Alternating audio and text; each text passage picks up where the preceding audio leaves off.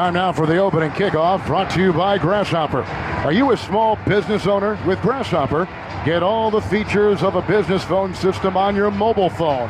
For $20 off your first month visit, go to grasshopper.com/radio. You've heard the flip of the coin, and Philadelphia is going to get the ball first. The New England Patriots had a chance to select the colored jersey they wanted, and Boomer, they chose the white jerseys, and there's a reason why. Yeah, because they don't lose in the white jerseys in the Super Bowl. That's why. This is their 8th time wearing these jerseys. Actually, I should say the 5th time wearing these jerseys, and they expect to win. I don't care how long you've been around. There are some superstitions that are going to overcome your professionalism, and certainly for the New England Patriots, the white jersey is key. And one of the reasons we have a delay here is because the lights dimmed to a point where they couldn't kick the ball off. So they have just turned all the lights back on again, and I think Gene Steratore, our official tonight referee, is almost ready for a start of play here.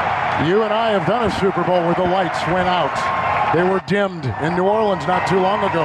Well, they didn't go out that significantly, but yes, you and I were up on that 9th floor at the Mercedes Superdome down there. That was, what an incredible memory that is. So Gene Steratore is holding up play right now to make the lights are all set. There is radio communication with the sideline. There is radio communication among the 7 officials on the field. And we are about ready to go. The New England Patriots, white jerseys, navy pants, silver helmets. They'll be kicking off Super Bowl 52 from our right to our left. And the Eagles will be in their green jerseys, their white pants, and green helmets. Kenyon Barner is back along with Corey Clement. Gostkowski has the ball teed up at the 35 to our right. He is 7 yards away. He's been given the signal. He trots to the ball, accelerates, swings his leg through. It's a line drive kickoff, and it's taken at about the goal line and grabbed by Clement, who takes it to the 10, outside the 20, far sideline 25, as he was shedding a couple of oncoming tacklers and gains 24 yards on that opening kickoff and hit by Patrick Chung. And so here we go. Nick Foles, who's coming off a 352-yard performance through the air against the Minnesota Vikings and their #1 defense. It is at the 26 of Philadelphia. It will be 1st and 10. And they break huddle, and they'll be going from left to right. Blount is in the backfield. Foles is under center with 3 wide. 3 on the defensive line for New England. Under center, the snap, the fake handoff, a drop back at 3 and a line drive through. It's caught inside the number, belt high by Aguilar. He picks up 4, quickly hit on the play and belted down by linebacker Kyle Van Noy. Put him at the 30-yard line of Philadelphia. And Kevin, I like the way that the Philadelphia Eagles start here. It's just a quick 3-step drop and a quick throw out to Nelson Aguilar. He's wide open in the zone. Nice easy catch and a nice easy throw for Nick Foles to get him into this game early. Now Foles will be in the shotgun with a 2nd down and 6. And his side is Blount. And he gets the snap and a quick throw in the backfield. Bobbled by Aguilar, reels it in outside the numbers, hit at the 31 and brought down on the play by Gilmore. He picks up 2 as he lunged ahead and got a couple yards out of that play. That'll set up now, Boomer, 3rd down and 4 for Philadelphia. And Kevin, this is the money down. This is where you find out about Nick Foles. He's completed 78% of his passes in the previous 2 playoff games. He was almost perfect last week on 3rd down again, or 2 weeks ago against the Minnesota Vikings. This is the money down in the Super Bowl for the Philadelphia Eagles. 6 in the secondary for New England. Foles in the gun. Running back is Corey Clement, 3rd down and 4. Arms outstretched from his 32. Looks over the defense, couple guys on that line. 4-man front comes charging. Foles is flushed from the pocket, going sideways. Goes a sidearm pass, caught on the far side by the wide receiver Alshon Jeffrey from the 45 up the sideline to the 49-yard line of Philadelphia. Hit by Eric Rowe, a catch and run of 17, far sideline grab and a 1st down for the Eagles. You know, I was going to say, Coach Holmgren, it looks like Doug Peterson's going to be aggressive offensively here. He is going to be aggressive, and I like how Foles worked the pocket that time. He was pressured, moved to his left, beautiful throw. Blount is back in as the running back with a couple tight ends and on the NFL logo at midfield and moving from left to right. Foles with the 1st and 10 at his own 49. The snap, the spin, the handoff to Blount over the right tackle. Brought down, hit Kyle Van Noy grabbed him on the shoulder pads with one arm and threw him for a 2-yard loss back to the Philadelphia 47-yard line. This is a terrific play by Kyle Van Noy. He is locked up with Brent Selleck, the backup tight end for the Philadelphia Eagles, and he just pushed Selleck into the backfield and makes the tackle with one arm. Terrific job by Kyle Van Noy right there. 5 in the secondary for New England. Ajayi is coming as a running back, and Foles brings his right hand to his mouth, back at his 47. 2nd down and 12. In the shotgun, there he gets the belt high snap. He fakes the handoff to Ajayi. He rolls out to the near side. He throws a short pass down the sideline. Diving attempted catch, then was dropped by Torrey Smith on a dive on the near sideline at the 35-yard line of New England, with McCourty covering in the Patriots secondary. Just a shotgun bootleg to the right to the throwing side of Nick Foles. He actually throws a very accurate ball to Torrey Smith along the right sideline. A tough catch, yes, but these are catches. If you can make a catch like this in the Super Bowl, that's how you win. No score, opening drive, 12:30 first quarter. Philadelphia is at their own 47 with a 3rd down and 12. The back is Ajayi. There are 4 wide receivers and 6 in the Patriots secondary. Shotgun formation from the 47 of Philadelphia. High snap around the helmet, pulled down, backpedaling, Foles, line drive down the middle, leaping, two-handed, helmet high catch on the hash mark at the 38. Grabbed by Smith, hit on the play by Eric Rowe. He's got a first down on 3rd down and 12. A 15-yard laser thrown by Foles, and a first down for the Eagles. And Kevin, no pass rush whatsoever by the Patriots. A good job by this Eagle offensive line. Foles finds a big void in that pocket, a clear throwing slot right down the middle of the field to Torrey Smith for an easy first down. It is a 1st and 10 from the Patriot 38. In the shotgun and looking into a 3-man front. Foles, his arms extended, steps back, surveys the defense, gets the snap, fakes the handoff, cocks his arm, throws a pass to the hash mark. It's grabbed by the tight end Ertz on a base, about a catch at the 31-yard line, hit by Chung, picks up 7 as he got that waist-high throw, and a nice gain on first down for Philadelphia. You know, not all that surprising that they are moving the ball on this New England defense. This defense gave up a lot of yards. Where they really tighten up is in the red zone. They're still about 11 yards from that, but thus far, Nick Foles has been spot on. 5 of 5, 4 different receivers for Foles. 2nd down and 3 for Philadelphia at the New England 31-yard line. Backpedaling in the gun.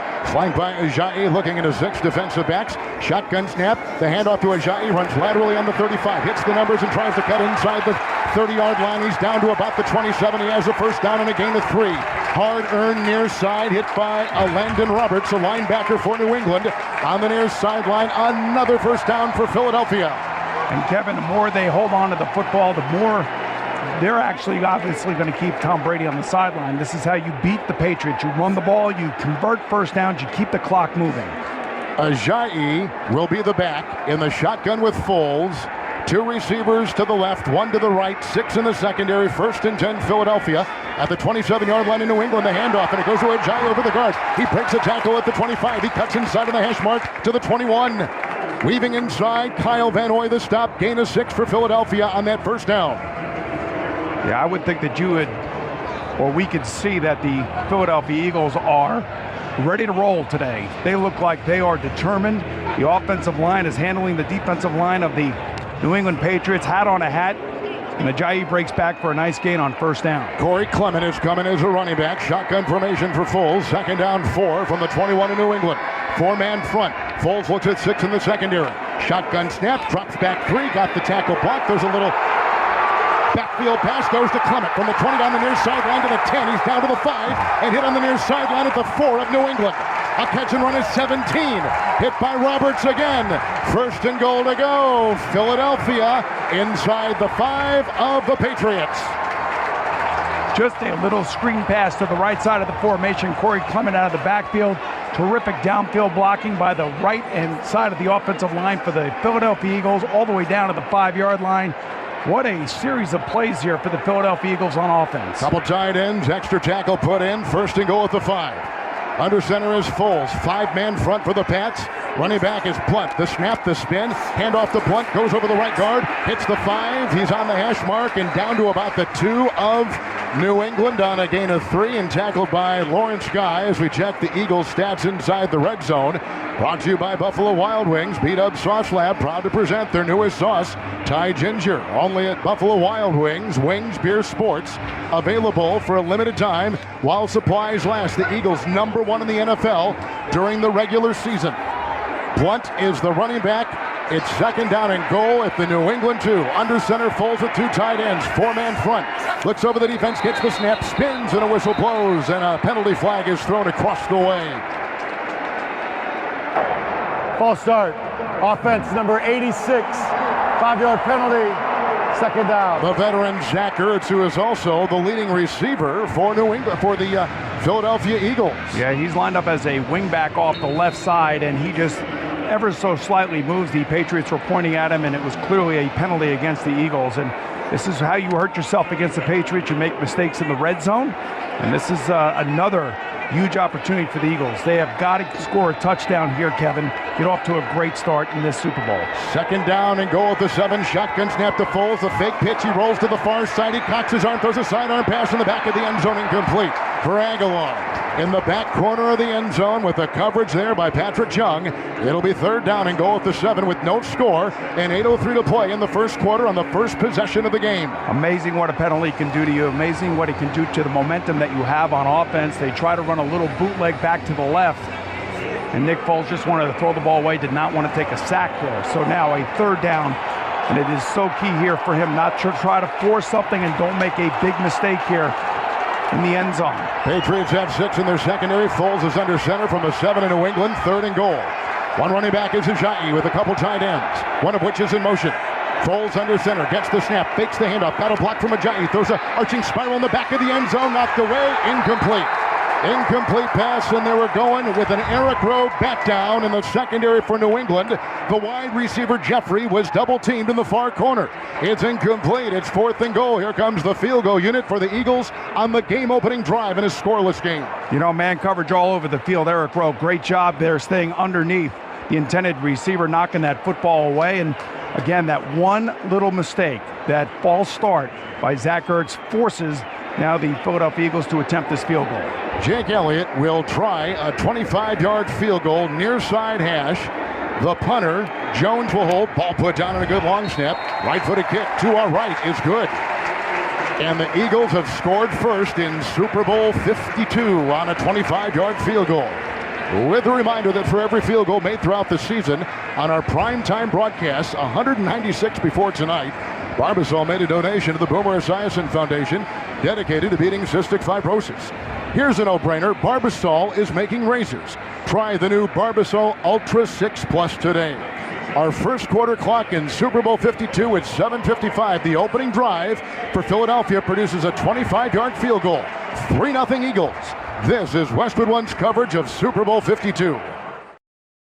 Welcome back to the Grainger broadcast booth here in Minneapolis, along with Boomer Esiason and Mike Holmgren. This is Kevin Harlan. The products and services you need when you need them. Grainger's got your back to help keep your facility running. Grainger, for the ones who get it done. Mike Holmgren, it must be a little frustrating to take the ball the entire length of the field, have a goal to go, and have to settle for 3. Well, particularly on that type of penalty. That's the penalty that shouldn't happen. You talk about it all the time. You coach to it. But as I mentioned to Boomer, being able to get off to a start like that, they can play in this game. And now, if they didn't believe it before, they know it now. Jake Elliott will kick it off for Philadelphia from left to right. Deion Lewis grabs the ball against his chest. He drops to a knee and a touchback. It'll go to the 25-yard line. Here comes Tom Brady and the New England Patriot offense. 7:55 first quarter. 3-0 Philadelphia. When we come back, the first snaps in his 8th Super Bowl for New England. Let's step aside as you're listening to Super Bowl 52 on Westwood One. 3-0 first quarter score. Philadelphia on top. Tillman Fertitta, the owner of Mastro's Steakhouse, and Morton's The Steakhouse, is also the billion-dollar buyer on CNBC. Check it out on Wednesday night, 10 o'clock Eastern Time. Visit cnbc.com/billion-dollar-buyer and enjoy fine dining at Mastro's and Morton's. Our clock at 7:55. A lot of noise in here, Boomer, but it kind of sounds maybe more Philly than New England. You know, I felt like 70-30 in favor of the Philadelphia Eagle fan. I'm just wondering how many people have Patriot fatigue and probably are rooting for Philly and the underdog, but You know, this to me is where the game is going to be decided. This defensive line for the Philadelphia Eagles and this defense handling the short passing game of the New England Patriots. 4 in the secondary for Philadelphia. Brady's under center. First play for the Patriots from his 25. It's a 1st and 10, and he backpedals and throws a low pass. It's a shoulder-high grab on the near side, and it's off the fingertips and incomplete. They say it was dropped by Brandon Cooks. Brandon Cooks was leaning down low and trying to get that ball, and he couldn't grab it. A low throw. Brady was pressured. Incomplete, 2nd down and 10. You know, I'll tell you, at initial quick pressure, there was a missed block on the offensive line by the New England Patriots. Not the way to start if you are Tom Brady and this offensive line against this very talented, athletic defensive line of the Philadelphia Eagles. Brady in the gun from his own 25. 2nd down and 10. Points out his protections. His left foot ahead of his right by himself in the backfield. Shotgun snap, looks into the nickel, throws a short pass near side on the numbers. It's caught by White on the sideline, 30, up the sideline, the 40. He's chased out of bounds. The running back White, who was so big a year ago with all those touchdowns, a 15-yard catch and run. Hit by Malcolm Jenkins, the safety. It's a run up the near sideline after the catch to the 40-yard line in New England. It's a 1st and 10. And here we go, no huddle, Kevin, right to the line of scrimmage. And there are your short passes to start this game. Brady gets the shotgun snap, 1st and 10 from his 40. Backpedals and sets up at the screen. It's caught belt high by the running back White, who picks up 4. Got it on the 40. He ran with the block, and he takes it to the 44 of New England with a catch of him by Nigel Bradham, the linebacker. Grabbed him and took him down around the waist. And I think you're going to have too many men on the field for Philadelphia here as Tom Brady got the ball snapped before they could get off the field. 12 men on the field at the snap. 5-yard penalty. Replay. 1st down. I only know that, Kevin, because I used to do that. All the time, right? Yeah, tried to fool him, exactly. right? Well, I'm not fooling, but catch him, you know, and this is why you want to go no huddle, hurry up tempo. And one of the things that Philadelphia likes to do is they like to rotate their defensive linemen. They actually have 7 guys in the rotation. And so if you go no huddle, it's very hard for those guys to substitute, especially after you're out here throwing the football. Lewis has come in as a back, but now he's flanked out as a receiver. Brady's under center, 1st and 10. 1st and 5 from his own 45-yard line. Fake handoff, drops back. Brady does and throws a pass to the numbers. It's a 2-handed catch on the move at the 50-yard line. Hogan goes to the 40, breaks the tackle, got a block 35. Down the near sideline, the 30, down in front of the Eagles bench on the near sideline to the 27. Catch and run of 28. Hit by Corey Graham. Beautiful play. Catch and run. 1st and 10. It's New England at the 27 of Philadelphia. Another short pass. Hogan coming across the formation in a little shallow cross, 5 yards deep. Turns into a huge gain and 1st down. Brady under center from the 27-yard line. Fake handoff. It's an end around. Coming to Hogan the near side. Got a block at the 30 on the near sideline, the 25, and he's run out of bounds by Jalen Mills on the near sideline after a gain of 4 from the far side to the near on the end around. He takes it to about the 23-yard line of Philadelphia. Kevin, you're going to see a lot of formations, a lot of personnel groups by this New England Patriot offense. They're going to get to the line of scrimmage. You're going to snap it quickly, and they're going to try to put as much pressure on this Philadelphia Eagle defense as they possibly can in terms of communicating. 5 in the secondary, offset eye, Brady under center, 23-yard line of Philadelphia, 2nd down and 6.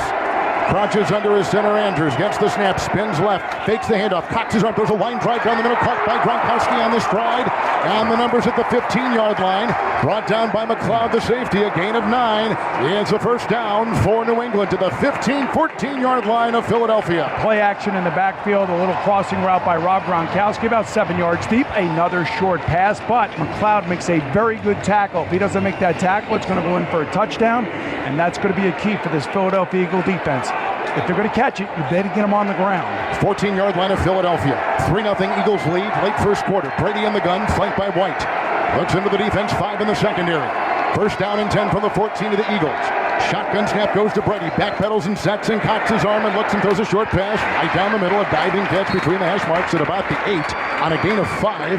Bradham makes the stop on White. And Mike Holmgren, they're getting these guys out in space and they're running well once they catch the ball. They really are. One of the Philadelphia's Achilles heels, I think, Kevin, is play action pass and then crossing routes away from the play action.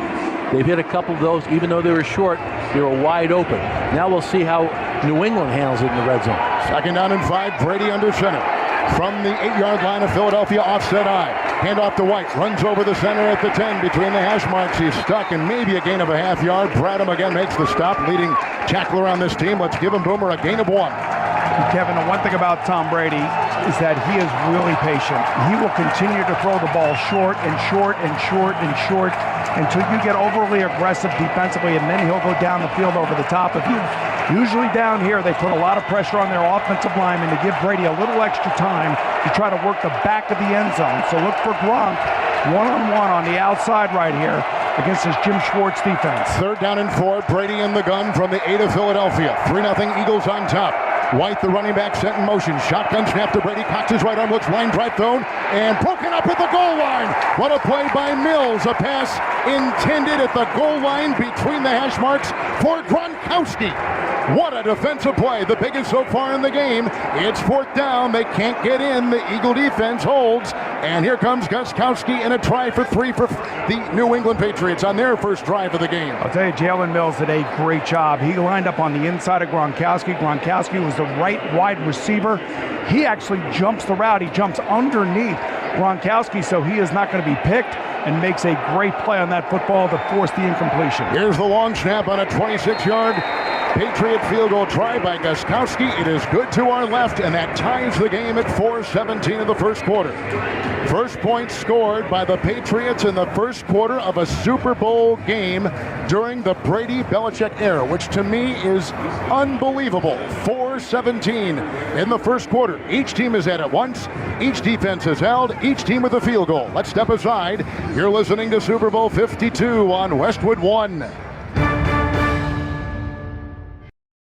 Tied at 3, 4:17 in the first quarter. Let's head down to the field and check in with our sideline reporter, Tony Baselli. It's brought to you by Farmers Insurance. As conditions on the field change, so can your insurance needs. Talk with a Farmers agent today so you can assess whether your policy is game ready. Find an agent at farmers.com. Tony? Guys, coach was up there talking about all the different looks offensively that the Patriots were giving that Eagles defense, multiple personnels, trying to create matchup issues. But it's the same for the Patriot defense. On that first series, they had multiple fronts, and especially on 3rd down, they had 4 linebackers in, only 1 down guy, and the Eagles offensive line did a great job because they're running a lot of stunts, a lot of twists, and even bringing a little bit of pressure, and they picked it up every time, giving Nick Foles plenty of time in the pocket, and I think that was a big reason for the success. Well, Mike Holmgren, you've taken a look at both teams' offenses. Just some early thoughts on what you've seen so far. This is my type of game, Kevin. I like the ball moving. I like the quick passes. I like the aggressiveness and actually the speed on both defenses. We've seen some good defensive plays already. Gostkowski kicks off for New England from right to left. It's end over end. Garner is under it from the 2 on the numbers. The 10 got a block at the 15. Outside the numbers, the 20 far side, 23-yard line. Right in front of the New England bench on a 22-yard return. Talk about an all-pro lineup. Macy's has the powerhouse names, big savings, and hot designers you want. Your destination for championship style is the men's store at Macy's. And Kevin, here we go. We start now settling in. Everybody's had their first plays out there. Everybody feels pretty good about what's going on. And I think as Mike Holmgren said about the Eagle offense, they got to feel like, hey, we can play with these guys as they move the ball right down the field. Now let's see if Nick Foles is settled in, and let's see if Doug Peterson stays aggressive with his offensive play calling. They line up in the shotgun. Clement at the side of Foles to his left. The tight end in motion. 3-man front for the Patriots. 23-yard line, 1st and 10. Short pass on a cross. It's grabbed by Aguilar. Spun by a defender at the 25. Running toward the far sideline. That spin move got him extra yardage at the 31 of Philadelphia. Gain of 8 on the catch and run with Rowe making the stop in the secondary. Another little shallow cross coming from the right side across the left side of the formation. Right into the zone defense. Good tackling by the New England Patriots, and a good job by Aguilar holding on to that football and not fumbling it. So the ball's at the 30-yard line now. They have taken a yard away. It's at the 30-yard line, bringing up 2nd down and 3 for Philadelphia in this first quarter. We're tied at 3. They're moving from left to right. In the backfield, they've got LeGarrette Blount. Shotgun formation, receiver in motion. There's the snap in the handoff to Blount. Runs over the center, finds a hole at the 30. Got a block at the 35 on the numbers, the 40. Foot race down the near side, the 50. Stiff arms his way on the near side to the 40. He found inside the New England Patriot 35. Knocked out of bounds on the play by Harmon. It's a 36-yard gallop by Blount. First down, 10 to go with Philadelphia at the Patriot 34. Boy, you talk about calling the right play at the right time. That's exactly what the Eagles did. There was a little bit of a blitz there by the New England Patriots, and then Brandon Brooks, the right guard for the Philadelphia Eagles, makes a terrific block against that blitz, and Blount reads it perfectly. First down and 10. Foles is under center for the Patriot 34. They got the receiver, Smith in motion, Blount in the backfield. Three-man front comes charging, fake handoff, dropping back 5 Foles, launches a long spiral, back of the end zone, far side, leaping, two-handed, falling down, catch made by Jeffrey! What a catch! Touchdown, Philadelphia! 34-yard pass, an acrobatic, two-handed falling down, twisting catch in the back of the end zone. He beat Rowe, and the Eagles go up on top, 9-3, late first quarter. I got to tell you, Eric Rowe is right there. This ball is thrown in the only spot that it can be thrown for it to be caught. It is over the top. Jeffries goes up and right over the top of Rowe, comes down with it. What a terrific throw by Nick Foles. And this thing will be reviewed, of course, as every scoring play is. But I'm telling you, what a throw by Nick Foles. He is actually getting hit as he's throwing the football in the pocket. And Jeffrey comes right down with it, with Rowe draped all over him. You got to make great plays in the Super Bowl, and right there, if this is a touchdown, Jeffrey just made one. Mike, that's as good a catch as we've seen. My goodness. No. You know, Jeffries is a good, big receiver, but if anyone had a question about Nick Foles coming into this game, he started this game perfectly. He's playing with confidence and throwing the ball very well. Extra point to our right is hoisted up and in on the right foot of Jake Elliott. It is good as they confirm.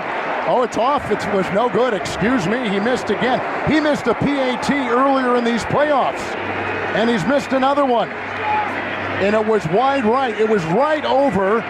It was right over the upright nearest us, and it was just that close. So it stays 9-3, Philadelphia, with 2.5 to play in the first quarter. Let's step aside. You're listening to Super Bowl 52 on Westwood 1. Let's check the drive summary, brought to you by AutoZone. Get in your zone with great value offers and free services that help your vehicle deliver its best performance. AutoZone has everything to get you what you need. Get in the zone, AutoZone. That was a 3-play, 77-yard Philadelphia drive, 1:43 off the first quarter clock, and a scintillating 34-yard touchdown pass, Foles to Jeffrey. And that was about as pretty a catch, heavily covered, that you will see in the back of the end zone, leaping and falling and keeping it in. Lewis will get the subsequent kickoff, and he takes it from the goal line for New England inside the numbers, the 10, the 15, and out to about the 18-yard line of Philadelphia, of the New England Patriots, and tackled in the play by Good, 18-yard return. And so here comes Brady, now down 9-3 with 2:30 to play here in the first quarter, and there's a Patriot player who is down on his back at about the 26-yard line on that special team kickoff return. We'll step aside. 9-3 Eagles, late first quarter. You're listening to Super Bowl 52 on Westwood 1. Brady under center from his own 18 after they just got the kickoff after a touchdown pass by Philadelphia. Offset eye, 1st and 10, handoff. Lewis runs over the center of the 15 on the hash mark, the 20. Runs now back past the 25 and cuts outside the hash mark to the 26. Hit by Kendricks, picks up 8. A nice first down run right there by Dion Lewis, who was so effective late in the season. Tom Brady, by the way, Boomer, 4-6 to start the game, 58 yards through the air. I kind of feel like we're watching an Arena Football League game. Up and down we go, and I'll tell you what, both quarterbacks are settling in and both getting into a really good rhythm. It looks like Rob Gronkowski just had a false start for the New England Patriots, so their first mistake. False start. Offense, number 87. 5-yard penalty, 2nd down. And that'll make it 2nd down and 7. You know, Kevin, I don't want to dismiss, though, the Jake Elliott missing of the extra point. You never know where that's going to come back, so that's a huge mistake. That's an easy kick. He's got to make that in the Super Bowl, but right now, both of these defenses are really having a hard time dealing with the opposing offense. So now 2nd down and 7. Brady's back at his 21. He's under center with a couple tight ends and a single back. 4-man front, gets the snap, fakes the handoff, drops back 5, long, wobbly pass down the middle. It's incomplete. On the hash mark at about the 47-yard line in New England, he was looking for Hogan. I don't know if the ball was deflected. It certainly looked that way. Coverage by Mills down to the sideline, and Ed Werder Yeah, Kevin, you know, you might begin to worry if you're most teams about falling so far behind that you have to start throwing the ball every down. But the Patriots are a team that doesn't feel like they have to get a certain number of runs called. They feel like they can dominate the game with Tom Brady throwing the football. 3rd down and 7. Thank you, Ed. Shotgun formation for Brady. 5 in the secondary for Philadelphia from the New England 21. The running back White is in motion, now plants himself next to Brady in the gun. 4 wide. Brady pointing out his protections to the left and to the right. He gets the shotgun snap. He sets in the pocket. The pressure is there. He runs out of the pocket. He backpedals, falls backwards, throws a wobbly pass. Backpedaling to and a catch down the sideline 40.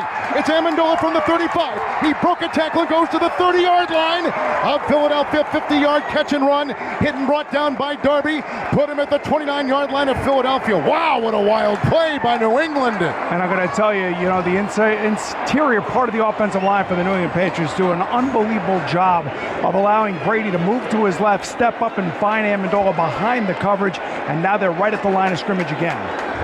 They're at the 29-yard line of Philadelphia. Brady's under center with a single back and 3 wide. The snap, the spin, the fake handoff.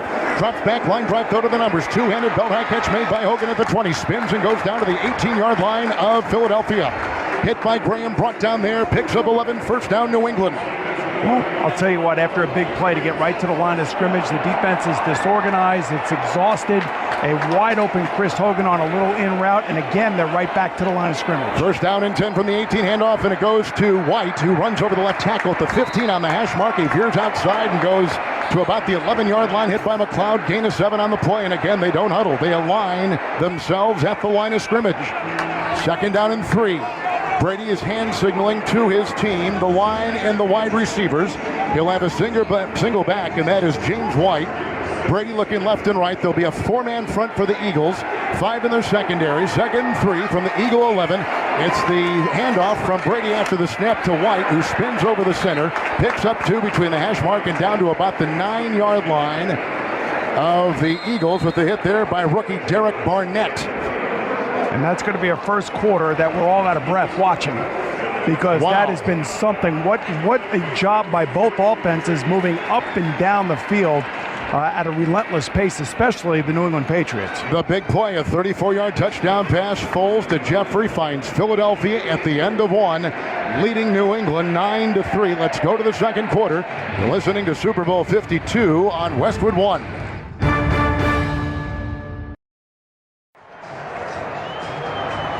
Welcome back to Super Bowl 52 here in Minneapolis, along with Boomer Esiason and Mike Holmgren, Kevin Harlan. Our score after 15 minutes of play, Philly 9, New England 3. The start of the 2nd quarter, brought to you by Geico. Great news, there's a quick way you could save money. Switch to Geico.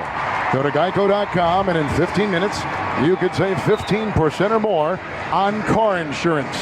Well, a wild first quarter, certainly. Well, Kevin, Philadelphia 149 total yards, New England 138 total yards in that first quarter. We're on pace for 1,100 total yards between these two offenses.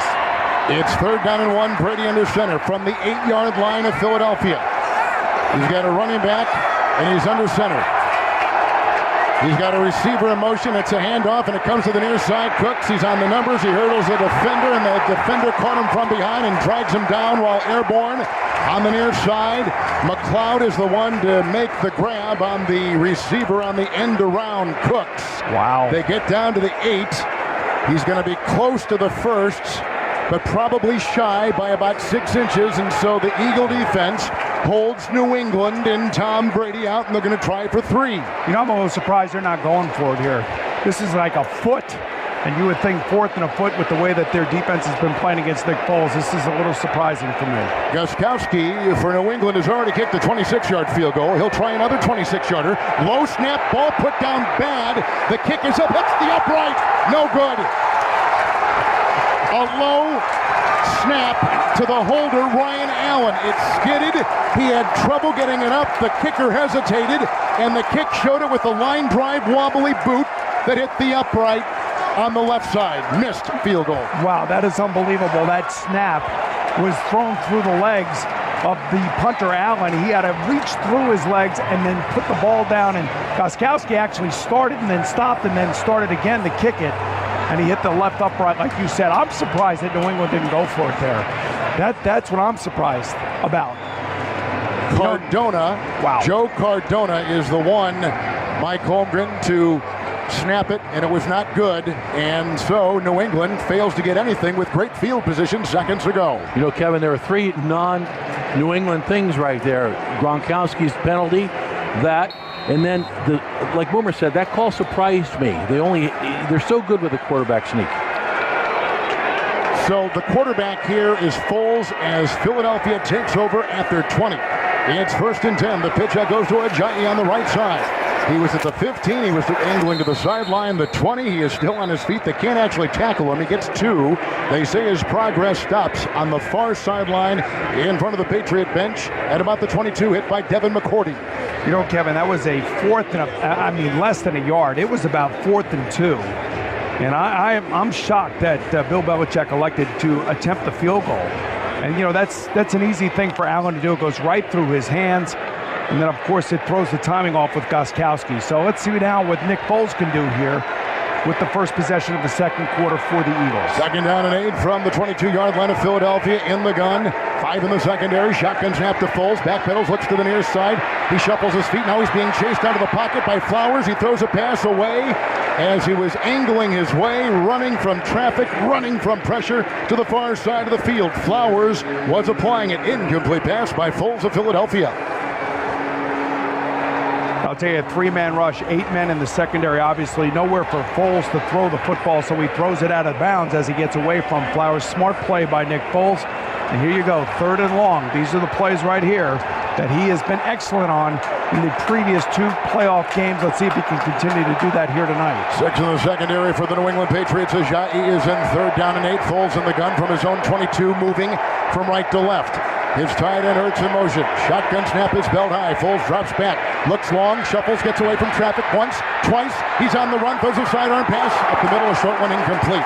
On a dive, his receiver Hurts, the tight end, could not get it inside the painted numbers at the Philadelphia 30. McCourty was covering. Pressure was all over the quarterback. It's incomplete. Here comes the punting unit for Philadelphia. You know, I take a look at the replay. I think Nick Foles might have been able to run for the first down had he not tried to sneak that ball into Hurts, but nonetheless, a good defensive series that time by the New England Patriots. Exactly what they needed after that missed field goal attempt. Donnie Jones will punt for the Eagles from our right to our left.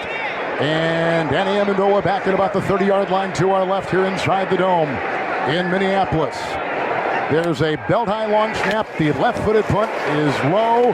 End over end, waving the arm, quick catch made, 37-yard line by Amendola, traps it against his chest, a 41-yard boot, very little hang time, didn't matter. They'll be at the 37-yard line, and here comes the quarterback Tom Brady and his Patriot offense. There's a break in the action brought to you by Hagerty. Need classic car insurance? Only Hagerty has the expertise and passion to protect your car how it deserves.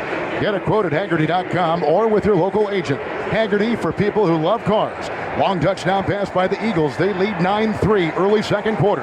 This is Westwood One's coverage of Super Bowl 52.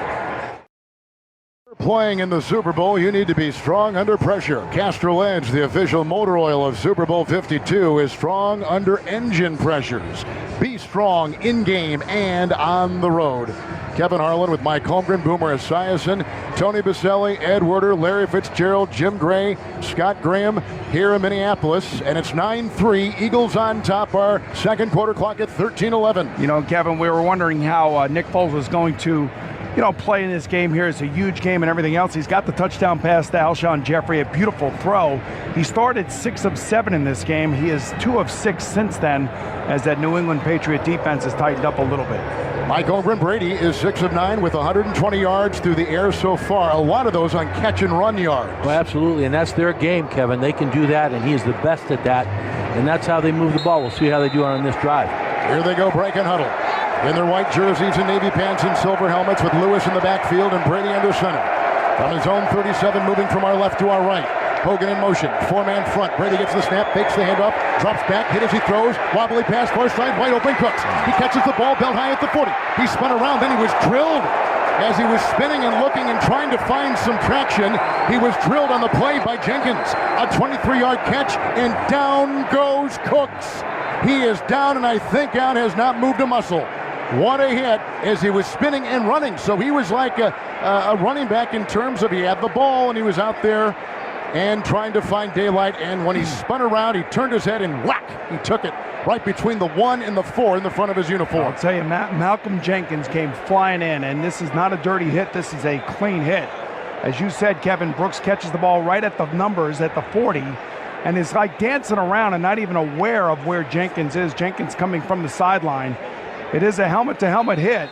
There was no flag on the play, but Cooks has got to be a little bit smarter than that and not take a hit like that. Brandon Cooks is down. The athletic trainers are out there for the Patriots. A timeout on the field. 12:59 in the first half. Eagles on a long touchdown pass. 9-3 over New England. You're listening to Super Bowl 52 on Westwood 1. Shot on that. Brandon Cooks, who just got that wicked hit from Malcolm Jenkins in the Philadelphia secondary after a catch for 23 yards, got up on his own accord, was helped to the sideline. They took his helmet away. He is now walking into the locker room. But Mike Holmgren, we were just talking off air. That's one way you think Brady could go after this Philly defense. A terrific defense is at their secondary. Yeah, they're vulnerable at the corner, Kevin. If Tom has time to throw. Now he got hit on that play, but it wasn't a complicated route. It was just an in and out break, and he was wide open. He was wide open. Here they go after the 23-yard catch from the Philadelphia 40. In the shotgun, Brady, they're moving left to right. Wide at his side, 5 in the secondary. Shotgun snap, backpedaling Brady on the NFL logo. There's a line drive down the middle, broken up, incomplete inside the painted numbers at about the 27-yard line. It was a pass to White and broken up by Malcolm Jenkins at about the 28 of Philadelphia. To the sideline and Ed Werder.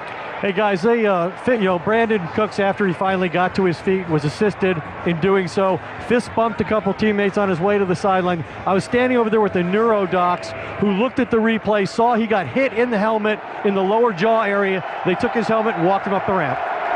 Ed, thank you. 2nd down and 10 from the 40-yard line of Philadelphia. Lewis, the running back. Brady under center. The snap, the spin, the handoff, and it goes over the center. And here's Lewis, who goes between the hash marks of the 39. He lost a helmet, and so too did a defensive back for the Philadelphia Eagles on a gain of 5. Bradham is the one who made the stop. Nigel Bradham made the stop, and he is getting up. Well, the one thing I will tell you, Kevin, is that it is getting nasty inside with this defensive line of the Philadelphia Eagles. It seems like Jim Schwartz got to them on the side and said, guys, we cannot be pushed around like we have been thus far tonight in this game. 35 of Philadelphia. Brady in the gun. 3rd and 5. Nickel secondary for the Eagles. Arms outstretched. Handoff goes to White. End around fake. Here goes Amendola. He's going to throw to Brady. Brady with the ball right through his hands. Wide open on the 25-yard line on the sideline. Wide open right through his outstretched hands, looking up into the lights, and over his shoulder he drops the pass. Kevin, what did I tell you about trick plays, formations, personnel groups? This is the second one tonight, and I'm telling you, Danny Amendola hits Brady right in the hands. Man, I'd love to be a part of that conversation on the sideline. And it looks like they're going to go for it here at 4th and 5 right now. The Patriots are going to stay on offense. Mike, do you like this call going for it now, 4th and 5? I think I do. You know, they can move the ball, and they're very good at getting 6 yards on a pass. 35-yard line, Philadelphia, 4th and 5. Brady in the gun, flanked by White. Wide receiver Amendola in motion, 4-man front, shotgun snap to Brady, sets, goes an arching spiral pass down the near sideline, and it is for Gronkowski, and it's broken up by Mills on the near sideline at the 9. Gronkowski falls, Mills falls, and the ball falls incomplete on the near sideline. On downs, Philly will take over. And I'll tell you who else falls is Tom Brady. This is about the 4th time tonight that this defense has hit him as he's been throwing the football, so it's been a very physical night thus far for the New England quarterback. Second quarter clock, 11:53. Long touchdown pass of 34 yards by the Eagles. They lead it 9-3 over New England and now take over.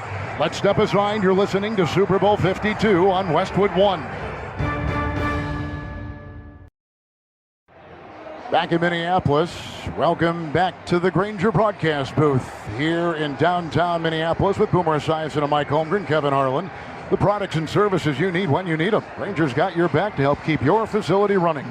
Grainger, for the ones who get it done. On downs, the Eagles take over at their own 35. Ajayi will be in the backfield, shotgun formation for Foles. New England 2 straight drives into Philadelphia territory, no points.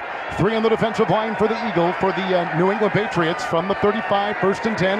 Handoff, Ajayi runs laterally on the 30, stops on the hash mark, tried to cut upfield, Not much there. In fact, he loses a yard back to the Philadelphia 34. Hit by Trey Flowers, bringing up 2nd and 11 for the Eagles. You know, Kevin, I'm just trying to figure out what New England's trying to do here. And I knew that they would come in and they would do a lot of short passes. I knew they'd do some trick plays. We've seen that tonight.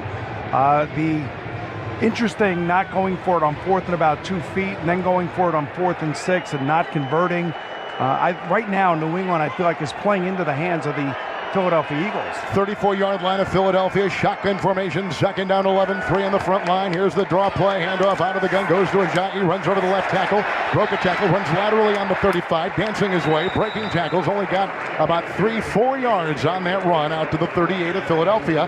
Hit by the defensive back, Eric Rowe for the New England Patriots. Brings up 3rd and long. Our clock is just past 11 minutes and ticking here in the second quarter. And I think it's obvious to see that this New England defense is starting to assert itself now. The last 2 series, much quicker to the football, much better pass rush, and certainly much better coverage downfield.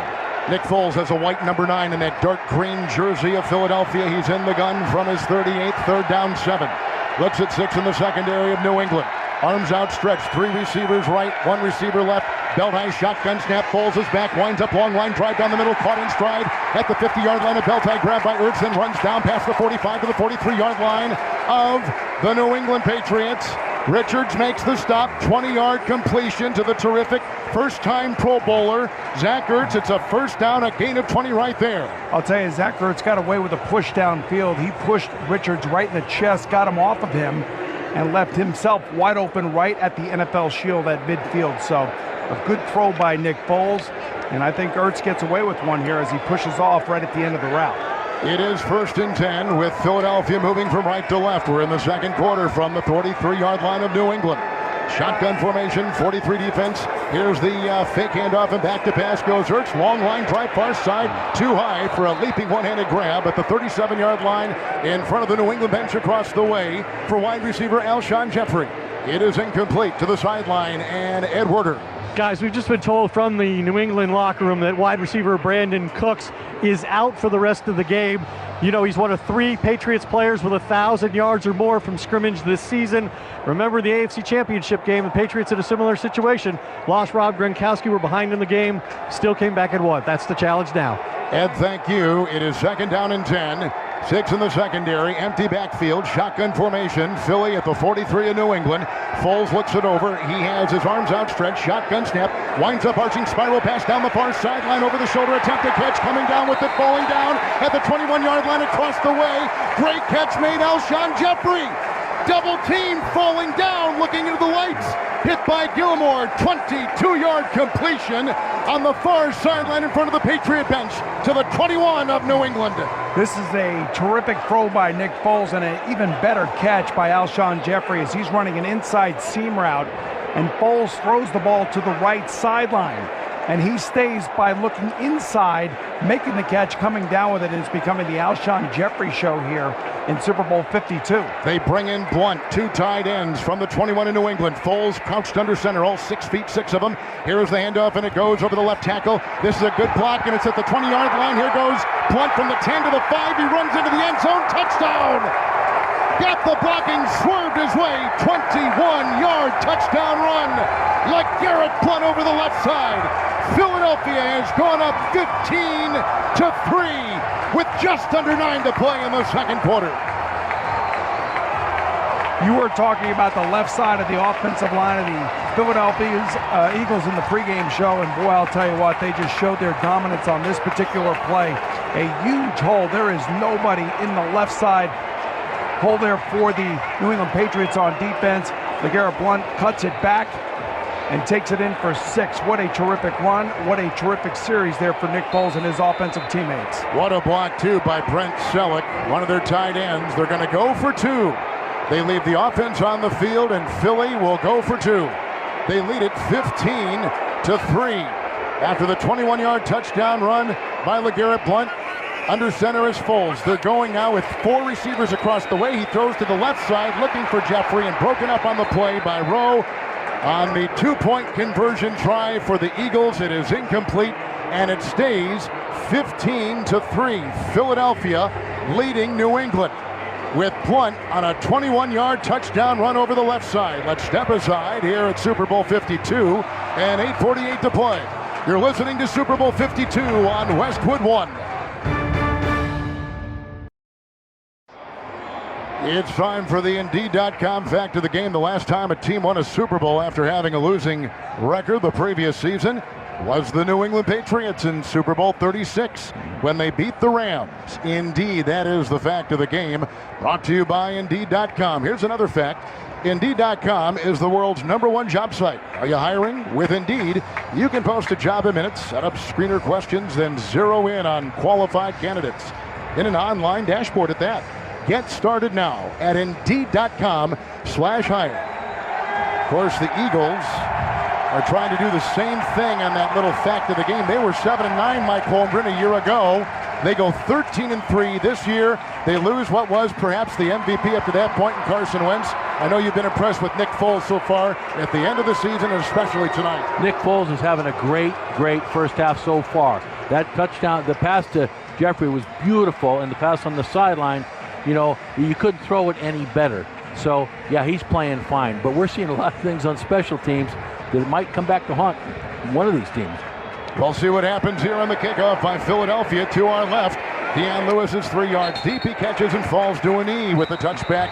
It will go to the 25-yard line with Brady coming out there and trailing 15-3 halfway through this second quarter. Tune in April 2nd through the 8th for Westwood One's coverage of the Masters, live from Augusta National, or visit Masters.com for live action all week long. Masters.com, your online source for the 2018 Masters. Well, Boomer, you're down now by 12 points. You're early in the game, and of course, New England familiar with this kind of scenario. Yeah, well, New England's not going to get flustered by this whole thing. The one thing I got to say about Philadelphia, I don't know why you go for 2. Just kick the extra point and stop chasing points. Don't go for 2 until you have to. Brady with the short pass in the backfield. The Burkhead got a block at the 30, inside the numbers, the 40, galloping with another block at the 50, on the numbers, the 40, coming down the near side, the 30, and he's tackled inside the 30-yard line to the 29-yard line of the Philadelphia defense. Corey Graham got him from behind. A catch and run. Rex Burkhead, the running back, of 46 yards, and a first down for New England. Now, this little screen pass to the right, and every time Tom Brady has dropped back to pass, it seems like the last 5 or 6 times he's been hit, but this is a perfect call against a very aggressive defense. First and 10. Brady is hit as he throws a wobbly pass down the near side along the painted numbers on the field. Incomplete. Landing softly with not a receiver inside at the 10-yard line of Philadelphia. They, and Boomer, you've said this, they are getting at Brady every time he drops back. Well, they're so aggressive. It's all about pinning their ears back and just getting after the quarterback and hitting him as many times as you possibly can. It doesn't matter if you're going to get a sack or not. You just want to make sure that you leave a mark, and you want to leave an impression on that quarterback to force the ball and get rid of the ball quickly. Question is will Brady lose his poise? Second down and 10. They got Burkhead in the backfield. Shotgun snap to Brady. Quick sidearm throw to Amendola. Got a block. He had the defense, though, quickly upon him. Malcolm Jenkins stops him after a gain of 2. He was between the numbers and the hash marks. So he was in that area across the way. Got a gain down to the 27-yard line of Philadelphia. So New England now, and the clock is under 8 minutes and ticking here in the second quarter. Philadelphia leads it 15-3, and now it's New England with a 3rd down and 8. And in the backfield is James White. And Brady breaks huddle. He sends White wide. Now he signals for him to come back in the backfield, which he does. 5 in the secondary for Philadelphia. From the 27 of the Eagles, Brady in the gun, pointing out his protections. His left foot ahead of his right. He's got Amendola in motion, a fake handoff to him, and a little swing pass to the near side, and nobody home. A pass in the backfield for White, who is about 5 yards away because the defense, Mike Holmgren did such a good job that time, including Chris Long, who came in and kind of disrupted that play. No, they're really bringing it in the defensive line, and Chris Long hits the potential receiver, so Tom has no one to throw the ball to, and he just throws it away. They've done a really nice job once New England gets down in that scoring area, Kevin. Now we have a 45-yard field goal try by Steven Gostkowski. Holding will be Allen. They missed one earlier from 26. He's made one from 26. Ball put down, right-footed kick is arching up, end over end to our right, and perfect. And New England puts 3 more on the board.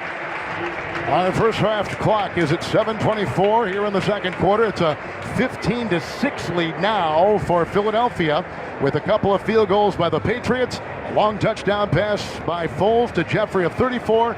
touchdown run moments ago of 21 by LeGarrette Blount. A break in the action, 15-6, Eagles on top. You're listening to Super Bowl 52 on Westwood 1.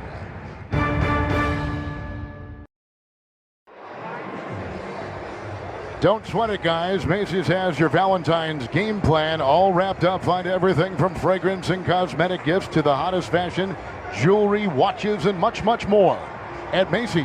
Well, Boomer, what do you think here? We've got the Patriots with 4 drives into Eagle territory and only getting 2 field goals. Well, I think the Eagle defense, especially their front 7, is really getting after Brady. They're forcing him to throw the ball a lot quicker than they would have liked.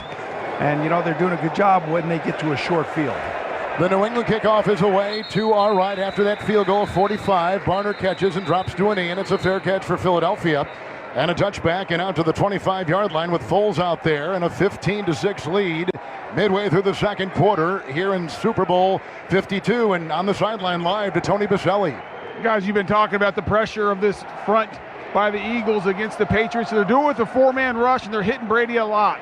But let's not forget it, just a couple weeks ago in the AFC Championship game, in the first half, Jacksonville was hitting Brady. They were all out of sorts. They lost Gronkowski. This week they've lost, today they lost Cooks. But the Patriots always make the adjustments. Look for them to start chipping and going to max protect to give Brady the time as this game progresses. 5 in the secondary for New England. A long huddle here by Foles, who takes a look at that on his right forearm. He's got a plastic sleeve with the plays written in. They've just been radioed in. He's in the gun from his 25. He's got a 1st and 10. Oh, and the tight end just moved. Tight end just moved on the near side. Zach Ertz. False start. Offense number 86. 5-yard penalty. First down. That's going to be the second false start for Zach Ertz in this game. The first one, remember, came in the first quarter inside the red zone, and it cost the Eagles and forced them to settle for a field goal. And Kevin, I don't want to beat a dead horse, but at the end of the day, if you're Doug Peterson, take the extra point when you can. Don't chase points.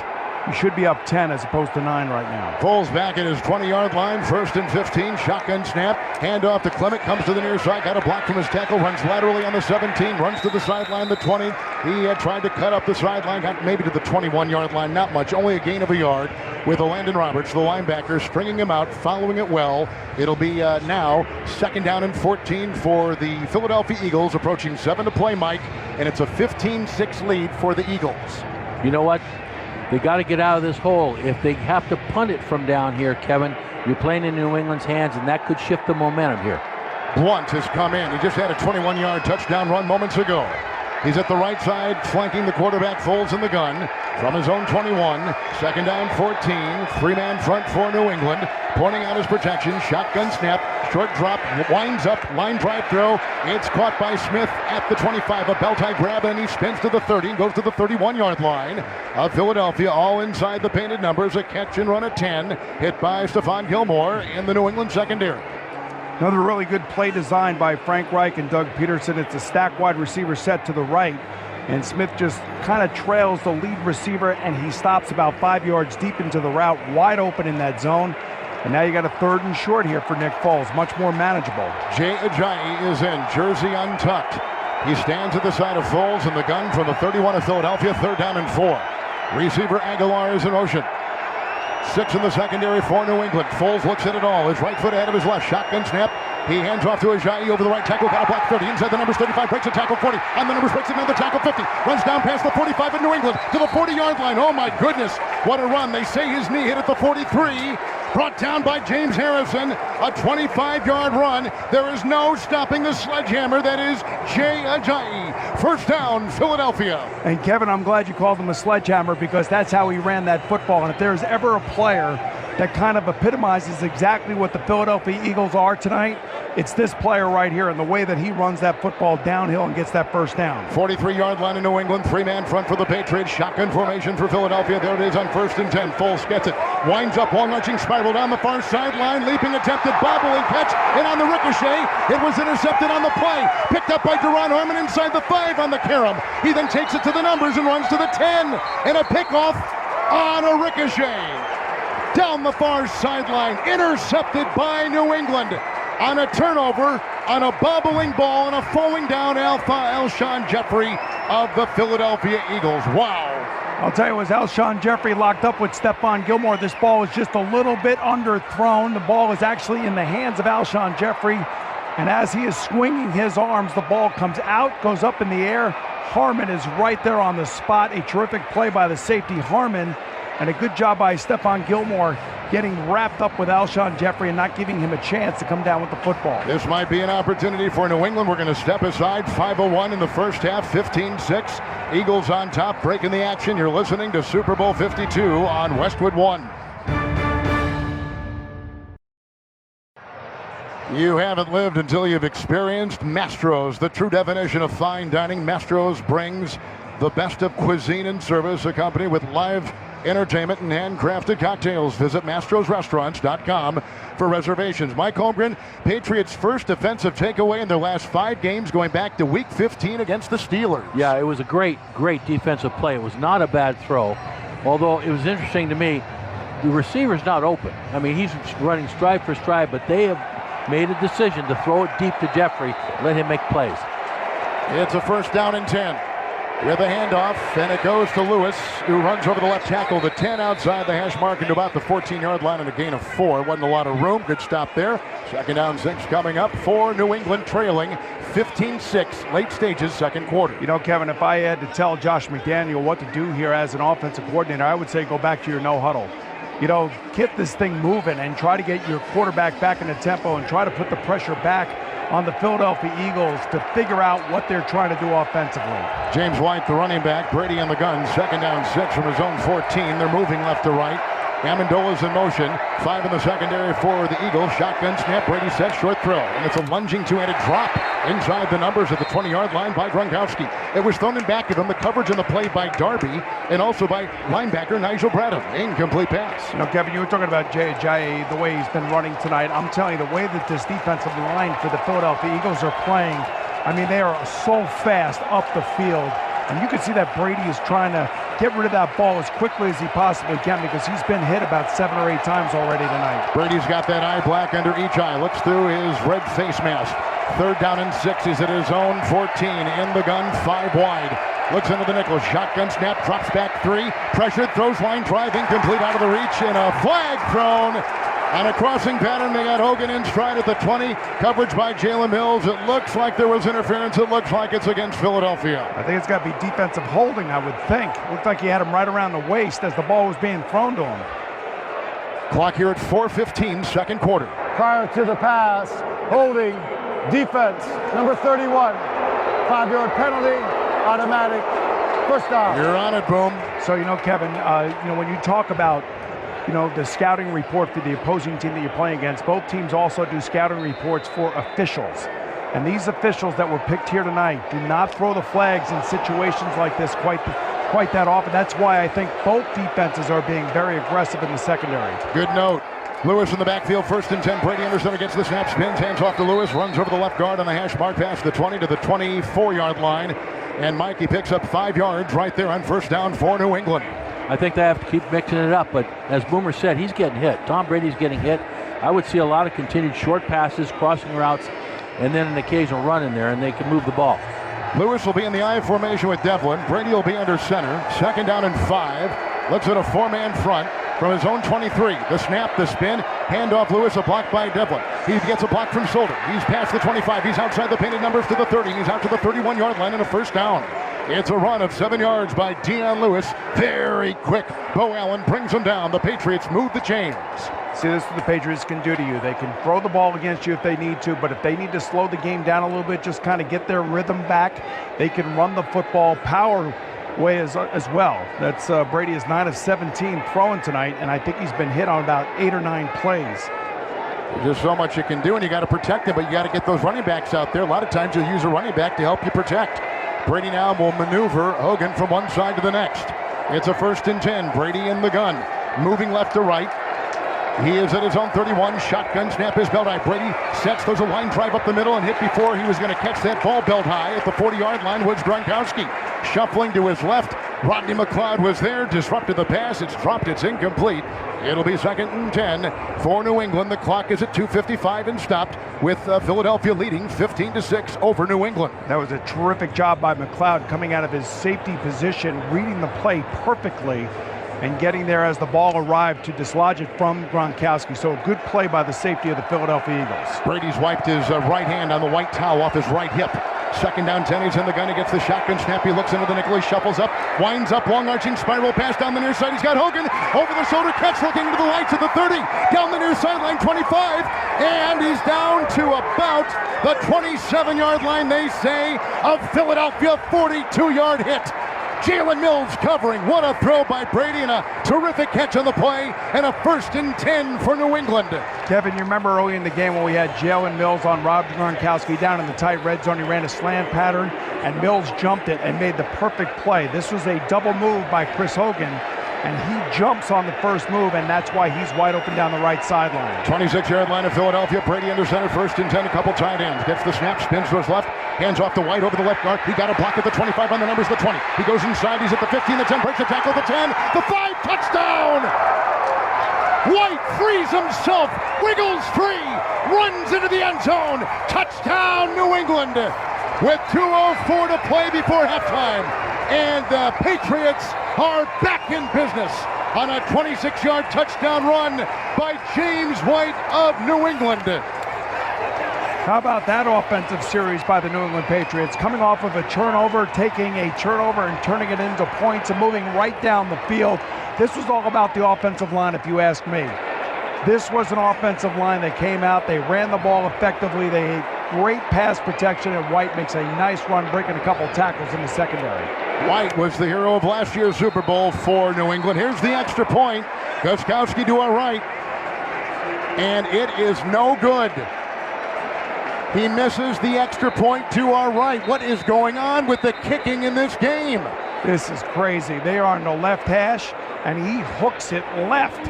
I mean, he completely misses the upright. I mean, this is about 3 yards wide of the left upright, and he is on the left hash. Mike, this is stunning to see this kind of kicking exhibition by both kickers. It absolutely is. I always, whenever I talk to the kicker, I give him one coaching point, Kevin. That's kicking between the uprights. and it's not happening tonight. Wow. You know the net behind the uprights? Gostkowski kicked it wide of that. It was so bad. I mean, you're almost stunned on the missed extra point. It's crazy. It's hard to explain because there's absolutely no weather, obviously, in here at all. But no.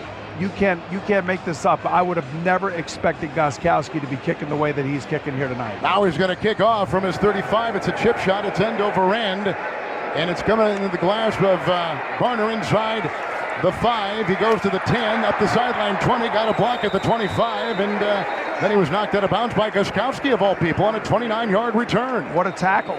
Yeah, a good one. They're going to put the ball at the 30-yard line, of the Eagles on that kick return. The clock at 1:59, which means we've reached the 2-minute warning, brought to you by Kidda. Reminding you to replace your smoke and CO alarms every 10 years. Install Kidda's worry-free alarms, offering 10 years of non-stop battery protection. Kidda, technology that saves lives. We got a good one in Super Bowl 52. The Eagles 15, the Patriots coming from behind, and now 12, 15-12. It's New England now by 3. You're listening to Super Bowl 52 on Westwood 1. Fighting cystic fibrosis, I would like to congratulate the 2016 Sacks for CF Scholarship recipients. Thank you to AbbVie for your promotional support and commitment to the CF community, which makes this program possible. A little bit later on, I'll announce all the winners here on our broadcast. It's a great program, and there are 10 most deserving winners out there tonight. Congratulations for all you and your family does for that very worthy cause. And Mike Holmgren, that drive of New England and Brady really impressed you, didn't it? It really did. They did a lot of different things on that drive. They ran a power run to the left side, short pass over the middle. And then they worked on the corner on a stutter go, we called it. And I think, and I was telling Boone, I think they can, if they want to do that more with the corners, they can. They look very vulnerable outside, and then of course they finish it off with a great run right up the middle. So we've had 2 long touchdown runs, Boomer. One at 26 yards moments ago by White, and before that, LeGarrette Blount, a former Patriot, ran for 21 for a touchdown. But really what's important now is for Philadelphia to try to do what they did against Atlanta and what they did against Minnesota, and that's put points up on the board at the end of the first half here in this 2-minute drive. 1st and 10, shotgun snap from their own 30. Foles throws an easy pass across the middle and in stride. A leaping two-handed catch at the 35-yard line by Ertz. He throws one defender aside, runs to the far sideline, runs out of bounds at the 37-yard line of Philadelphia. 7-yard catch and run. Richards is the one who finally corralled him across the way. Now, Ertz wide open, running a little wide shallow cross. That's a tight end shallow cross from left to right. Runs out of bounds, gets the clock stopped. And I'll tell you, this first half, Nick Foles has looked really solid for the Philadelphia Eagles. Each team 3 timeouts, 2nd down 3. From the 37-yard line of Philadelphia, moving from right to left in their green jerseys and white pants, and Foles in the gun. He gets the snap. He looks into 6 defensive backs. He shuffles his feet, does a line drive near side, a 2-handed helmet eye catch on the sideline, 47-yard line. Oh, but then out of bounds or dropped. One of the two, as Rowe was on the sideline, and Torrey Smith thought he had that ball, but they rule it incomplete on the near side, and he dropped the ball. He juggled it, and he was not in control, and he bobbled it, and it's incomplete on the near sideline. That was a really good play by Rowe because Torrey Smith had the ball in his hands, and Rowe knocked it out as he was going to the ground out of bounds. So that's all about Rowe right there, and Smith has got to do a better job of controlling that football and protecting it. Searching the secondary for the Patriots. 3rd down and 3 for the Eagles at their own 37-yard line, and the shotgun is Foles 3 wide. He gets the belt high snap. The right-hander winds up, and there's an arching spiral pass, far side over the shoulder, catching the sideline at the 50. Breaking tackles, it's Clement at the 40. He stiff arms his way by the 30. Down the middle he goes, the 20. He's caught from behind at the 10, between the hash marks, and down to about the 7. Chung got him. Clement caught and ran. And it was a catch and run of 56 yards. 1st and goal to go. Philadelphia leading 15-12 just before halftime. I'll tell you, Jordan Richards is having a tough game here tonight. He is one-on-one with Clement coming out of the backfield. It is a wheel route. He runs out of the backfield, goes right down the sideline. Richards misses him coming out of the backfield, then misses the tackle. And then Clement goes right down the middle of the field, breaking tackles all the way down to the 7 or 8 yard line of the New England Patriots. From the 8 yard line, 1st and goal, and the shotgun is Nick Foles. He's got Clement to his side. He gets the shotgun snap, hands off to Foles, runs over the left guard. He's at the 10 on the hash mark to the 5, digs his way, lost the helmet, continues to spin and dig and turn, and he goes to the 2. Harmon brought him down, 6-yard hard-earned run. I mean, he gained everything with grit and might. Yeah, that was grit and might, all right.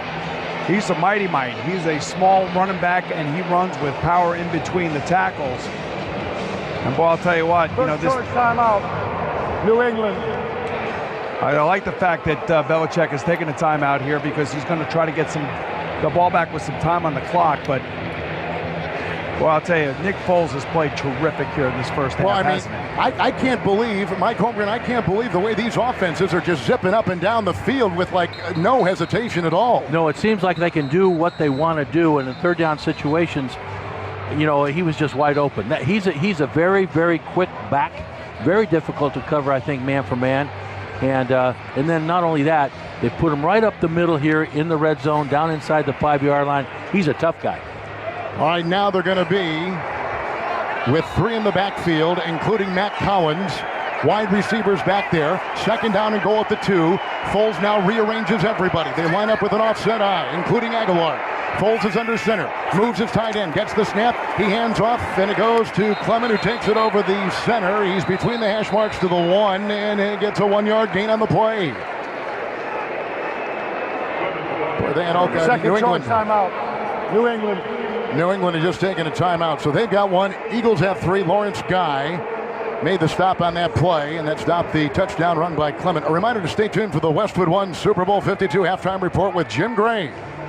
Jim will be joined by 11-time Pro Bowler Larry Fitzgerald and Mike Tirico of NBC to preview the upcoming Winter Olympics. That's coming up at halftime.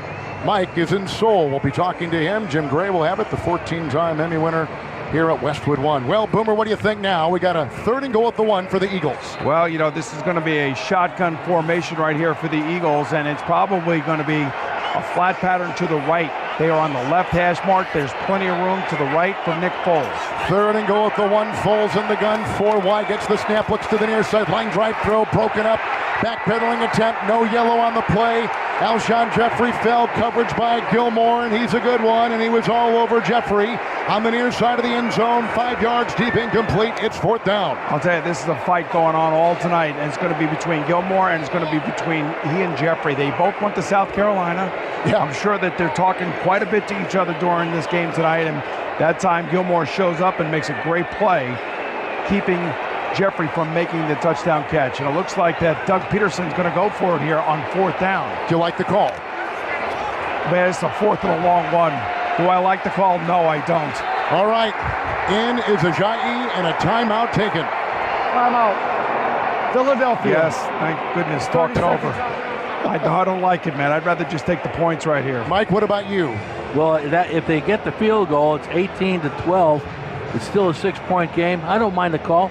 I really don't. But I would argue with my good friend Boomer Sexton on that last play. I thought the defensive back grabbed him pretty good. Jeffries there. Here's the one thing I will say. I like being aggressive. I don't like being reckless. And I think that this, if it's, look, I just think it's a reckless play if you decide to go for it here, and it looks like they're going to do that. Well, you know what it turns out, if they make it, it's good. You're a genius, but I'm just telling you, you got to realize you're playing against the Patriots. It's the Super Bowl. They're 17 of 26 on 4th down conversions this year, by far the best and the most attempts and the most success this year in the NFL. 4th and goal at the 1. Foles running up and down the line. It's a direct snap, and it goes to Clement, who gives it off to Burton, the tight end, who then throws in the end zone. Touchdown! Foles caught the ball on a touchdown pass of the yard by the tight end. What did we just see? Holy smokes! 34 seconds to go. The tight end just threw a touchdown pass to the quarterback.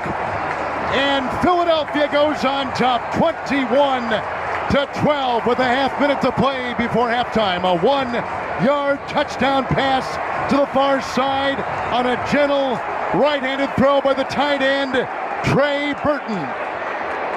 Kevin, if you're going to tell me they were going to design a play that was going to look like that, I'd say it was a good call. Elliott, extra point to our left. Wow. We better make sure we pay attention to these. Extra point is up and in. And the Eagles have gone up 22-12 over the defending Super Bowl champion New England Patriots. And Kevin, remember, Trey Burton played quarterback in college at Florida. Thank you. And that was a terrific play design, a terrific play call. And I'll tell you what, you talk about guts, and you talk about somebody, if they go on to win this football game, think about the head coach, Doug Peterson, for a second. Going for it right there on 4th and 1.5 yards. That was one gutsy call and one terrific play and execution by the players of the Philadelphia Eagles. So, Mike, you used to coach Doug Peterson in Green Bay. Did you ever teach him anything like that when you were coaching the Packers? I never saw anything quite like that. But what did we say coming into the game? That the one thing we thought he was going to come after it, all full barrels, just roll it, let it go. And that was quite a play. That was really something. Unbelievable. I mean, just something to watch. Lewis is back for New England to our left. The kickoff from Elliott of Philadelphia goes from our right to our left. And looking into the lights and trapping the ball against his chest and now going to a knee is Dion Lewis. Touch back to the 25-yard line, 1st and 10. Brady, he will have a timeout, boom, 34 seconds to go. So they came to within 3, the defending champs did. Now they're down 22-12, late first half. And the one thing I will say about Philadelphia is that they have done this all year long. They have scored 14 times at the end of the half. And, so they're used to it. And they did exactly what they did against Minnesota and Atlanta in the previous playoff games. They scored at the end of the first half, a terrific game. And actually, this play was very similar to the play that the New England Patriots did not complete to Tom Brady earlier in the game. White is in the backfield. Brady is in the gun from his own 25. They're moving from left to right. He gets the shotgun snap. He's got plenty of time. He winds up. He looks long. Spiral down the near side. It's deflected and incomplete. Looking for Amendola at the 35-yard line of Philadelphia on the near sideline. Mills was there. Also Corey Graham there. Incomplete. And the clock at 27 seconds in the second quarter. And we just talked about Philadelphia scoring at the end of the half. Well, the Patriots have done that 13 times this year, including the playoffs. So they're very adept at doing that. How about the total yards in the game so far? Philadelphia 323, New England 302. How about that? My goodness. Wow. 27 seconds left. New England a timeout. Second down 10 in the gun from their own 25. Brady gets it again. A lot of time. Shuffles up. Long line drive far side to the numbers, and a diving catch is made across the way, and this is pulled in by Philip Dorsett. A 19-yard diving reception with his gloved hands at his own 44, far sideline. Darby with the stop, 19-yard gain, a first down for New England, and a timeout with 20 seconds to go in the first half. And one thing I do know about these defensive backs right now, they do not want to get beat deep. So you run these deep in routes or stop routes along the sideline, you should be able to get easy completions. And Dorsett, Dorsett is playing because Brandon Cooks is out with the concussion, will not return. And you've heard this term many times in the NFL, Kevin, next man up, right? And nobody does that better than the New England Patriots. They got Philip Dorsett in that trade with Jacoby Brissett and the Indianapolis Colts at the beginning of the season, and now all of a sudden he is going to be a central figure here in the passing game for the New England Patriots. Brady in the gun from his own 44, first and 10. They're out of timeouts. We're just before halftime. They trail by 10. Shotgun snap, Brady back 3. Sets, moves up, avoids the rush. He's staggering, now he runs. He tucks the ball into the 45, runs toward the far sideline, the 50, and brought down from behind. Hit on the play by Brandon Graham. It is a 6-yard run by Brady, who tries to hustle real quick. They've got no timeouts. The clock at 7, the clock at 6, the clock at 5. They assemble at midfield. He gets the snap and then spikes it. 3 seconds to go. Right on the NFL shield, painted on the artificial surface here inside in Minnesota. So now they lose it down, obviously too far away. Mike Holmgren for a field goal. So what kind of play would be in your playbook for this one? Well, there are not too many. You know, if you can reach the end zone, you can try for one here. You can go some sort of a hook and lateral, I suppose. But the last thing, that run by Brady actually played into the Philadelphia Eagles' hands. Third down 4, right at midfield. Timeout, Philadelphia. Second. They got one left. 3 seconds to play in the first half. I will say this, though, Kevin. The Patriots have the Eagles right where they want them. They're down by 10, right? So they're used to this kind of thing. And, you know, they were down by 18 last year when you think about it. But, you know, in this case here, I think when the Patriots go into their locker room, they're going to realize the amount of mistakes that they made here in the first half. I mean, just an inordinate amount of mistakes when you think about it. They did get one turnover from Nick Foles, but for a Patriot defense to give up 302 yards in the first half, that is just unthinkable. And Mike, the Patriots will receive the second half kickoff, so that will be something they'll hang their hat on, but let's see what they can do here. With 3 seconds left, third down and 4. Well, he can reach the end zone, so let's see if he goes for it. Brady has receivers, 3 on one side, 1 on the other. Shotgun formation from midfield, and there are 6 defensive backs for Philadelphia, ranging all the way back to the 10. Fake handoff and a throw outside. A little screen caught by Amendola. Got a block at the 40, down the near side at the 30. Head over heels. He runs down the near sideline. Got as far as the 27-yard line of Philadelphia, and time has expired on a 23-yard catch and run by Danny Amendola. Tackled by Corey Graham, and some shoving after the play with Amendola by himself and surrounded by green. He looked around and there wasn't a single white jersey around him. So he leaves. He's separated by Steratore crew, and we are at halftime. And fireworks for sure. A tight end touchdown pass, a 21-yard touchdown run by Blount, and it began with a spectacular touchdown catch by Alshon Jeffrey on a 34-yard perfectly thrown pass in the back of the end zone by Nick Foles. Halftime is where we are. The Eagles 22, the Patriots 12. When we come back, Jim Gray rejoins us from the Progressive Insurance set with the halftime report. Get your quote at progressive.com today. You're listening to Super Bowl 52 on Westwood 1.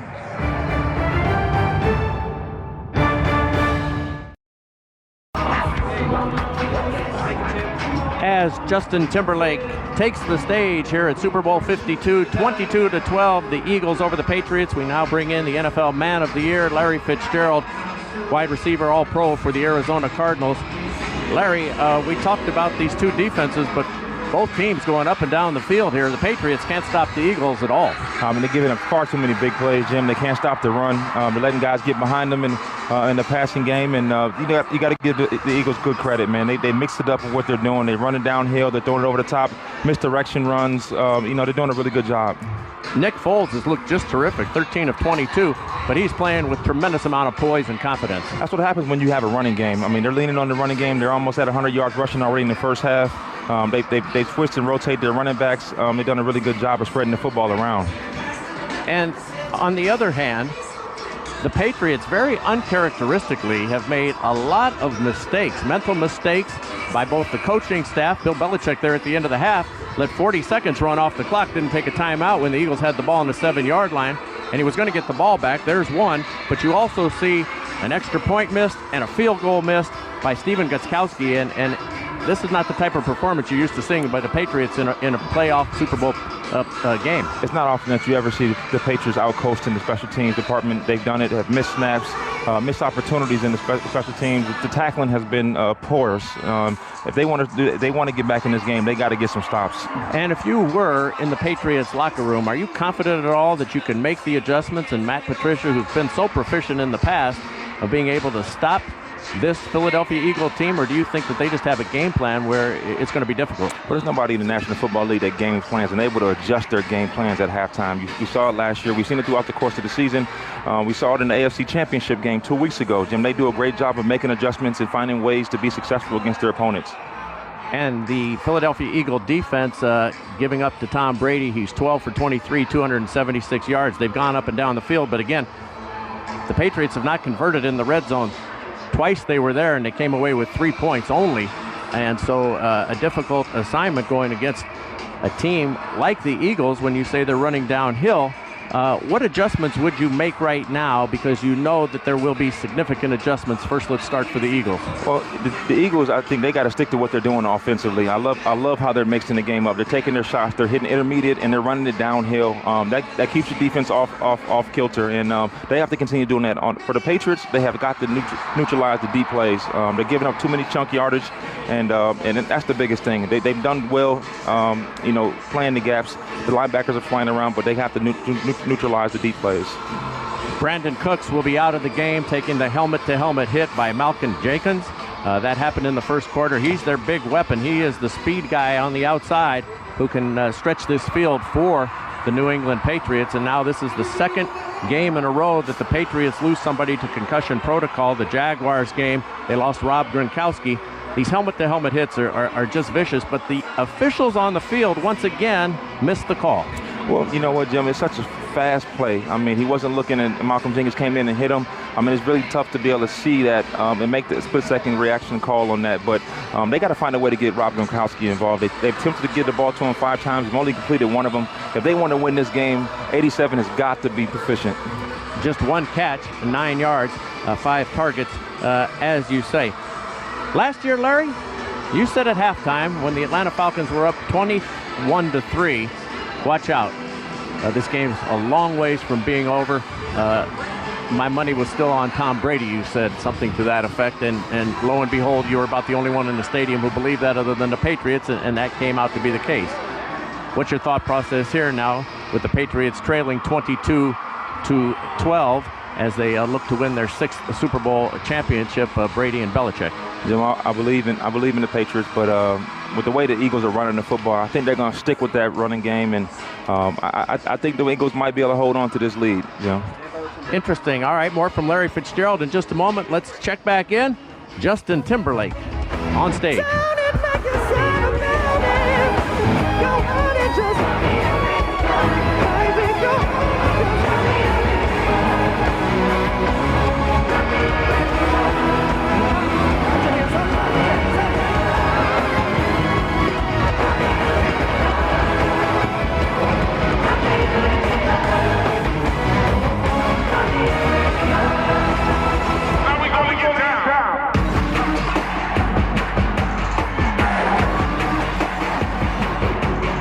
Justin Timberlake entertaining the fans here at US Bank Stadium. We are at halftime. I'm Jim Gray. The score is the Eagles 22 and the Patriots 12. Much more. Justin Timberlake continues to perform. We'll check back in and listen to him Larry Fitzgerald with some more analysis, and the second half kickoff coming in about 14 minutes from now. This is Westwood's coverage of Super Bowl 52. A beautiful scene here at the stadium, and Purple Rain, the home of Prince right now.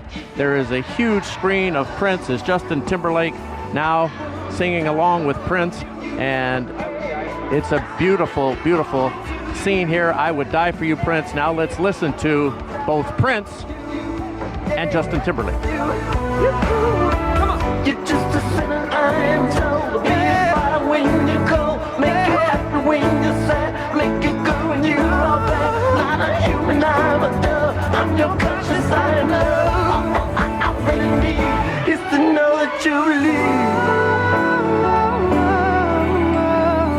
Say one more time, all night I would die for you. This, of course, the former home of Prince, and unfortunately he passed away, but he is being remembered right here and right now by Justin Timberlake. A standing ovation for that song. As we continue here at halftime, our score is the Philadelphia Eagles 22, the New England Patriots 12 at the half. The Patriots will receive the ball in the second half. Jim Gray along with Larry Fitzgerald. Let's talk about the coaching aspect as we go forward here. Pete Carroll and Dan Quinn made some terrible mistakes against the Patriots in the last two Super Bowls that the Patriots won. I know that's not anything you can plan or predict on, but what do they have to do to avoid those pitfalls? Stay aggressive? What do they do so that Doug Peterson doesn't have an instance like those other two have had? Well, Coach Peterson has to realize that the clock is his friend. The more they run the ball and move the chains, more first downs, the clock will continue to run. That'll make it tougher for the Patriots to be able to score. And if they do score, it has to be coming quick. So if Coach Peterson does anything, he's got to continue to run the football. They almost got 100 yards rushing in the first half. They got to stick with it, Jim. So, Larry, are we witness to the end of a dynasty here in the second half, or are we going to see some more greatness? We're going to see some more greatness from Tom, but I don't know if they have enough ammo to get this job done today. All right, Larry Fitzgerald. As always, love having you on the broadcast. Appreciate you. Love you, we man. look forward to seeing you play next year. You going to play? I don't know yet, Jim. I'll make my decision in a few weeks. I don't know. All right. Thank we'll you. look forward to that decision. Either way, Sir. you'll be back with us on Westwood 1. I look forward to next it, Jim. season. Thanks, All right, Nick. our score at the half. The Eagles 22, the Patriots 12. When we return, Kevin Boomer and Coach Holmgren going to go over some stats and get you ready for the second half. You're listening to Super Bowl 52 on Westwood 1. Welcome back to Super Bowl 52. I'm Jim Gray. The Eagles lead the Patriots 22-12. Usually at this time, Tom Brady joins us for the Mastro's Steakhouse halftime report. Obviously, that's not possible tonight. He's getting instructions. Instead, we will have the Mastro's post-game report. All the players on both sides will join us, including Tom Brady. But for now, as the field is being cleared and we get ready for the second half, we send you back to Kevin Harlan. Jim, terrific halftime. Thank you so much. Let's check some of the halftime numbers brought to you by McDonald's new $1, $2, $3 menu. Build whatever meal you want with favorites like the McChicken or Happy Meal, all for just $1, $2, or $3. We had 673 combined yards in the first half, the second most ever in a first half of a Super Bowl, going back to Super Bowl 22 when the Redskins played the Denver Broncos. In the first half, Nick Foles, 13-22, 215 through the air, a touchdown of 34 yards to Alshon Jeffrey, and he was picked off inside the 10-yard line on a deflected ball. Tom Brady is 12 of 23 for 276 yards. Brady has never thrown for 300 yards or more in a Super Bowl and lost. He is 3-0, and he's thrown for 276 already. White has carried the ball 4 times for 34 yards and a 26-yard touchdown, and Lewis has carried 5 for 29. LeGarrette Blount, 4 carries, 58 yards, and a touchdown run of 21. So, here we are, and Boomer Esiason, some first-half thoughts. Well, for me, it's the New England Patriots. They have 350 total yards of offense, but where's Rob Gronkowski? Only 1 catch for 9 yards. They got to get him involved. Number 2, Matt Patricia better go into his defensive meeting room and say, hey, boys, did we forget how to tackle? I mean, the amount of missed tackles for the New England Patriots tonight is startling. The one thing I also will say for them is they better tighten up. They have made so many mistakes in this first half to allow Philadelphia to get to this 22-point lead, 22-12 lead. All right, Mike Holmgren, give us some keys for the second half. I think for the Eagles now, they got to keep the pedal down, Kevin. They got to keep it down and don't get conservative. 2, keep the pressure on Tom Brady. And then 3, the special teams have to be special. That's why they call them that. And I think this game so far has not been that. I'm going to tell you, both special teams have been somewhat spotty today. The amount of missed kicks, problems on field goals and extra points is giving us this odd score here. All I will tell you is that the Patriots are very good in the second half, and of course we know in the fourth quarter. Second half moments away. Eagles 22-12 over the defending champion New England Patriots. Second half kickoff coming up. You're listening to Super Bowl 52 on Westwood 1. Tonight's broadcast of Super Bowl 52 on Westwood 1 is being heard in over 175 countries around the world and on more than 150 military ships at sea via the American Armed Forces Radio Network. We'd like to take this chance to give a special thank you to all of our troops, men and women who are in the armed forces serving our country, and welcome those of them taking a break to listen to our coverage this weekend from Super Bowl 52 in beautiful Minneapolis, St. Paul. Halftime again, Philadelphia on top of New England 22-12 to the sideline, and Hall of Famer Ed Werder. Kevin, and we're on the Eagles sideline. We have a Super Bowl where in the first half both teams have thrown a pass to their quarterback. The difference is the Eagles pass worked for a completion and a touchdown from tight end Trey Burton to Nick Foles on 4th down just before the half. Doug Peterson said going in at halftime that they didn't want to go all that distance and kick a field goal, so he called the play that the Eagles have been working on, a trick play for the past few weeks. Peterson's been described as a fearless play caller internally, and when I asked him this week if he would continue to be bold, he said, "I hope so. That's kind of what got us here." And final point, Kevin, Peterson said he likely reminded his team that the Patriots have trailed by double digits in each of their last 3 Super Bowls, including tonight. They rallied to win the last 2 over the Falcons and Seahawks. Great stuff, Ed. Thank you very much. Mike Holmgren, and we know that Doug Peterson was the backup for a guy named Brett Favre. They've got kind of that gunslinger mentality that you coached in Favre in Green Bay. He's shown that, Kevin, and he showed it by that call at the end of the first half. My hope is that he keeps it going, that they keep aggressive on both offense and defense with his play calling in particular, and because we know New England has shown the ability to come back in every Super Bowl. And remember, New England's going to start this second half with the football, and talk about success. Well, they've scored 10 times on the first drive of the second half this season, so they are very well aware of what's going on here tonight. I don't see any panic, obviously, in their sideline. The interesting thing for me, Kevin, so you're the Philadelphia Eagles. You're the upstart. You got the backup quarterback. You're the underdog. You've been playing this thing the whole year through the playoffs, and now you've played the half of your life, and you're up by 10 points over the New England Patriots. Can you do it again in the second half here? Against the defending champions, you're right. By the way, speaking of Brett Favre, he spoke to the Eagles yesterday here in Minneapolis. Doug Peterson and Brett remain very close to this day. The start of the second half is brought to you by DirecTV. So we had a terrific first half in some ways from Nick Foles, a 34-yard touchdown pass to Jeffrey. He got a 21-yard touchdown run by Blount. And then in some trickery, he actually caught a 1-yard touchdown pass from his tight end, Trey Burton, a former college quarterback at one time in Florida. And that is what puts the Eagles on top of the Patriots to begin the second half, 22-12. The kickoff coming from Philadelphia from right to left. Dion Lewis is 2 yards deep. He catches the ball belt high. He falls to a knee. They'll leave it in the end zone. It's out to the 25-yard line. It's a touchback. Here comes Brady and the Patriot offense to the sideline in Tony Baselli. Well, guys, coming out of halftime, Bill Belichick was vintage Bill Belichick. He said nothing by saying a lot. He says we need to be better in every area, and he pretty much left it at that. He says each area, each phase, special teams, offense, defense, got to play better if they're going to win the football game. The Patriots in their white jerseys and navy pants with silver helmets in this third quarter, moving from our left to our right. They have an offset eye with Dion Lewis. They have a receiver in motion, and Brady is under center with a 4-man front five Philly.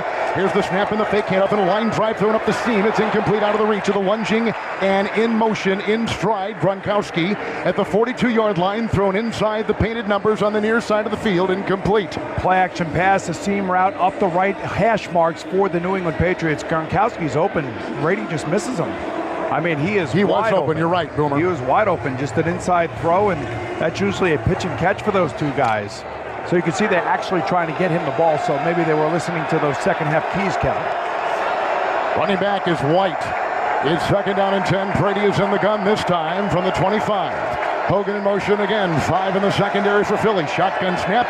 Brady sets, cocks his right arm, throws a line drive pass near side. It's a belt high catch at the 45 on the near sideline by Gronkowski. He runs to the 50, knocked out of bounds. Hard, but knocked out of bounds by Corey Graham. It is a catch and run of a couple yards of 25 overall. Gronkowski put him right in midfield for a 1st and 10 for New England. Another great job by the offensive line of the New England Patriots. They're going to go right to the line of scrimmage like they did in the first half after these big plays, giving Tom Brady plenty of room to throw that ball down the field. In the gun is the quarterback, Brady, who fakes the handoff on 1st and 10. Line drive throw and a backpedaling two-handed helmet eye catch at the 30 on the numbers for Gronkowski. Then falls down. Graham trips him up. He fell forward to the 26-yard line of Philadelphia. It's a gain of 24 yards and a 1st down for New England. Hello, Rob Gronkowski. Welcome to the Super Bowl. They got him involved, exactly what they should be doing. And I'm telling you right now, he is just running roughshod over the secondary of the Philadelphia Eagles. 1st and 10 handoff. Under center was Brady. Gives to White, who runs over the left tackle and crosses the 25 and outside the hash mark. He's down to the 23-yard line of Philadelphia. Mike Holmgren on a gain of 3. You know what? They had to get Gronk involved. I mean, he's their guy. We said he was the key to winning this football game, and he didn't even get a look in the first half. And remember, they lost, they lost Brandon Cooks early in the game, so their speed element on the outside is no longer there. That's why they have to use their big guy right in the middle of the field like they're using here in the second half. Eagle 23, 2nd down and 7. Brady in the gun, sends White their running back as a receiver. Shotgun snap, looks into the nickel, cocks his arm, got a block. He throws an arching spiral pass to the near side, throws it away. Incomplete to the near sideline over the cheerleaders and almost into row 1. It sailed out of bounds about the 15-yard line of Philadelphia. You know, we were talking about this pass rush of the Eagles. Now, they have not got home for a sack yet tonight, but they have hit Tom Brady about 8 or 9 times. Now, to start here in the second half, this offensive line of the New England Patriots has done a very good job of limiting those hits. He has not been hit yet, and he's thrown pretty much on every down here. He's thrown for over 300 yards. He's inside the 23 of Philadelphia, moving left to right, 3rd and 7. Shotgun snap, looks into the nickel, cocks his arm, long line drive, far side, belt high catch, Gronkowski's far sideline 15, runs down the sideline to the 10, knocked out of bounds by Graham. Gronkowski has been unbelievable on this drive, a 14-yard reception, a 25-yard reception, and a 24-yard completion. He's now got it 1st and goal to go to the 8-yard line with that reception in Philadelphia territory, a 14-yard gain right there. Brady is under center. Gronkowski is in motion. Brady now calling out his signals, setting up his protections. 1st and goal, handoff to White, over the guard, broke a tackle at the 10, across the hash mark to the 5, leans his way near the 5-yard line. Long makes the stop. It is a gain of 3 on that 1st and goal. You know, Kevin, if you are going to blitz Tom Brady like they did on that previous play, he will pick you apart. He'll find the guy that he wants man on man, and that's exactly what he does with Gronkowski. So Jim Schwartz right now trying to switch things up as best he can, but to no avail as the Patriots move right down the field here at the beginning of the second half. 2nd down and goal at the 5. Brady in the gun, flanking him to his left is White. 4 wide receivers, 4 in the defensive line. Shotgun snap to Brady. Cocks his right arm, line drive throw, caught, falling down, belt high grab, touchdown Gronkowski. A laser thrown by Brady.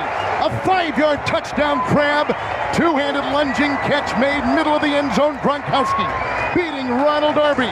And again, the Patriots have fought back, trailing by 4 early in the 3rd in Super Bowl 52. 6'8", 255 pounds, and I'm telling you, it's impossible to cover. They finally get him involved. 69 yards on that drive, including the touchdown catch from Tom Brady.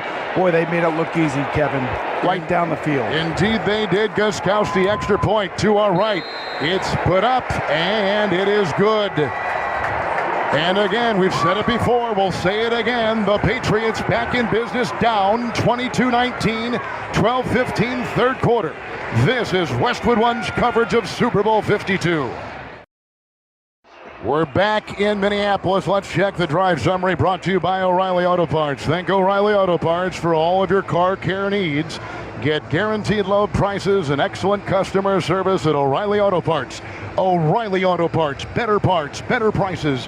Every day we're in the third, 12:15 to go. The Patriots just scored a 5-yard touchdown pass to a lunging Gronkowski in the middle of the end zone, which followed 25 and 24-yard completions to Gronkowski on that drive. 4 catches, 69 yards for the big tight end. Impossible to cover, and what a route he ran for that touchdown as he twisted Ronald Darby in circles. Darby thought he was going to go back to the corner. He did a turn route and came back inside. He was wide open.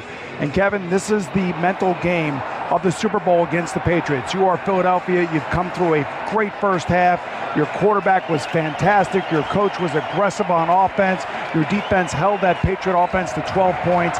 Now here we go in the second half. This is where you find out who you are as a football team to see if you can match the Patriots in a Super Bowl in the second half. Gronkowski's got the ball teed up at the 35 to our left.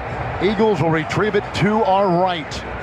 Eagles tonight in their dark green jerseys, white pants, and green helmets. And Gostkowski's kickoff is a chip shot, end over end, and under the ball with it. Barner from the goal line, outside the hash mark. The 10 got a block on the numbers. The 20 runs on the near side, breaks another tackle. 25, there's a flag. He trudges ahead, moving on the near side out to the 28 and the 27-yard return.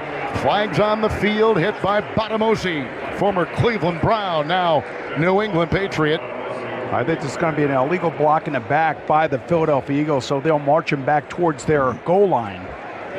So a good return nullified by a penalty. On the return, illegal block in the back. Return team number 54. 10-yard penalty. First down, Philadelphia. Macy's has a big game hurry-up offense. When you need something quick, buy it online and pick it up free at your local Macy's the same day. Try it out at Macy's.com/store pickup. So it's back now to the 15-yard line. Philly has 5 penalties on them tonight, and they break huddle. LeGarrette Blount, who had a touchdown run of over 20 yards in the first half, is at the side of Foles in the gun. He's got 3 wide. He looks into 6 defensive backs. Here's the snap on the shotgun. It's a handoff to Blount over the left guard. He goes the 15 on the hash mark to the 18, and he picks up 3. Mike Holmgren on first down for Philadelphia. Yeah, don't draw it in, even though you're on the 15-yard line. Stay after it, you know, and I think that's their best way to go. New England, this drive, there are a lot of important drives in the game, Kevin, but responding to New England's touchdown is very important right here for the Eagles. Good point. Here's Foles breaking huddle again from his 19-yard line in the gun. 3 wide, looks into 6. Gets the shotgun snap, fakes the handoff to Blount, rolls to the near side, outside the hash mark. He's on the numbers. He throws a pass to the near sideline, incomplete, running parallel with Aguilar, covered by Harmon, who had an interception in the first half on a ricochet pass. It's incomplete at the 30-yard line of Philadelphia on the near sideline, and now it'll be 3rd and 6. And Kevin, on third down, Nick Foles has been pretty good tonight. He's 4 of 7, 3 first downs, and you know, Mike Holmgren's exactly right. This is such an important series for the Philadelphia Eagles and such an important third down right now. The momentum clearly on the side of the New England Patriots. They come out, they go right down the field. Your team commits a penalty. You're back in the shadow of your own goal line. They need a big play here. 19-yard line, 2 tight ends. 3rd down, 6. Foles in the gun. Got the belt high snap. Looks to the near side. Throws a short pass on a cross. It's grabbed by Aguilar. Breaks a tackle on the 20. Goes to the near sideline. The 30. Runs out of bounds at the 35. He's got a first down for Philadelphia. Oh, he's slippery. He is so slippery. Out to the 36. Brought down by Chung on 3rd and 6. 17-yard gain. First down, Philadelphia. That is a big play by Aguilar. Batamosi has him before the line to gain, and he's got to make that tackle. We were talking about the short passing game of the New England Patriots in the pregame. Well, that's exactly what that was right there. That's a ball that is thrown behind the line of script, or short of the line to gain, and a great play by Aguilar to get the first down. Under center is Foles from his own 36. Blount the lone back, 2 tight ends, gets the snap, 1st and 10, handoff Blount, runs laterally on the 34, crosses the 35, on the numbers the 40, angles to the far side, the 41-yard line of Philadelphia, and Mike Holmgren, he picks up 5 on that run on first down. Yeah, I would say if you're going to run on first down, you got to get 5 or 6, Kevin. If you're going to run and they shut you down, now you got 2nd and long. So they have a lot of confidence in Blount. They blocked it very, very well off the right side, and now this is manageable. 2nd and 5. Clock is ticking at 10:24. We're in the 3rd quarter. The smoke is clearing from the Timberlake halftime performance, which people loved. Philadelphia 22-19 over New England, who just scored on the second half opening possession. Second down and 5 from the 41. Foles in the gun, got the snap, hands off to Blount, dances by a defender over the center of the 40, between the hash marks of the 45, by the logo and by midfield through the hash marks. He's down to the 49-yard line of New England, running his way, sifting through traffic, knocking bodies aside, 10-yard hard-earned up the middle, brought down by Brown. First down, Philadelphia. And Kevin, I was talking to you at the halftime about getting Gronk involved on offense, and I thought the defensive tackling for the New England Patriots in the first half was terrible, and that is continuing now here in the second half. A couple broken tackles by Blount, a broken tackle by Nelson Aguilar, and now all of a sudden the Philadelphia Eagles are at the 50-yard line. Ajayi has come in on the NFL logo at midfield from the 49 of New England. It's 1st and 10. Single back, Foles under center. The snap, the fake pitch, the roll, cocking his arm, throwing on the run, incomplete. Low and uncatchable for Torrey Smith, far sideline, covered by Chung. Incomplete, 42 across the way, and Tony Baselli is on our sideline. Well, guys, you're talking about how important this drive was for them to answer the Patriots score, and watching this offensive line for the Philadelphia Eagles, who I think is the best in the NFL, even with the loss of All-Pro Jason Peters. In the run game, what they're doing, not only are they moving the Patriots off the line of scrimmage, but they are sustaining their block so long. That's why you're seeing both Blount and Ajayi be able to pick and choose the hole they want to go in. Good stuff, Tony. Thank you. 49-yard line, second down and 10 after the incompletion by Foles. Again in the gun. Four-man front for the Patriots. Shotgun snap. Handoff goes to Ajayi. Dances outside over the right tackle. Vaults off his outstretched arm. Takes a pass to the 45. Running over the right tackle. And down near the 40-yard line of New England. Nice gain of 9. Keeping his balance. Chung brings him down, and there is a down player. Is that Chung, who is getting up slowly? It's like trying to tackle a freight train. It's not easy. And Chung is wobbly. And they've already lost one player today in Brandon Cooks to concussion. It is Chung, and he is almost irreplaceable in that secondary as a safety, Gomer, for New England. Well, he is essentially the quarterback of that defense, and when you ask Bill Belichick about who his favorite players are, I'm telling you, he will tell you Patrick Chung is one of those players. And I'll tell you, they came out on the field pretty quickly when they saw him go down after taking that hit from Jay Ajayi. And if they lose him, that is a huge loss for the New England Patriots in the secondary.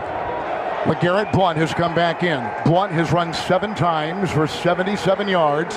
This is his 11th playoff game. He has scored 11 playoff touchdowns, including tonight. So Chung is to the sideline. They're going to take off his helmet. There's a player that is going in his place. They bring in linebacker Eric Lee. Let's keep track of what they do. 2 tight ends for Philadelphia. 3rd down and 1. Wisniewski has come out on the offensive line because he was banged up. Warmack has gone in as a guard. Foles under center. Patriot 40. 2 tight ends. The snap, the spin, the fake. He drops back, throws long, far side. He's got the tight end. It's grabbed by Ertz on the fly at the 30. Got it belt high and takes it down to the 25 on a 14-yard toss. Well timed. Richards makes the stop. It's a gain of 14 and a first down to the New England 26 for Philadelphia. This just goes to show you that Coach Doug Peterson is going to be aggressive. That's a great spot for a play-action pass. That's exactly what that was. Nick Foles did a good job of hiding the football, and he finds his tight end right down the right sideline. The entire New England Patriot defense is a little bit discombobulated by the fake in the backfield, a wide-open first down. 26 of New England, 9 play of the drive. Shotgun snap on 1st and 10. Pitch out to Blount. He's on the numbers 30. Cuts inside. Hit once, spins, and turns his way to the 23-yard line of New England. He picks up 4 in the play. With Boomer Esiason and Mike Holmgren, Kevin Harlan, we're in the Grainger broadcast booth in downtown Minneapolis. The products and services you need when you need them. Grainger's got your back to help keep your facility running. Grainger, for the ones who get it done. Moving well on this drive, Corey Clement has come in, the rookie free agent from Wisconsin, signed off the street. He's been invaluable late in the season and in this postseason for Foles and the Philadelphia Eagles. 2nd down and 6 in the gun from the Patriot 21. 6 in the secondary. Outstretched arm, Foles gets the shotgun snap, rears back, pump fakes, he looks, he backpedals, he throws off balance, arching spiral down the far sideline and through the end zone, and incomplete, looking for Burton. The tight end, it's incomplete coverage by Eric Rowe. So Mike Holmgren, a good-looking drive. Aguilar, catch and run of 17. Blount ran for 10. Ertz just caught one moments ago, Mike, for 14 on this Philadelphia drive. Yeah, they're running a little bit more now, Kevin, and they're having success running. But on that Ertz catch, they brought in all the big guys, and it looked like a 3rd and 1, 3rd and short. and they were going to pound it in there. It was a great deception type of play, and got them a big first down. Now, third, this is big right here, third and about 7. We're going to call it, Mike, 3rd and 6. Philadelphia is 7 of 10 on 3rd down. Clement comes in the backfield in the gun from the New England 21. 5 in the secondary. Shotgun snap to Foles. Sets up, has time, looks and throws a long arching spiral pass into the end zone. Over the shoulder catch. It was grabbed. Clement was he in? Touchdown! Touchdown! 22-yard throw, cloaked with defenders. He hauls it in over his shoulder in the back of the end zone. Beating Flowers. They'll review, but a touchdown as of now. What a throw and what a catch. Clement, the rookie free agent running back, and Nick Foles, the quarterback for Philadelphia. Kevin, what a throw by Nick Foles right over the head of Trey Flowers, who is covering Clement out of the backfield. It's just a wheel route again. Right down the numbers. And I have no idea what Devin McCourty's looking at because he runs right past him. You know, the interesting thing, Kevin, as we sit here and we watch the replay, oh, I'll tell you what, it is close. It is really, really you're close. Right, sure is. Let's take a look at 1 foot, 2 feet, and I think it's a touchdown. I think it is too. What do you think, Coach? You've seen it as well. The previous play will be reviewed. He has the ball when his left foot's down, then his right foot's in. That's all he needed. That last little dig with his left foot, I don't think he needs it. Take a look at this. 1 foot, left foot, right foot. Has the ball. Should be a touchdown. Traps it against his chest. This close shave instant replay review is brought to you by Barbasol. Here's a no-brainer. Barbasol's now making razors. Check out the new Barbasol Ultra 6 Plus with 6 ultra thin blades. Save on the Ultra 6 Plus at Barbasol.com. It is 7-18 third quarter. Right now it says 28-19 on the board, Philly. Let's take a break. You're listening to Super Bowl 52 on Westwood 1. Uh-oh. Kevin, I was afraid of this. I was really afraid of this. Because initially I'm saying this is a touchdown. I got Larry Fitzgerald sitting right behind me. And I'm like, Larry, what do you think? He goes, I don't know, Boom. I think he's juggling the ball before his left foot hits the ground. You know, and I got all these Philadelphia Eagle fans sitting in front of me. And I'm thinking, oh my goodness, it's going to go back to New York. We got Al Riveron back there. And I'm telling you right now, this is close. This is really close. I don't think, here, let's go down to Gene Steratore, a first-year Super Bowl referee, 15-year official. Oh, everybody with bated breath right now. Okay, what are you going to say? After review, the ruling on the field stands. Oh, my goodness, they give it to him. Wow. Touchdown, Philadelphia. What a catch by Corey Clement. You know, it was a great catch, but the throw was unbelievable. It was. And this is the second throw tonight that Nick Foles has put in a place where only his guy can make the play. And 2 guys, Alshon Jeffrey in the first quarter, and of course Corey Clement right here, make 2 absolutely terrific catches. We've had 3 touchdown passes tonight by Philadelphia. 2 by the quarterback, 1 by the tight end. Extra point, 2 are left by Elliott, is good for Philadelphia. And you know, Kevin, with all the debate on what is a catch, what isn't a catch, I'm glad that was a catch because Corey Clement made a great play, had both feet in bounds, and if he would have overturned that, I think there would have been an explosion in this building. It's a rookie free agent with a terrific call in the Super Bowl. 7:18 to play, third quarter, 29-19. Eagles again by 10. You're listening to Super Bowl 52 on Westwood 1. Navy Federal Credit Union is proud to serve the military, and if you're a veteran or member of the armed forces, the Department of Defense, or if your family is, Navy Federal Credit Union would be proud to serve you too. And federally insured by NCUA. 7:18, third quarter. Each team has had it once in the second half. Each team has scored a 5-yard touchdown pass, Brady to Gronkowski. A 22-yard touchdown pass, Foles, his second tonight, to rookie Corey Clement, a running back who had defenders crawling up his back. Here is the subsequent kickoff by Philadelphia.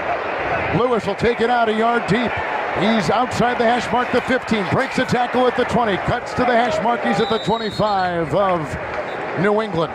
Over 680 stations carrying this broadcast. Let's give them a chance now for station identification. Coast to coast and around the world, this is Westwood 1, your home for Super Bowl 52. Brady is under center. His running back is Dion Lewis. His receiver, Hogan, in motion. The snap, the spin. Hand off to Lewis over the right tackle. Tried to dance. He couldn't get away. Running over the right tackle past the 25. Fell ahead for a gain of 1. Tackled by Jalen Mills to the New England 26. Well, there's a good solid tackle finally on defense by Jalen Mills. How about Nick Foles on third down in the postseason, Kevin?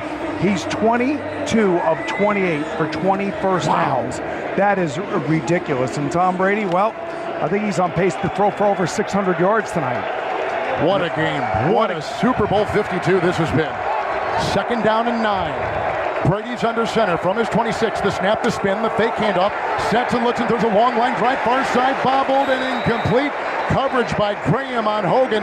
Lunging for the ball in front of his own coach and bench on the far sideline at the New England 40. And a flag here on the near side, late and down at the 43. You're going to have holding in the secondary. Prior to the pass, holding, defense, number 95. 5-yard penalty, automatic, first down. Michael Kendricks picks it up. I'll tell you that both defenses are really struggling right now to stop the playmakers on either of these offenses. And right now, Kendricks grabbing on Gronkowski, knowing that Gronkowski is going to be a central figure here in the second half for the New England offense. Dion Lewis is the back there in the eye. Brady is under center, 1st and 10 from the 30. Handoff to Lewis, runs over the center at the 30, between the hash marks to the 32. Let's give him a gain of 1 on the play. And later on, we're going to select our drive of the game, brought to you by Geico. Great news, is a quick way you could save money. Switch to Geico. Go to geico.com, and in 15 minutes, you could save 15% or more on car insurance. Clock at 6:10, ticking 3rd quarter.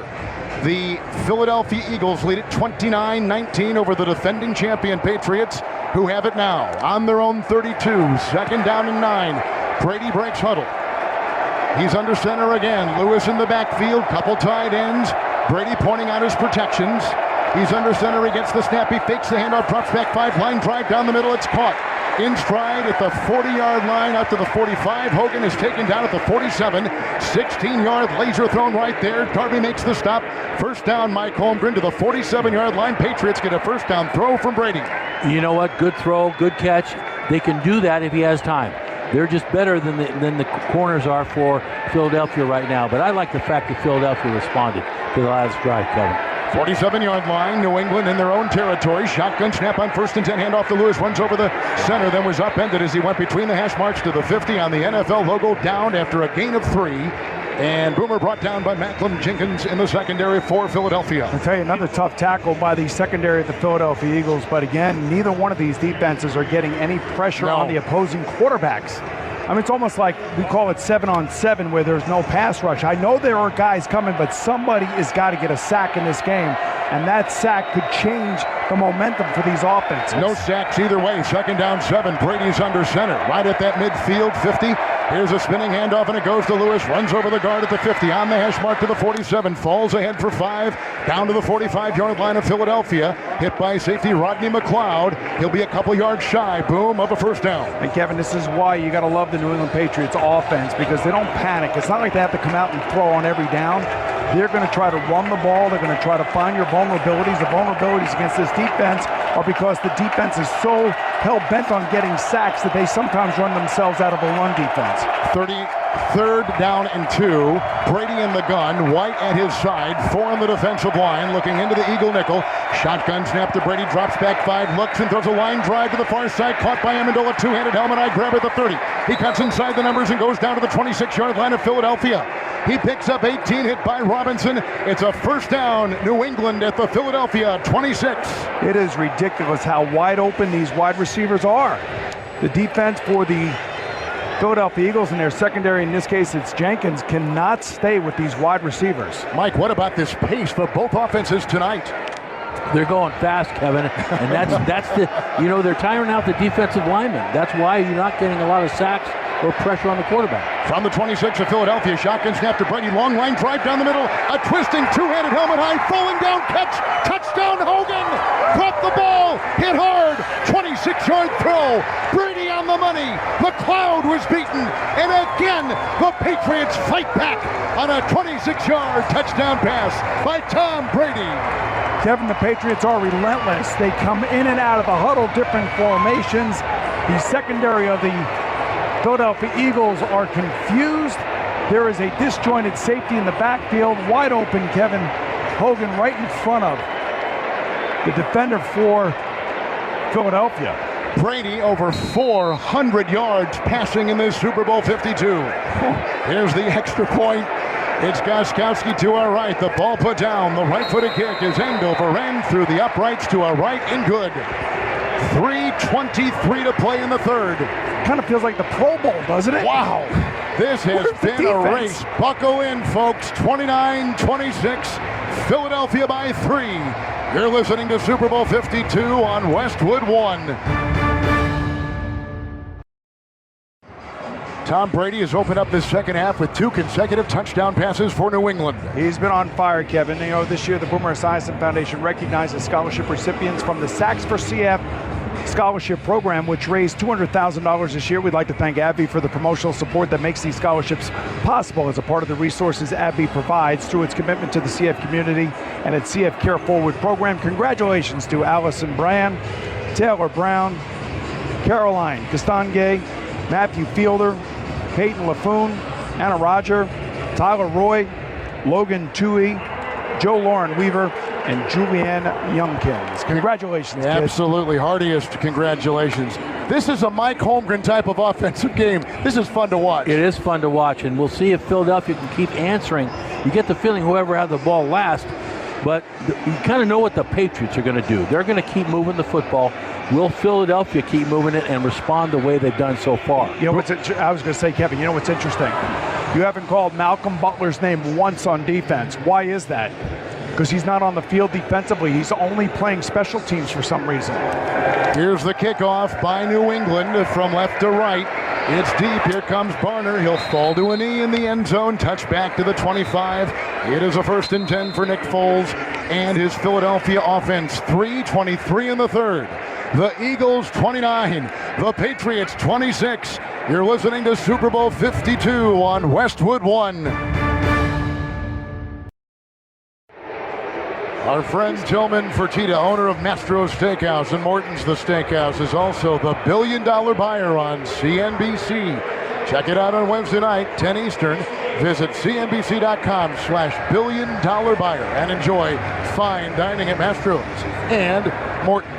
Well, Wisniewski is back in on the offensive line, the guard for Philadelphia. Patrick Chung is back in the secondary, the safety for the New England Patriots. One player been knocked out. That was early in the game. Brandon Cooks taken to the locker room. Concussion protocol, will not return.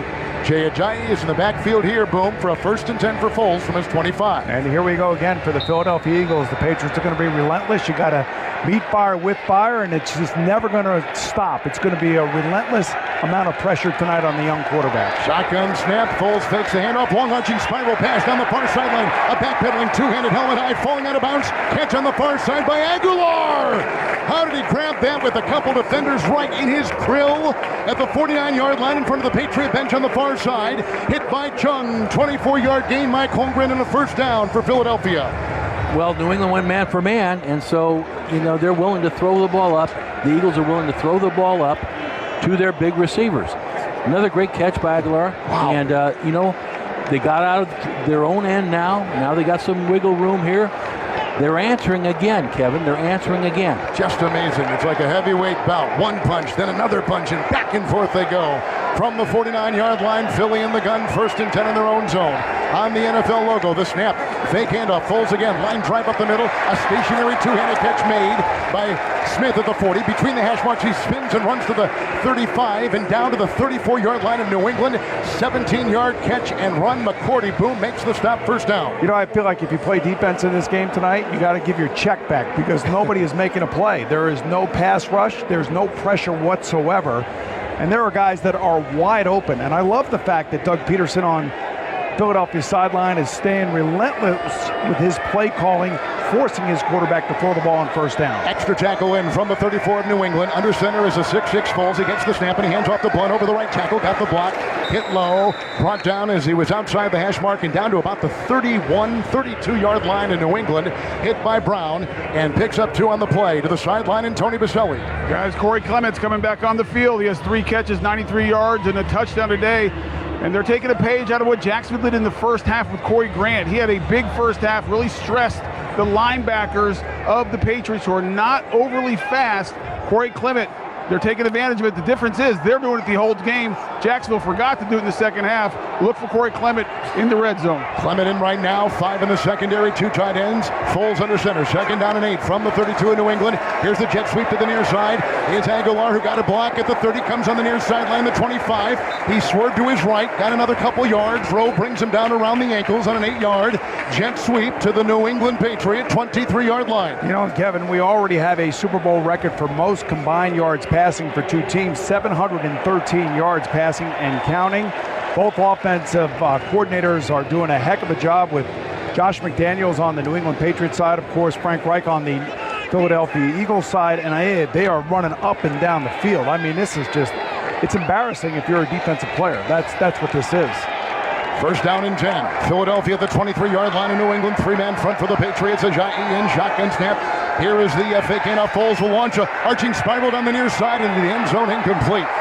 2 receivers within 5 yards, 2 tight ends within 5 yards of each other, with 3 defensive backs swarming them in the end zone near side pylon. McCourty led the group. They were going for Burton or Ertz, I'm not sure which. It's an incomplete pass. You know, the interesting thing, Kevin, from Nick Foles' standpoint, he's going to have to be perfect. He's going to have to be good on 3rd down. He's got to keep the chains moving, because the guy on the other side is basically in a rhythm, and he is unstoppable tonight. So in order for the Philadelphia Eagles to win, in my eyes, they have to do it on offense, and they're going to have to go toe-to-toe, yard for yard, and score for score with the New England Patriots. Foles over 300 yards, Brady over 400 yards. 2nd down, 10, shotgun snap, fake handoff, quick throw, caught by Smith, runs on the near side, 25-20, comes on the near sideline after trying to juke a defender and down to the 16-yard line of New England. A quick sidearm throw, McCourty makes the stop. It's a gain of 7. The clock here, 29 seconds in the 3rd quarter, with New England trailing by 3, 29-26. And again, Mike Holmgren, the Eagles offense on the move. They're on the move. Now they get another crucial 3rd and short situation. On the play before, Foles really got hit very, very low. I'm surprised they didn't call a penalty on that. It was a dangerous hit. I'm glad he's okay. Foles in the gun, 3rd and 3 from the Patriots 16. Looks over the defense, 5 in the secondary for New England, 3 wide receivers. Foles, arms extended. We've hit zeros on the clock. The 3rd quarter has come to a close, and it was one filled with fireworks. Touchdown passes both ways. Brady with 2, and Foles with a touchdown pass to Clement. It was incredible to watch these two teams move, and Philadelphia's doing it again. Let's go to the 4th quarter of Super Bowl 52. Philadelphia leads by 3, threatening now 29-26. You're listening to Super Bowl 52 on Westwood One. Through 3 quarters of Super Bowl 52, 962 combined yards in the 4th quarter's next. It's time to announce the Built Ford Tough Offensive Line of the Year, brought to you by the new 2018 Ford F-150. The official truck of Super Bowl 52. It doesn't just raise the bar, it is the bar. All right, Boomer, what is the best offensive line in the NFL this past year? Well, Kevin, we're watching them right now. It's the Philadelphia Eagles. They finished 3rd in the NFL in rushing yards, 132 yards per game, and they rallied after a Week 7 loss of Jason Peters to a knee injury. And I'll tell you what, they are playing outstanding football tonight. They certainly deserve it. We had 3 possessions and a 4th in progress in the 3rd. Brady threw 2 touchdown passes of 5 yards to Gronkowski, of 26 yards to Hogan. Foles threw a 22-yard touchdown pass to his rookie running back, Clement. Now it is a 3rd and 3, starting the 4th quarter from the Patriots 16, and Foles under center with 2 tight ends. Receiver in motion, he gets the snap, he fakes the handoff, he throws sideways, it's caught by Aguilar, who's brought down immediately by linebacker Marquise Flowers. Read it well. Losing 7 on the play, back to the New England Patriot 24, so Philly will bring out their field goal unit here early in the 4th quarter. I think a little bit too fancy there that time by the Philadelphia Eagles, and I think they would have been better off had they not completed that. And then I would have said you got to go for it on 4th down, and the reason I would have said that was because your defense has not stopped New England and Tom Brady. So right there, a big stop by the New England defense. Here's Jake Elliott. He has missed a PAT. He has missed a field goal. He's got a 42-yard field goal try right now in front of him to try to extend the Philadelphia lead. Near hash, ball put down on the artificial surface. Right-footed kick is away, end over end, and good to our right from 42. And a flag was thrown somewhat late across the way. I think it was offsides. They'll count the field goal. It was against New England. Gene Steratore has yet to come to us with the call. Offside. Defense number 94. That penalty is declined. The result of the play, successful field goal. Timeout. It was 4th and 11. Ricky Jean-Francois was guilty of the infraction. Let's step aside. Less than a minute into the fourth quarter of Super Bowl 52. It's Philadelphia 32, New England 26. This is Westwood One's coverage of Super Bowl 52. 3 Philadelphia touchdown passes, a touchdown run. Brady 2 touchdown passes, White a touchdown run. And here we go, guys. 14:09 to play here in the fourth. 32-26. And Kevin, for the 13th consecutive season, whenever a field goal was made during our primetime broadcast, the fine folks at Barbasol have made a donation to my foundation. So today I'd like to say thank you to Tom Murray and everybody else there associated with the program, because thanks to them and their sponsorship, the Boomer Esiason Foundation was presented with another check for $25,000 to help in our fight against cystic fibrosis. So thank you to them. Eagles leading by 6, 32-26, 14:09 in the fourth. Mike, there's so much happening. We're going to get over 1,000 yards of total offense with these two teams combined. And we've got some pretty good defenses, but especially Philadelphia's, I mean, an improbable Super Bowl 52 in that regard. A very improbable one. They do have good defenses, but what strikes me right now, you said it's a 6-point game. Go back with all the offense and all the yards, the PATs, and the 2-point play. Unbelievable. Here's the kickoff by Philadelphia after they just got the 42-yard field goal, and Lewis will go to a knee in the end zone. It is a touchback. It's going to go to the 25. Here comes Tom Brady down by 6. Ed Werder's on our sideline. Well, guys, during that last field goal drive, as has been the case for most of the game, Malcolm Butler, who is the Patriots' best cover corner, has not played on defense, and it raises some interesting questions. First of all, he arrived here to the Super Bowl a day later than the rest of the team, citing an illness. He's been playing only on special teams. During the last drive, he was stretching, jumping up and down, and seeming nothing like a guy who's battling an illness. And thank you. Brady's under center. He's at his own 25. He's got a single back in Burkhead. Here's a handoff to Burkhead, and he runs over the right guard at the 25. He's between the hash marks to the 30. He got tripped up. He thought he could get more. He gets 5 on the burst. Brought down by Patrick Robinson of Philadelphia's D. You know, and Kevin, there's something else going on with Malcolm Butler. I don't know what it is, and I'm sure we'll find out after the game. But the other thing I will say here now for the Patriots is that they are relentless, and they have a chance here now to take the lead if they can score a touchdown and execute the extra point. Brady in the gun, 2nd down and 5. Handoff to Burkhead, goes over the left guard, 30, between the hash marks and 35. He rumbles between the hash marks to the 40-yard line. Brought down by Vinnie Curry, picks up 9. They'll say his knee went down at the 39 of New England. That is a first down for the Patriots. And this is Rex Burkhead, the former Cincinnati Bengal, who is part of this triangle running back situation here in New England with Dion Lewis and James White. And now Burkhead's turn here in the fourth quarter. Look like he got some fresh legs. Brady's under center. Hand signals to his receivers. He's under center at his own 39 with the 1st and 10. It's a handoff to Burkhead. He cuts outside. He breaks a tackle behind the line of scrimmage. The 40 runs outside the numbers, angling to the far sideline. He's at the 44.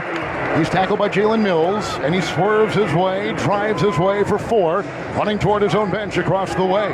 You haven't lived until you've experienced Mastro's. The true definition of fine dining, Mastro's brings the best of cuisine and service, accompanied with live entertainment and handcrafted cocktails. Visit mastrosrestaurants.com for reservations. 2nd down and 6. Brady breaks huddle in the white jerseys and navy blue pants of the New England Patriots. The silver helmets, they're in the eye. 2nd down 6. Brady under center from his 44. Looks at the 4-man front, quick out pass near side. It's caught by Hogan, a lunging two-handed glove catch on the sideline at the 44. Runs to the sideline, the 45. Hit by Ronald Darby. He picks up 3 on that quick throw. Another good tackle, this time by Ronald Darby, who comes up from about 12 yards deep and stops Hogan from gaining the first down. So a big 3rd down situation here for Philadelphia. We've only had 1 3-and-out tonight by an offense. That was in the 2nd quarter by the Philadelphia Eagles, and we've had only 1 punt tonight, and that has also been by the Philadelphia Eagles. White is flanking Brady to his right, about a foot away. Brady's got a 3rd and 3 in the gun from the 46 of New England. Shotgun snap, drops back 3, cocks his arm, throws long line, drive far side, lunging catch Amendola. He got the ball knee high and he runs out of bounds at the 47 of Philadelphia. It is a gain of 7 on 3rd and 3, hit by Mills, runs into his own bench across the way, and a first down for the Patriots. Kevin, Jim Schwartz has no answer for Tom Brady. He's back there in that shotgun. He decides to bring a 5th man in the pass rush. They can't even get close to him. The ball's out of there before they even get within a yard of him. And an easy first down completion. Burkhead is in, 1st and 10 from the 47 of Philadelphia. Fake handoff. Brady drops back deep. Now throws underneath. It's caught by Amendola over the shoulder 30. On the near sideline, the 25. On the near sideline, the 20. And then knocked it out of bounds. Oh, and the ball was ripped out, but they say he stepped on the chalk. Rodney McLeod ripped it out. 24-yard catch and run. Danny Amendola. It'll be inside the 20. Let's mark him at the 17, 18-yard line. Let's see. Now they're still trying to judge. 17-yard line. Mike Holmgren of the Philadelphia defense. And again, Brady and the New England offense on the move. That was the tough type of play that they cannot cover, Kevin. They play action pass to the right, bring Amendola from right all the way to the left, and he's wide open, wide open. As Boomer said, they have no answer right now. Brady at the 17 of Philadelphia. He's under center with the 1st and 10. He gets the snap. He fakes the handoff. He looks the opposite way. Throws to Amendola. Got a block. He's on the numbers, the 10. He tries to go inside. He was banging off bodies and finally fell at about the 7-yard line, close to a first down. Gain of about 10. Bo Allen makes the stop off the defensive line of the Eagles. Let's see just how close they are to that first. You know, they're moving so fast that you don't even have a chance to look at replays. The previous play, many thought that could have been a fumble as McLeod ripped the ball out of Amendola's hands, but I think they blew the whistle because of a forward progress was stopped. And then, of course, Brady's got him already to the line of scrimmage running a play, and now he's got him inside the 10-yard line. With a 2nd down and 1 from the 7-yard line of the Eagles, there's an I formation with White. Brady's under center. He looks over the 4-man front. He gets the snap. He spins and hands off to White, who goes over the right guard, cuts to his left on the hash mark at the 5. He picks up 5, and he's finally brought down about the 3-yard line of the Eagles, and a first down hit by Kendricks. It's 1st and goal to go. New England, they trail by 6. 9:57 clock ticking in the 4th. It is a first down and goal. They line up in the I, and Brady, I think, does he want a timeout? No, he wants the huddle, actually. That's, right, okay. That's the signal for a huddle. They were at the line of scrimmage, and they were waiting for the ball to be placed down. He wanted to snap the ball, but the ball wasn't there. So they're now back in the huddle. They come out, and now they're on their spread offense. They're in the gun. It's 1st and goal at the 4. White is in motion out of the backfield. Brady, the shotgun snap, cocks his right arm, throws a line drive low, diving attempted catch at the goal line, incomplete. Incomplete, looking for White, heavily covered, could not get the ball, covered by Jenkins. It's 2nd down and goal for New England, and the clock at 9:26 in the 4th. And you know, Kevin, this is where this Philadelphia Eagle defense has got to rise up, man. They got to force a field goal attempt here or get a turnover, something to try to stem the tide and the momentum away from this New England offense, who has basically been going up and down the field here in the second half. Dorsett is checked in. Brady in the gun, flanked by running back James White. It's 2nd down and goal at the Eagle 4. Brady orchestrates, has a receiver in motion. Amendola looks into the Eagle nickel. Shotgun snap, cocks his arm, throws an arching spiral pass in the corner, a lunging, falling down, 2-handed catch, touchdown Gronkowski, back corner of the end zone. Stretching out his body, he's looking into the lights, hauls it in, beats Ronald Darby. 4-yard touchdown pass. The Patriots have come back to tie Super Bowl 52 with 9:22 to go, and the extra point coming up. Kevin, there are certain players in the league that you just can't reproduce. I mean, I don't know how to explain a 6'6", 255-pound tight end looking like a wide receiver makes it look so easy. And Brady just lays it right into his hands. And now the extra point here coming for the New England Patriots so they can take the lead here in Super Bowl 52. Amazing. What an amazing second half performance by this New England offense. What a catch. He was dealing with the corner of the end zone. He had a defender, Darby, riding him on his back, and he still hauls it in. And Brady, as of now, has had the ball 3 times in the second half. He has thrown 3 consecutive touchdown passes. 5 yards Gronkowski, 26 yards to Hogan, and a 4-yarder to Gronkowski right there. And here is the extra point for the lead from Gostkowski. Ball put down, kick is up, and the kick is good. And New England's got their first lead in Super Bowl 52. 33-32. 9:22 to go in the fourth. What a game! You're listening to Super Bowl 52 on Westwood 1. We're back in downtown Minneapolis. Wrangler outdoor pants and shirts are made with quick drying, water repellent fabric and UPF 30 protection.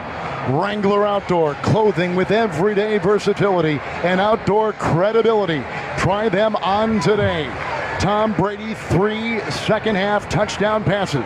They've come back from a deficit of 22-12 at halftime and have taken their first lead in Super Bowl 52, 33-32 over Philadelphia. And Kevin, that's the 12th time that Tom Brady and Rob Gronkowski have hooked up for a touchdown pass in the playoffs. That ties the leading combo of Montana and Rice, and there's still a lot of time left in this game. Gostkowski's kickoff is away, end over end. Barner, 6 yards deep, catches, traps the ball against his chest and his shoulder pads and goes to a knee, and it's a touchback, and it will be out to the 25-yard line. Super Bowl 52 MVP balloting is now open. Go to NFL.com/MVP and vote now. And Mike, we've got about a quarter to go. I mean, who's on your list? Yeah, you got 9 minutes, and right now Philadelphia's offense has to win this football game, because I don't think Philadelphia's defense can stop the Patriots right now. So we'll see if the young quarterback has it in him. They played well so far. We've got 9 minutes left. He's in the gun from his own 25. Foles is flanked by Ajayi, the running back. 3 on the defensive line for the New England Patriots. Now a fourth, puts his hands on the turf. Foles changing the play, very animated in the gun. 1st and 10, 25. It's a handoff. Ajayi over the right tackle, against the block at the 25. On the painted numbers on the field, he's out to about the 28-yard line, gaining 4, and brought down in the secondary of New England, Boomer, by Devin McCourty. Kevin, we were talking at halftime, and I said that Rob Gronkowski's got to get involved in the game. Well, he's gotten involved. He's got 2 touchdown passes, 5 catches this second half. On the other side, in the first half, we were saying this was the Alshon Jeffrey show. We have not seen Alshon Jeffrey catch a pass here in the second half. So are they doing something to keep him out of the game, or is Nick Foles just looking for other players? You got to get Alshon Jeffrey back involved here for Philadelphia. Foles in the gun from his 29, 2nd and 6, gets the snap, got a left tackle block. He drifts out of the backfield. Now he throws a long spiral down the middle of the field, almost intercepted, incomplete. They were looking for Torrey Smith on the painted numbers at the 30-yard line of New England with the coverage, and it was good by Eric Rowe. Incomplete pass. Dangerous throw by Nick Foles. This was late, and it was down the sideline, and all of a sudden this game's gotten away a little bit from this young man. And think back to the previous series on 3rd down when Eric Flowers made that stop in the backfield to force a field goal. This is a huge 3rd down right here for Nick Foles. He needs to come through with a 1st down throw. He breaks huddle for an empty backfield in the gun. 3rd down and 6. They're moving left to right in their green jerseys and white pants. He looks into 6 defensive backs. Uh-oh, we got a timeout. I think we have an official. Now 2 of them running in, and New England has called time.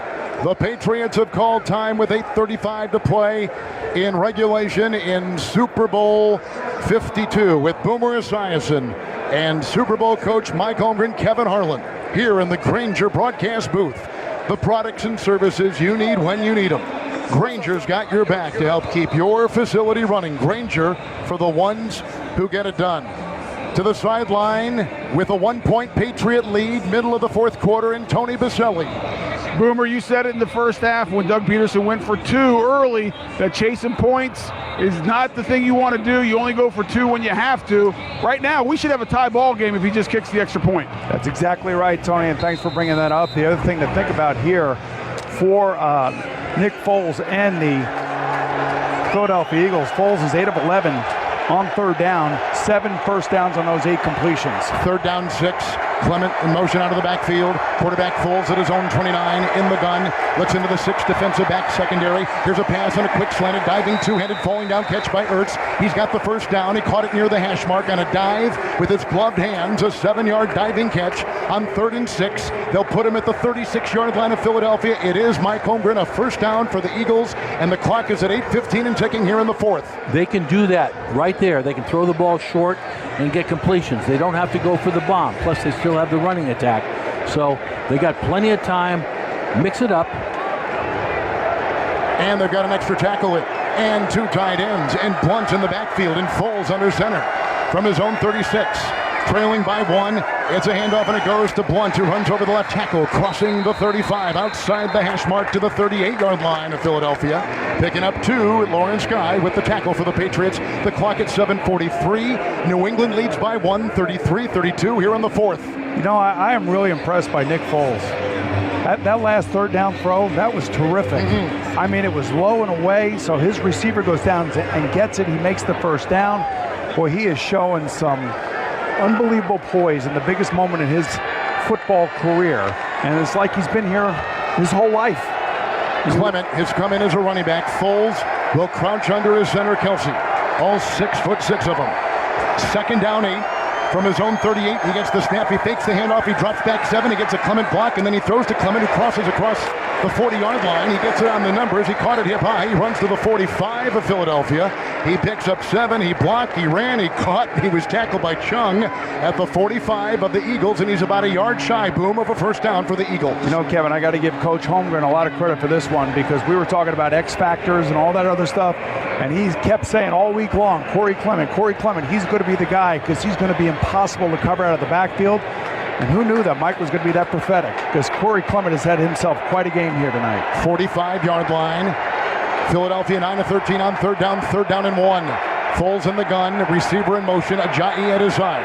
Shotgun snap, fake to Ajayi. He's hit as he throws. He loops a pass to the far side, caught by Torrey Smith, but the coverage there, and he's brought down at the 44-yard line of Philadelphia. No gain on the play. McCourty led the charge with James Harrison on the far sideline in front of the defensive coordinator, Matt Patricia of New England, across the way at the 44 of Philadelphia. Now 4th down and still a yard for the Eagle offense. Oh boy, I'll tell you what, they're going to go for it here. And I think you have to. I think you really have to, because your defense has not stopped Tom Brady and his offense all night long.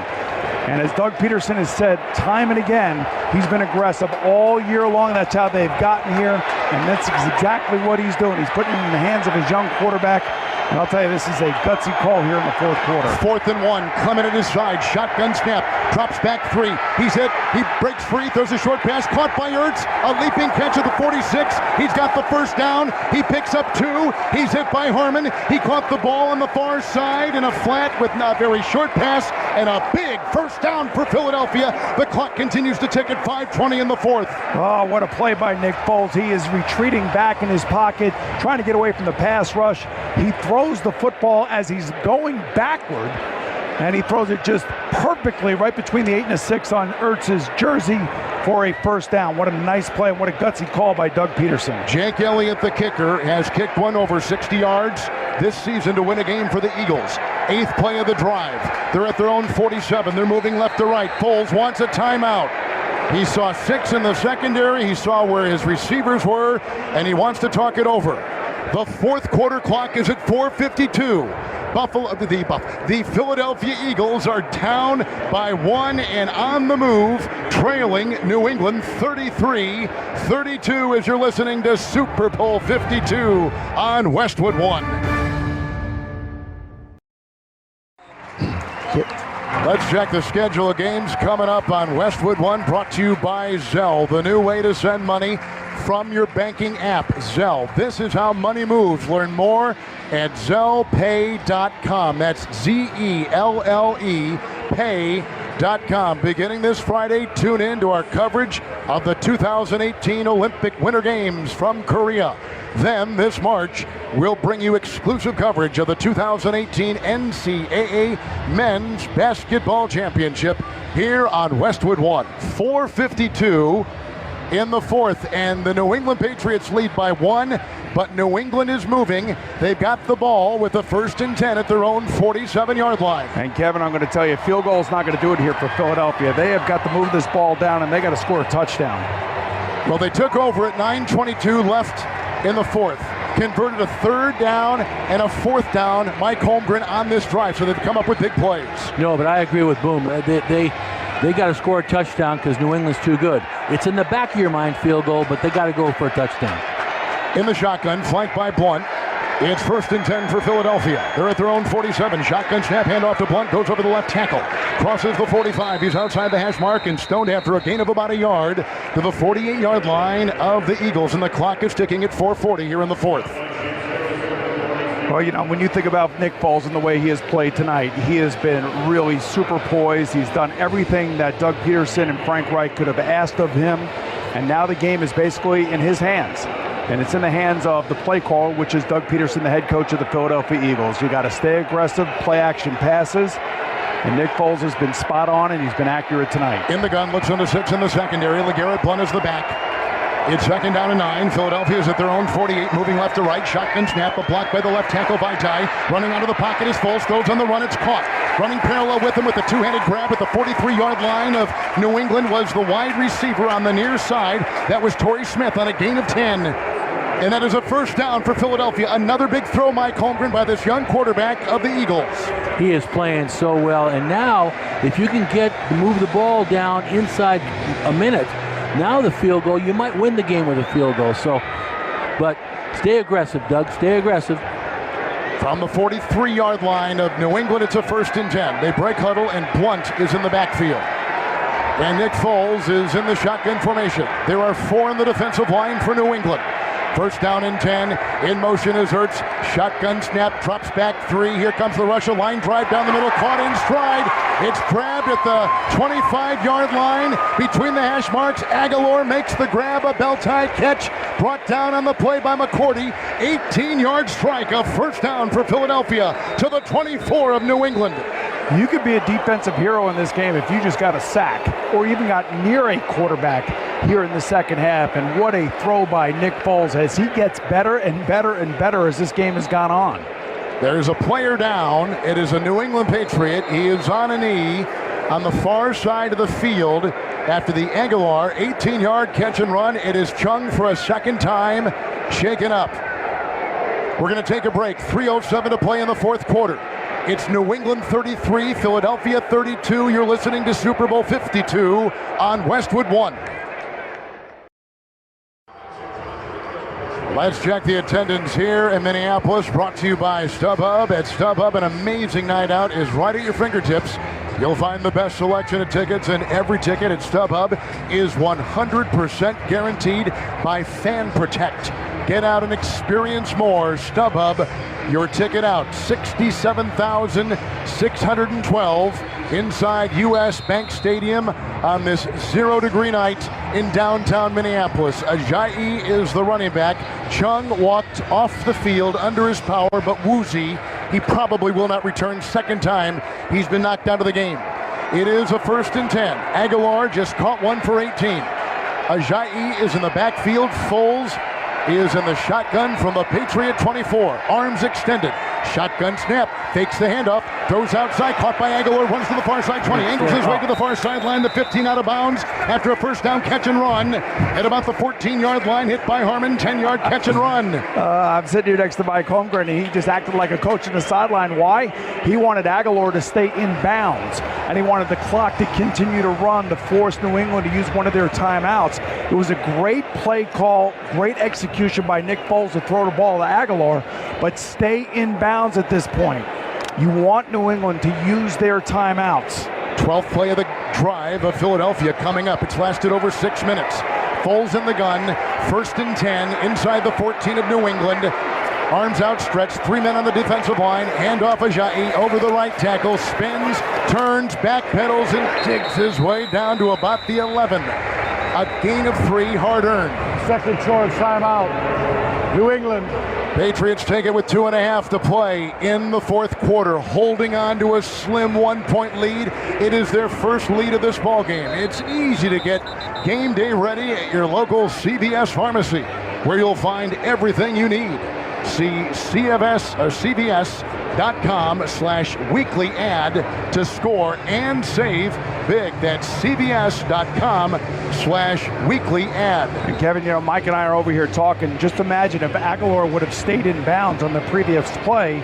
That means New England would not have any timeouts left after this play. Corey Clement is the new running back. It's second down and 7 for Philadelphia. Trailing by 1, 2:30 to play in the fourth quarter from the New England 11. It's a fake handoff, and Foles will throw an arching spiral pass in the near corner. It overshoots everybody, including Alshon Jeffrey, and the back that was defending him on the play, Stephon Gilmore. It's incomplete. Coach, I don't know about you, but I don't agree with that. I think you got to run it. You got to force New England to use their last time out there. Oh, I'm having deja vu a little bit after last year's Super Bowl. When you get in these types of situations, the clock is so important, and the strategy with that, and you got to think ahead 2 or 3 plays and use that clock. I don't understand that last call. By the way, Johnson Bonamosi has taken Chung's place in the New England secondary. Foles breaks huddle. Clement in the backfield. 3rd down and 7. Trailing by 1 with 2:25 to go in Super Bowl 52. They're inside the 12 of New England. Shotgun snap. Foles cocks his arm. Easy pass across the middle. Caught in stride. Bobbled.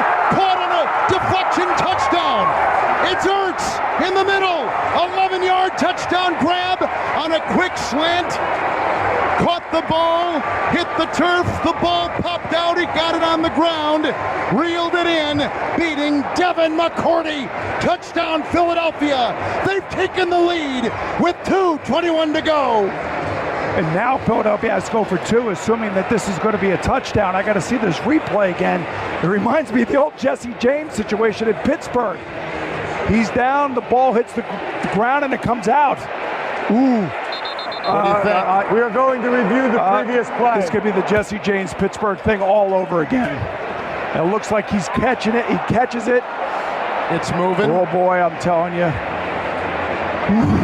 It's close. It is just like the Jesse James Pittsburgh tight end catch or non-catch as they ruled it against this same New England team. To the sideline and Tony Baselli. Guys, I think the difference in this Zach Ertz catch, or questionable catch, is he catches the ball, then he starts turning upfield, takes 2 steps, and dives for the end zone. I think that's a catch because when the ball comes out on contact with the ground, it's as he's a runner, where Jesse James caught it in the motion of catching and turning, the ball hits the ground. And it bounced off the turf and ricocheted in the air. And he got it, reeling it in on his back as he was rolling in the end zone. Let me put it this way, guys. If they overturn this, there's going to be a riot after this game. That's all I'm going to tell you. I mean, to me, in my eyes, it's a 100% touchdown. You know, and you have to wonder, Roger Goodell this week was talking about this rule right here. And you wonder if that has any impact on the way that they're ruling these things now. That shouldn't have any impact on that, but man, I'm telling you. I think Tony said it perfectly. He caught the ball, he took 2 steps under control. He broke the plane of the goal line. And he's a runner. At that point, he's a runner, and the ground cannot cause a fumble on the runner like that. Especially after you break, Not after you break the plane of the goal line. Yes, yeah. I get it, I know. But, this is the discussion that we had between Pittsburgh and New England when it was Jesse James. The difference here is that he has actually taken 2 steps and diving into the end zone. So Gene Steratore has got the headset on. He's looking at the monitor, the tablet across the way on the far sideline.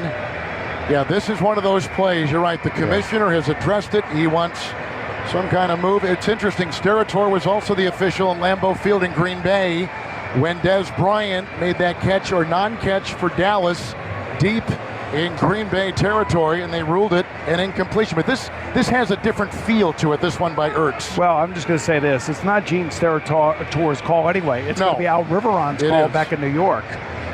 Steratore's got the call. After review, the receiver possesses the football, becomes a runner, breaks the plane of the goal line. The ruling is confirmed. It is a touchdown.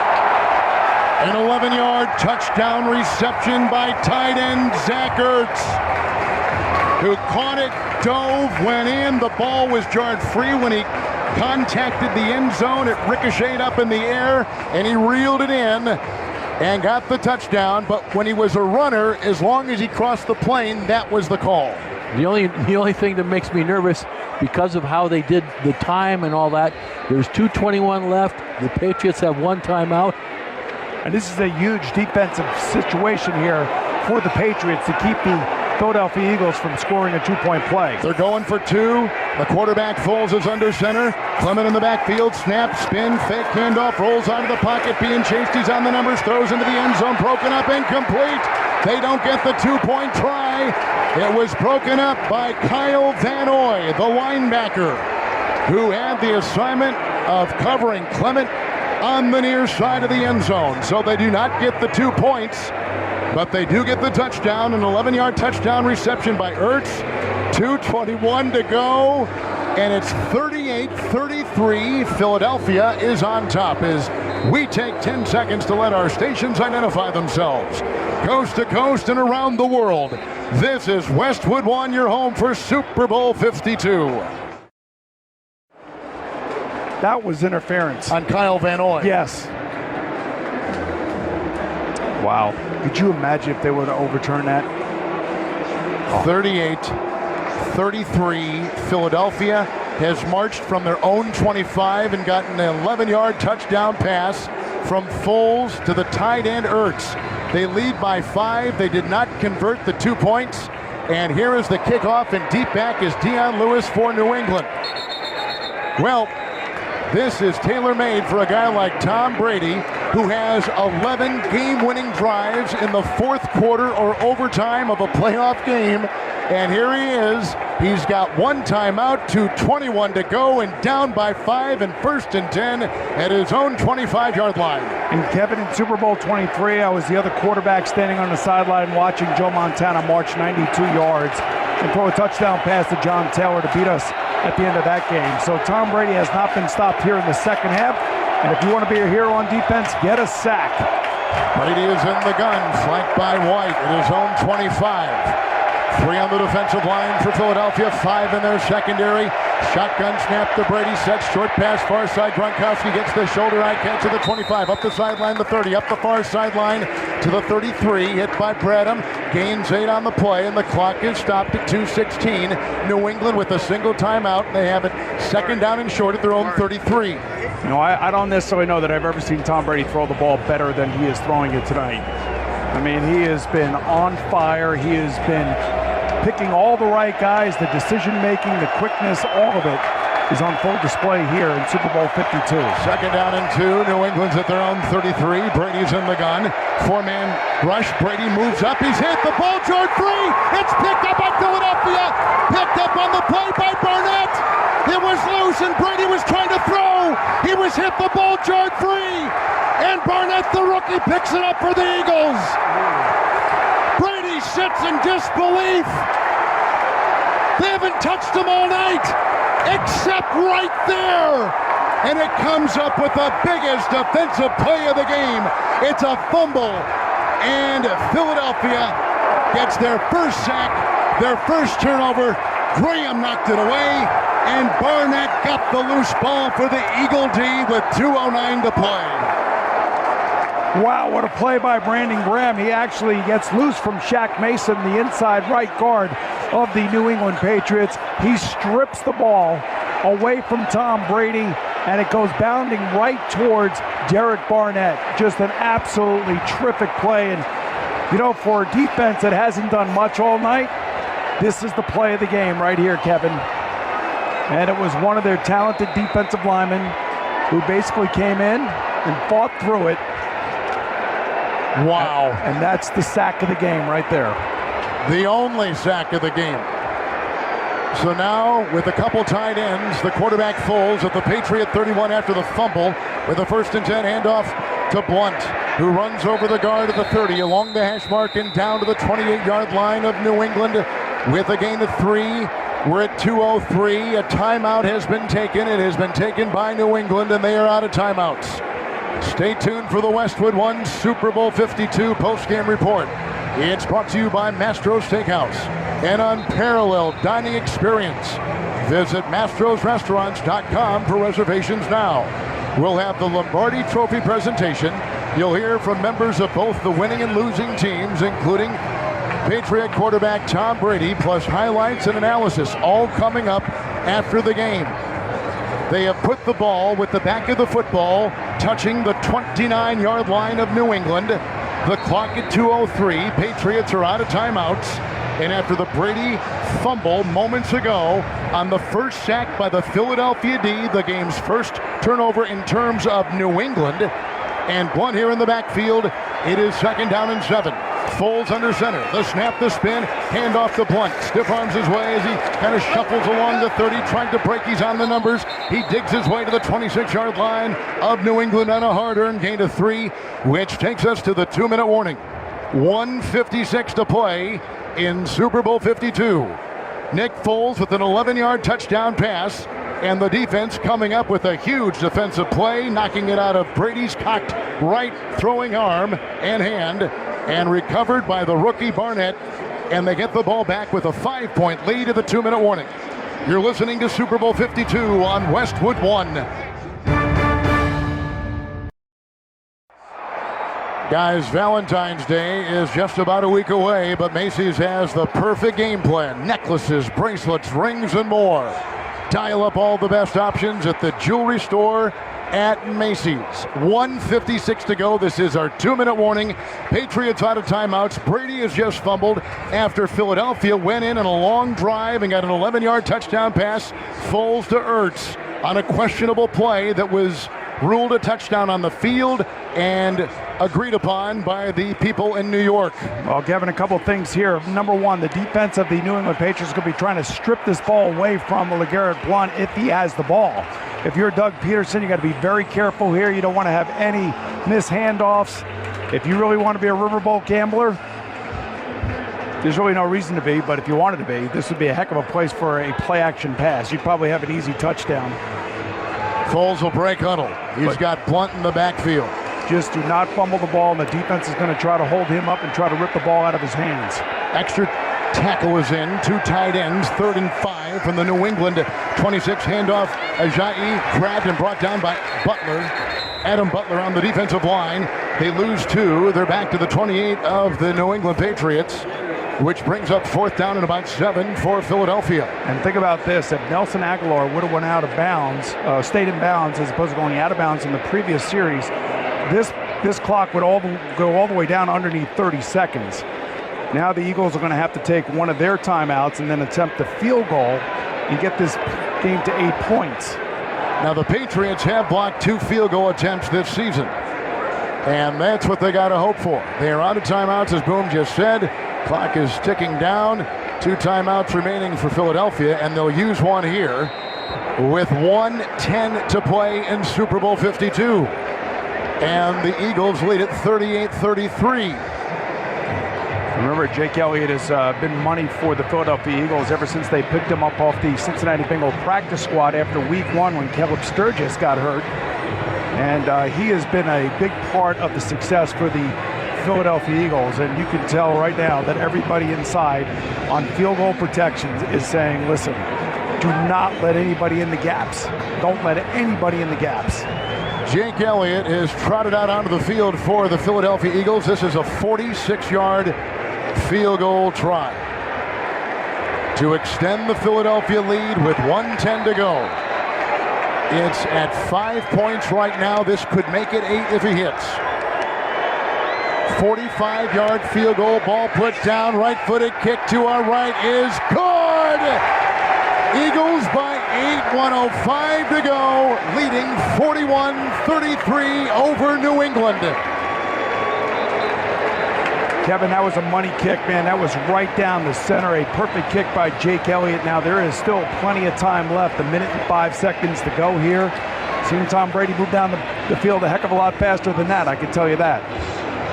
And no timeouts. No timeouts, yep. He could work the middle of the field early on, but he's going to have to work the sidelines. Don't be surprised to see a stoppage where he'll go up and just stop the clock. He'll call the clock play. But, man, this game has had just about everything, hasn't it? Well, it's had 465 passing yards by Brady and 3 touchdowns. He fumbled the last time in the pocket, ready to throw. And his arm was cocked and motionless, and he was hit. The ball jarred free. It was Brandon Graham who knocked it free. It was recovered by rookie Derek Barnett, their first-round pick out of Tennessee. And they get 3 on a 46-yard field goal. And here is the subsequent kickoff. With an 8-point lead, Deion Lewis is back, and he'll get the ball at the 6. And it's a reverse handoff, and it goes off to Burkhead, who is knocked down at about the 8. As Lewis was directed right, Burkhead came to the near side, got it, and had no place to run. Brian Brayman was the one to make the stop at the 9 of New England. No timeouts, 58 seconds to play. 58 seconds separating the Eagles from their first Super Bowl and their first NFL title since 1960. Worst beginning field position from the 9 in the gun. Brady drifts back to the end zone. Cocks his arm, hit as he throws. Long pass, far side, diving attempt, dropped. On the far sideline, Hogan was running at the 31-yard line in New England across the way in front of his own bench. It is incomplete. It is 2nd down and 10. That's amazing to me how wide open Hogan was on this play. If Brady's able to stand in there, this is going to be an easy completion about 25 yards down the field on the sideline. Wow. 41-33, Philadelphia, 53 seconds to go in Super Bowl 52. Brady in the gun, flanked by White. 3 receivers right, 1 left, 3 on the defensive line for Philly. 2nd down 10, shotgun snap. He's 2 yards deep in the end zone, moves up, avoids the rush, throws wide and incomplete on a short pass to the near sideline, uncatchable for White. Covered by Darby, incomplete. 3rd and 10 for New England. He had a Rob Gronkowski standing right in front of him. I'm not sure why he rolled to the right and threw it all the way back to the left. He could have just flipped it to Gronkowski. He could have ran for 20 yards down the right sideline. Eagle fans on their feet and looking with hope. Could this be it? From the 9, Brady in the gun. 3rd down and 10. White at his side, shotgun snap, drops back a yard deep in the end zone, hit once, throws a wobbly pass as he was hit again. It's incomplete, fluttering incomplete down the middle, landing at the 20. Incomplete pass. It is 4th down for New England, no timeouts and 42 seconds to play. They trail 41-33.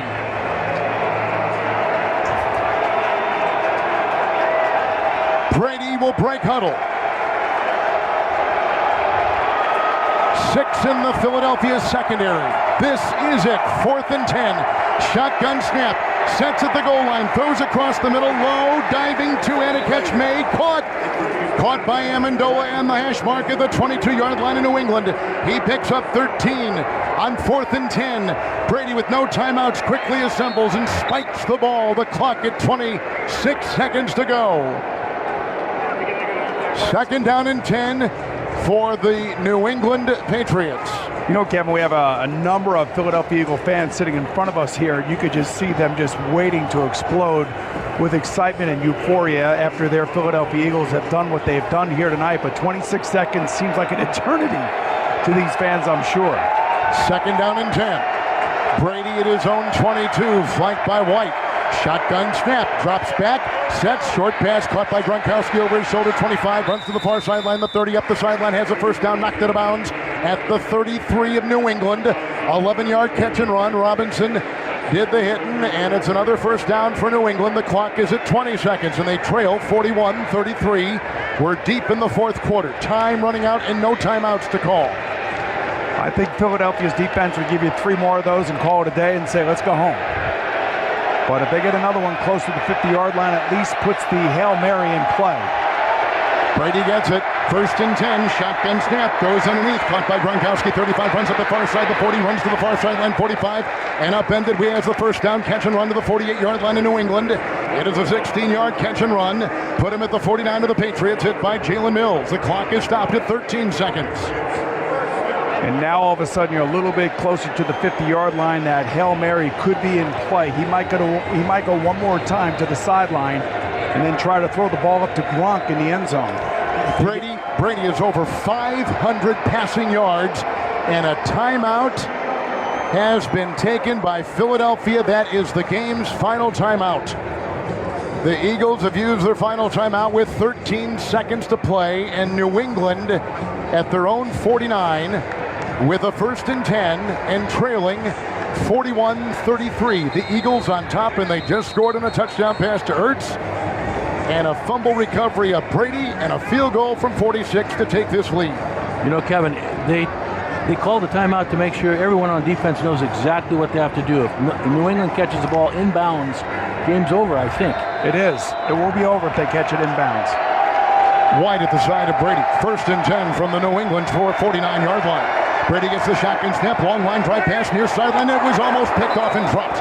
Darby had it in his hands, and it was incomplete as they were throwing for Philip Dorsett at about the 42-yard line of Philadelphia. Incomplete pass near sideline.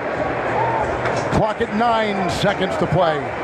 If you remember the Super Bowl versus the Giants, they had a chance with a Hail Mary at the end, and Blount almost made the game-winning catch. Did. Yes, he did.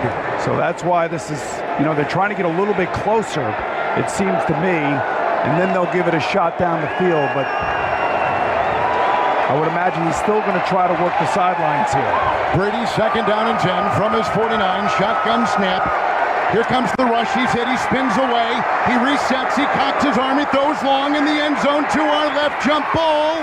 It's ricocheted around and incomplete in the end zone. Zeros on the clock. It's over. The Eagles have beaten the New England Patriots 41-33 in Super Bowl 52. They have finally done it. The city of Philadelphia finally has a Super Bowl champion and their first NFL championship since 1960. The confetti flies, and it's the color of green. The Eagles are Super Bowl champions for the first time.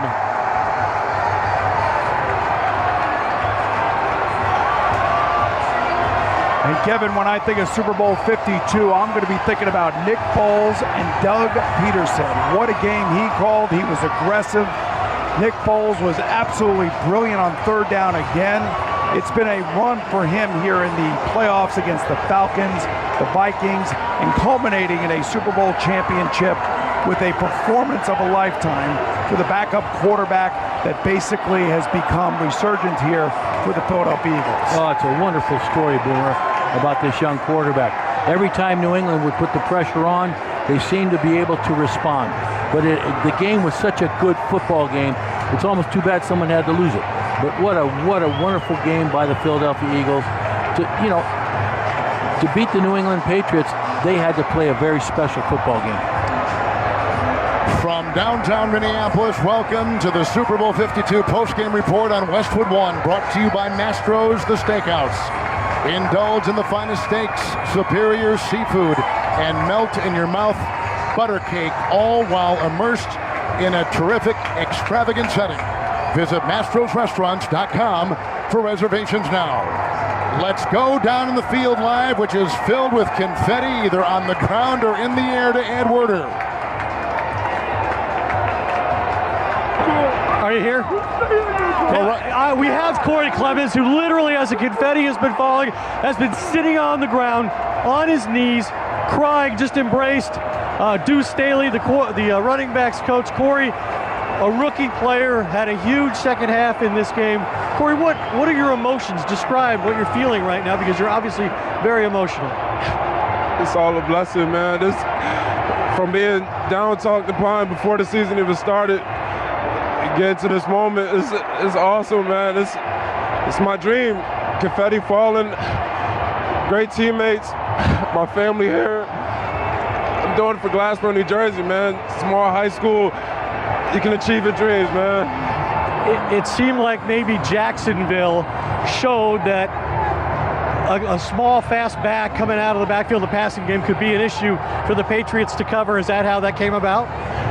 We just believed in our preparation, and this is what it showed forth. And I got to thank the Philadelphia organization for giving me a shot as an undrafted rookie free agent and being put in such a big stage and believing in me. I can only thank them.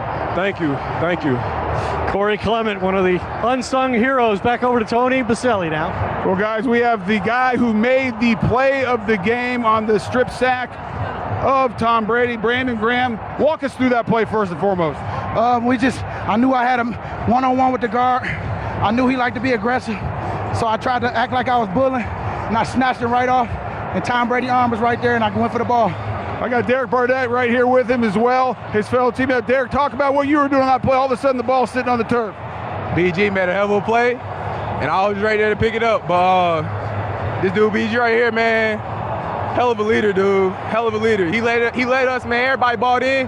BG a hell of a leader, man. And this is for all the old heads, and this is for the city of Philly. Brandon, it was a game where defensively you guys were struggling to get Tom off. He was hot. Yep. Threw over 500 yards. Talk what was going through the mindset in the huddle defensively, just trying to hang in there. Just had to make sure we got off the field. Like for us, it was all about one stop we had to make. Hey, world champs. One stop we had to make, and we went out here and we made that one stop. We knew we was going against the best, and how much sweeter it is that we beat the best today. And I'm just happy that I was a part of it. Talk about Nick Foles, that offense that kept you guys in the game, went toe-to-toe with Tom Brady, and allowed you to make that big play at the end. Hey, I will say, our offense carried us today, but when we needed to make a stop, defense came through. No matter how ugly it was, we came out with the win, and I'm thankful for the offense because Nick Foles was hot, and he deserved everything that came to him. Brandon, congratulations, Super Bowl champs. Over to you, Ed.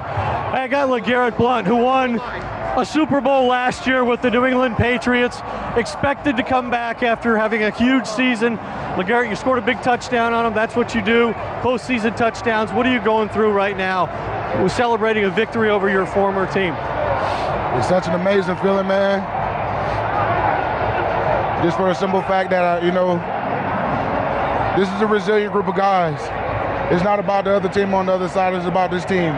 And this is a resilient group of guys, and we've done everything that Doug has told us to do all season. We've done everything. We dug deep. We knew that it was going to be a grind. We knew that this wasn't going to be easy. We knew that this was a team that we had to do everything perfect for. And we did everything that we had to do to get the W. I love these guys more than they know, and I appreciate every single thing that they've done for me.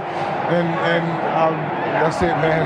LeGarrette, thanks. Congratulations. Let's go to Tony Baselli. Guys, I have Chris Long, back-to-back Super Bowl champs. How's that sound? Better than I could ever dream of, Everybody's got a story of how they got here. My road was a little long, man, and I just want to thank God, man. I couldn't have done this by myself. Teammates, we all worked so hard together, man. And Tom was slicing us up, but at the end, we just had to make a couple plays. We talked about it during the week that you said it was going to take 60 minutes to knock the GOAT out.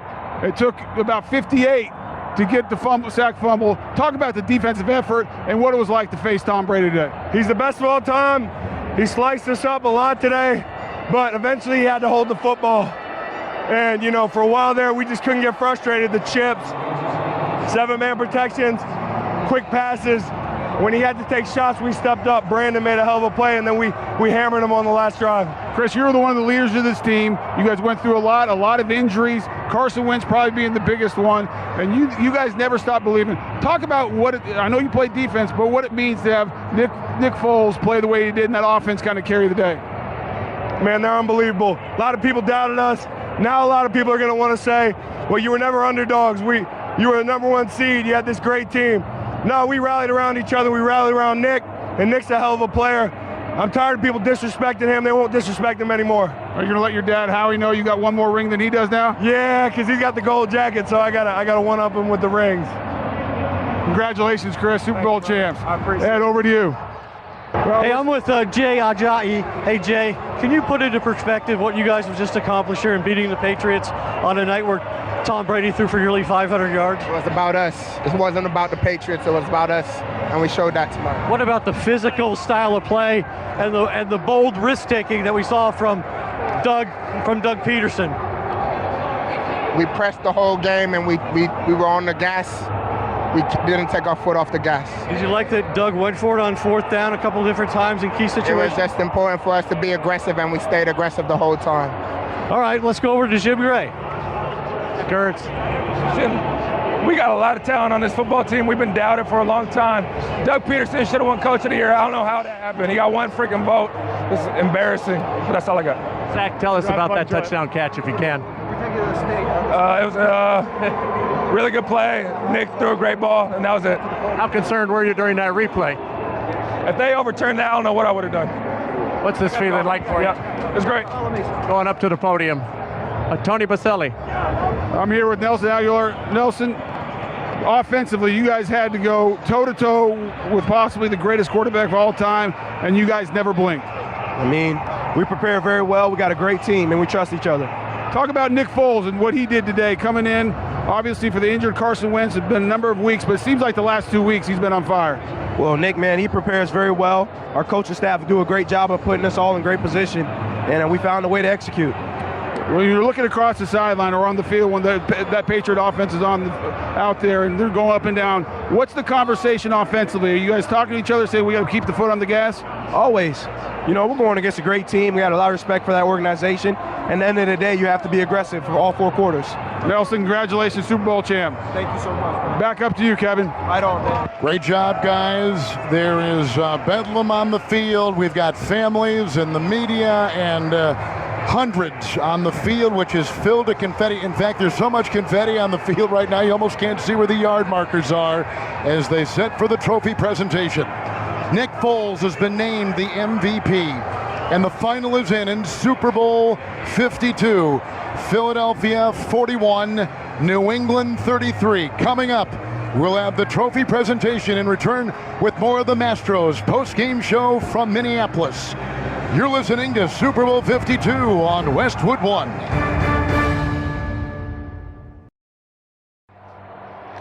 An amazing and historic night here tonight at US Bank Stadium in Minneapolis as the Philadelphia Eagles win a Super Bowl for the first time in franchise history. Scott Graham back with you. The Super Bowl 52 post-game show. The Eagles win tonight over the New England Patriots 41-33 as Philadelphia gets their first championship in football since the day after Christmas of 1960. And they do so behind quarterback Nick Foles, who a couple of years ago was considering the idea of walking away from the game. He is the Super Bowl MVP here tonight. The Eagles with a huge offensive output of 41 points on the evening.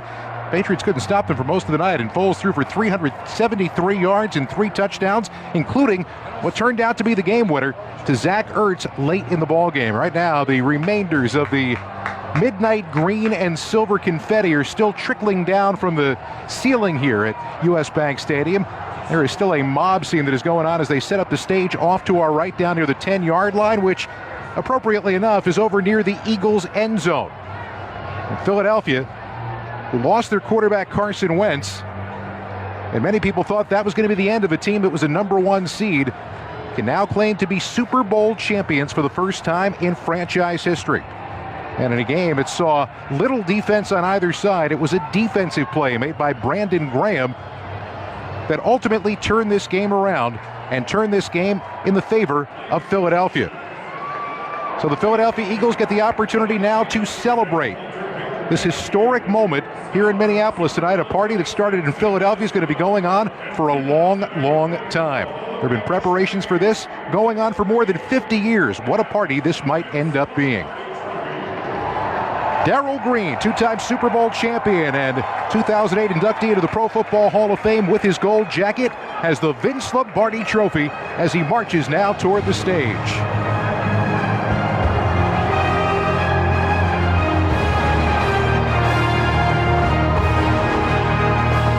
Everybody reaching out for just a piece of it. Some Eagles players crying as they reach out now, not only to touch it, but to kiss the Lombardi Trophy as it goes by. All wearing their world champion t-shirts and caps. Chris Long just leaned in for an opportunity. It must have said something to Darryl Green because there was some laughter and a little bit of give and take as the Lombardi Trophy makes its way to the stage here in Minneapolis, a day that many Philadelphia fans thought they would never see. There have been opportunities in the past, 2 previous Super Bowls, one of which ended on the wrong side for Philadelphia at the hands of the New England Patriots. Tonight, after a long, long time, finally, vindication for the Philadelphia Eagles. World champions this evening here in Minneapolis. As you may be aware from watching this ceremony in the past, it takes a while for the Lombardi Trophy to make its way from about the 30-yard line down to about the 10. It's only about 20 yards. Darryl Green could have run this thing 5, 6, 7, 8 times with ease. Remember how quick he was? But right now, they're taking their time with it as everybody gets a piece of the Lombardi Trophy as it makes its way toward the stage. A hand in here, a kiss there. Derek Barnett, who had the big recovery, the #1 draft pick, just got his opportunity. Jay Ajayi with the flag draped around his shoulders. Now reaching in for his piece of the trophy. The Philadelphia Eagles are world champions, 41-33 winners over the New England Patriots. An historic night for Tom Brady, throwing for 505 yards. A heroic effort that came up a buck short for New England tonight, as the defense could not find a way to stop Philadelphia on that lengthy fourth quarter drive that saw the Eagles come back from 1 point down to ultimately take the lead for good. Darrell Green has made his way now to the back of the stage. That normally means that you've done just about all of it. He's walking past Nick Foles, who's holding his daughter in his arms as he gives her a kiss. And now there is the Lombardi Trophy on the stage. Into the hands of Roger Goodell. Let's join the celebration on the field now. And Dan Patrick of NBC and NFL Commissioner Roger Goodell present the Vince Lombardi Trophy to Jeffrey Lurie. Jeffrey, congratulations on your first World Championship and bringing home the Vince Lombardi Trophy to the city of Philadelphia. That sounds good, doesn't it? What an amazing turnaround for your organization and your fans. Congratulations and enjoy your first Lombardi Trophy in Philadelphia. Wow.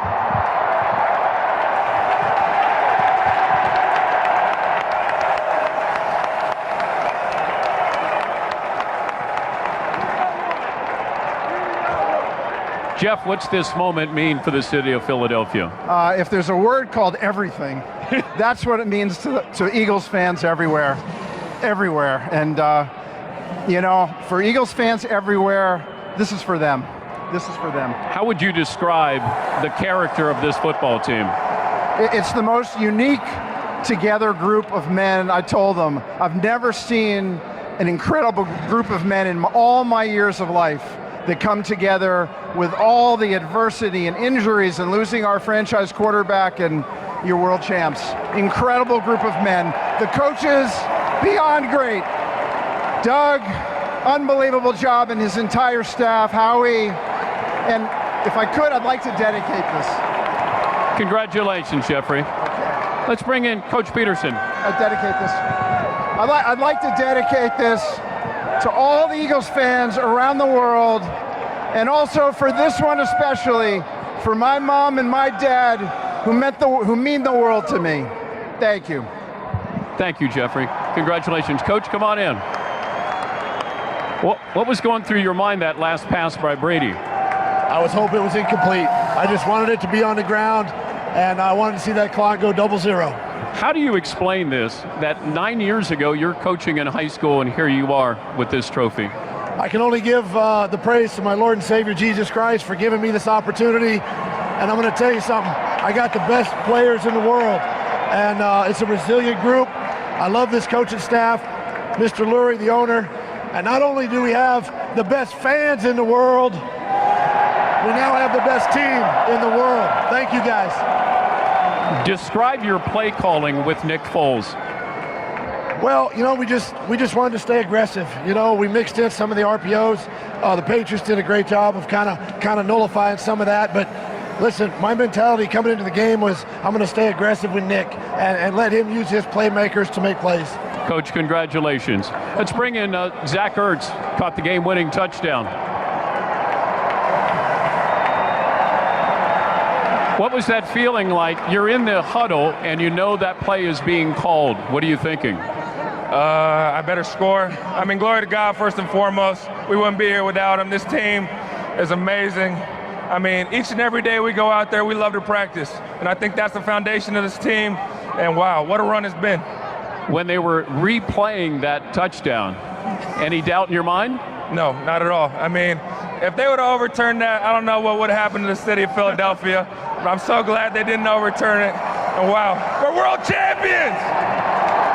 Zach, congratulations. Let's bring in your MVP, Nick Foles.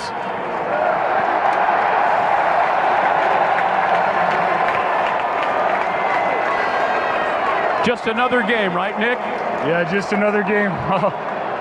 Unbelievable. All glory to God. Obviously, Lily really likes this mic. She has no idea. It didn't seem like the game, the nerves, the pressure matched up against Brady bothered you. What was going on inside you? I felt calm. I mean, we have such a great group of guys, such a great coaching staff. We felt confident coming in, and, you know, we just went out there and played football. You know, we've played this game since we were a little kid. We've dreamed about this moment. There's plenty of kids watching this game right now dreaming about this moment. Someday we'll be here. And to be here with my daughter, my wife, my family, my teammates, this city, we're very blessed. Super Bowl MVP, Nick Foles. Nick Foles overcome by emotion on the podium as he stands with his daughter in his arms and a Super Bowl MVP in his trophy case. The Philadelphia Eagles win their first ever Super Bowl, 41-33. The final score in this one, as Foles throws for 373 yards and 3 scores. This is the man who took over when Carson Wentz went down. There were many people who did not believe in him. Crowd now singing "Fly Eagles Fly," which generally ends with an E-A-G-L-E-S chant, which is very well known in the city of Philadelphia. In fact, let's let you hear just a little bit of what this crowd is going to sound like as they get to that very key moment.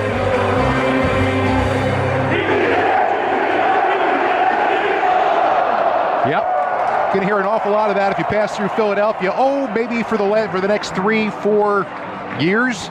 This has been a long time in coming to the city of Philadelphia. Doug Peterson, well pointed out, a guy that didn't look like he was going to necessarily be climbing the ladder as a head coach, but came in and matured over the course of the last 2 years as a head coach, remained true to his roots as an aggressive play caller, and stayed right there. He told Mike Holmgren earlier this week, "I'm going to stay that way. I'm going to remain aggressive in this game, Coach." He said, you know, if you have to punt, you punt. Well, they punted once. That was it.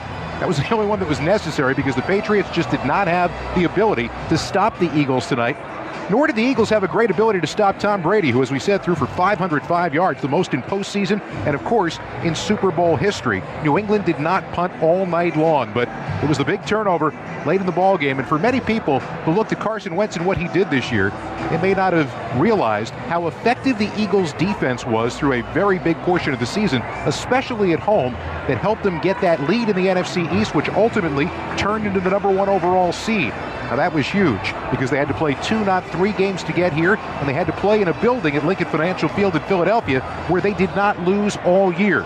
They didn't lose in the playoffs either, holding the Falcons out of the end zone in the divisional round and then blowing the Minnesota Vikings away to get here. I'm not sure that anybody in the National Football League, certainly not in Philadelphia, would have envisioned 41 points being put up by Philadelphia tonight, but that was the number in an 8-point victory, 41-33. Tom Brady is out at a podium now underneath as we see some pictures on the video monitors in front of us explaining his side of this ball game. And in a lot of ways, it felt like he was trying to do this on his own. It felt like he had the entire weight of the team on his shoulders. He needed one more drive, one more time. And his final 2 drives turned into a sack and a fumble and a Hail Mary that was knocked down in the end zone. Once again, our final score, Philadelphia 41, New England 33. You're listening to Super Bowl 52 on Westwood One. Welcome back to Westwood One's coverage of Super Bowl 52 from our Progressive Insurance Set at U.S. Bank Stadium. I'm Scott Graham. Progressive's Home Quote Explorer allows shoppers to evaluate options in one place when buying home insurance. Custom quotes and rates are available online. Learn more at progressive.com. Philadelphia Eagles Super Bowl 52 champions, 41-33. Once again, let's go downstairs to Ed Werder on the sidelines. Second-year Eagles head coach Doug Peterson with me now. Doug, you played in Philadelphia. You coached under Andy Reid in Philadelphia. The city hadn't won a championship since 1960. What do you think the significance of this is? The significance, I mean, this is history making for our organization, obviously for the city of Philadelphia. I'm kind of beside myself right now. You know, obviously in a couple days it'll sink in, but I'm so grateful for Mr. Lurie giving me the opportunity to coach this football team 2 years ago.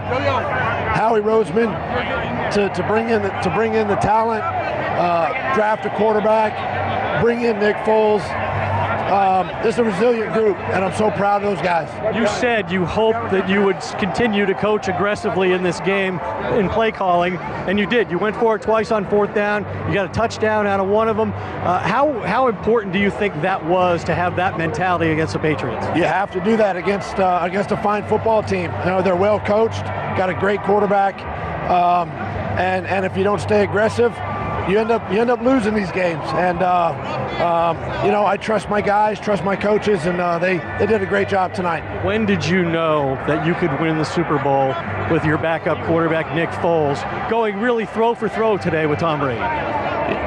You know, I had so much confidence even when Carson went down. I felt like we were still okay. We had a veteran quarterback in Nick. And we just needed to have time. We needed to spend time with each other, get to know each other again, and then work into the postseason. He's done a great job. And then just relying on his playmakers, letting his guys go out there and help him. He doesn't have to do it all, and that was evident tonight. Doug Peterson, the Eagles, the 4th team in NFL history to finish in last place one year and win the Super Bowl the next. Let's go back upstairs. I thank you very much, Ed. Exciting stuff going on for Doug Peterson, a guy who, as he said, came in and kind of found himself as a head coach in this situation, a second-year head coach who did not have previous head coaching experience. I mean, that in and of itself is something to marvel at. And coaches who have been there, and we'll talk to Coach Holmgren in just a bit, but let's go down to the sidelines now to Tony Baselli. Guys, I'm here with Nick Foles, who's talking to a lot of different people. Nick, first and foremost, congratulations. Week 14, Carson Wentz goes down, and you step up into that game. Would you ever imagine at that point that you'd be sitting here as not only Super Bowl champion, but MVP? No, I mean, this is unbelievable. I can't, you know, I can't believe it. It's just unbelievable. All glory to God. At this moment, the emotions are crazy. But then when you look at all your loved ones, you look them in the eyes, look at your teammates, that's what it's about. It's about this journey to be here in this moment. It's super special. You guys went through a stretch early when you were the starting quarterback, and a lot of people were questioning whether this team could even win a playoff game. But then something clicked in the NFC Championship game. In the last 2 weeks, you've been outstanding. What changed? I think we, you know, as a team, we just kept working together. We didn't listen to the outside noise. Of course, you're aware of the outside noise. You do media and everything, but no one wavered inside on this team. We kept working, we kept believing, we kept grinding, and we just went out there and executed. And, now we're right here and we're world champions. It's unbelievable. Your head coach, Doug Peterson, did not call a game today like he was calling a game for the backup quarterback. How much does that mean to you as a player, the confidence that he shows in you, and also your teammates? It shows everything. I mean, Coach Peterson's unbelievable. I mean, his aggressiveness with play calling, our entire coaching staff, the way they put together a game plan to put us in a position to be successful, they don't get enough credit. But just all in all, that's what it's about. It's about enjoying this moment with the ones you work with, the ones you love. And I'm speechless, seriously. You have 373 yards, 3 touchdowns, and you just went toe-to-toe with arguably the greatest quarterback of all time. At any moment during that game, what was the conversation? You were talking, saying, we have to keep it going because Tom Brady's on the other sideline. Yeah, I mean, I wasn't really focused at the score, the clock. I was just going to go. I was going to just go out there and play. I wasn't aware that much of the clock than when I needed to be, and that was my mindset going in. I just wanted to play. I just wanted us all to play hard, play for one another. And, the Patriots did an amazing job. It's an amazing team. Obviously, Tom's probably the greatest quarterback of all time. I mean, that was a tough battle, but wow. Well, congratulations, Nick. He might be the greatest of all time, but you're Super Bowl champion right now, so congratulations. Thank you. Back up to you guys. All right, for joining us as guests, Nick Foles and Corey Clement receive gift cards to enjoy Mastro's Steakhouse. For your next special occasion, visit Mastro's, an unmatched dining experience known for its world-class service and exquisite cuisine. Mastro's offers the finest prime steaks and the freshest seafood, all in a lively atmosphere. Visit mastrosrestaurants.com for locations and reservations. You can hear how taken aback a number of the Philadelphia Eagles are at the situation they're in right now because they've never experienced it before. They're looking around and realizing that there are a whole bunch of Eagles fans that are still here in the stands. They don't want this night to end, and A number of them on the field as well, and the Philadelphia Eagles are also still remaining on the field as they walk around giving out hugs, giving out congratulations on a job well done here tonight. Standing toe-to-toe with the defending Super Bowl champions, and the Eagles get a 41-33 victory for the first Super Bowl win in franchise history. So once again, our final score, 41-33. We'll continue with more of the Astros post-game show from Minneapolis, but first, let's give our local stations a chance for a message. This is Westwood One's coverage of Super Bowl 52. Scott Graham back here in Minneapolis following the Eagles' 41-33 win over the New England Patriots in Super Bowl 52. Visit NFLShop.com to get your Super Bowl 52 championship licensed products at the official store of the NFL, NFLShop.com. Back down to the field to Tony Baselli. Scott, I got arguably the best center in all of football, Jason Kelce. Jason, anytime you score 41 points, the offensive line must play pretty well. Yeah, we felt pretty good about that one. I think, the running game kind of stalled out there in the second half, but I thought we protected the quarterback well, and throughout the game, we opened up some holes. But across the board, the way the whole entire offense played today was unbelievable. Talk about how important, you talk about protecting Nick Foles. He came in, he did not look like a backup quarterback today, but he had a lot of time, and the New England Patriots will give you a lot of different looks. Talk about the communication, but just the mindset you guys had up front of making sure Nick had time. We emphasized it all week. We knew we were going to get a bunch of different looks from these guys. There's well coached as we're going to see in this league, and that puts them in a lot of good situations. So, we felt like as long as we can take care of the five guys rushing and give Nick the time, whenever he has time to make plays happen, his arm is dynamic. He's an incredible decision maker, and I'm just so happy for him to be able to play like that in the biggest stage possible. It's said that your brother Travis Kelce, the Chiefs tight end, has a lot of swag. Yeah. I think that Super Bowl ring gives you a little bit more swag than he has right now. I officially have the best piece of jewelry in the Kelce family, and I'm pretty sure he's going to be a little bit jealous about that. Hey, man, congratulations, Super Bowl champ. Back up to you, Scott. All right, thank you, Tony. And obviously Travis Kelce, his brother, the tight end from the Kansas City Chiefs, is one of the more gregarious guys in the National Football League, but you don't realize that Jason Kelce's got that kind of sense of humor as well, and the ability to chat. He joined us this week as part of our Westwood One coverage, and now gets the opportunity, at least for a year, to lord it over his brother that he's got a Super Bowl ring and his brother does not. Something Philadelphia Eagles have not had an opportunity to have over the years, but they've got it now after tonight's victory. Time to listen back now to the highlights and relive the best moments from the game, brought to you by JBL. Live your life at full volume with JBL wireless headphones and portable speakers. JBL, dare to listen. This game was likely going to be an offensive-minded game, although we had absolutely no idea just how offensive this was going to be before it was done. Patriots won the toss, elected to defer. This ball game, you wanted as many opportunities as possible with the football. The Eagles got the ball first, put together a strong first drive. That drive ended up stalling, even though in the middle of it they had a helmet catch. That was made by Torrey Smith on a 3rd and 12 play, harkening back to something that had happened to the New England Patriots back in Super Bowl 42. Ultimately, after a false start by Zach Ertz and a pass breakup in the corner of the end zone, Jake Elliott hit a 25-yard field goal to give Philadelphia a 3-0 lead. But Mike Holmgren, it was the New England Patriots who came back straight down the field. They marched down with a 67-yard drive, answered with a Steven Gostkowski field goal of their own, and about 10 minutes into this ball game, tied up at 3. It started out fast, Scott, for both teams. They both had nice tries, but they both wound up with field goals. But I think we knew then what kind of a game it was going to be. There wasn't going to be a whole lot of defense played in the first quarter of this game. On the ensuing drive, the Eagles took over at their own 23-yard line. Big play on that drive was LeGarrette Blount breaking a 36-yard run to the New England 34-yard line. And on the next play, the Eagles retook the lead. They got the receiver, Smith in motion, Blount in the backfield. 3-man front comes charging, fake handoff, dropping back 5 Foles, launches a long spiral, back of the end zone, far side, leaping, two-handed, falling down, catch made by Jeffrey! What a catch! Touchdown, Philadelphia! 34-yard pass, an acrobatic, two-handed falling down, twisting catch in the back of the end zone. He beat Rowe, and the Eagles go up on top, 9-3, late first quarter. Coach, great throw, even better catch by Alshon Jeffrey. Even better catch. We knew they had good skill people. Today they really showed it. Not only did they just catch the ball, they made great catches.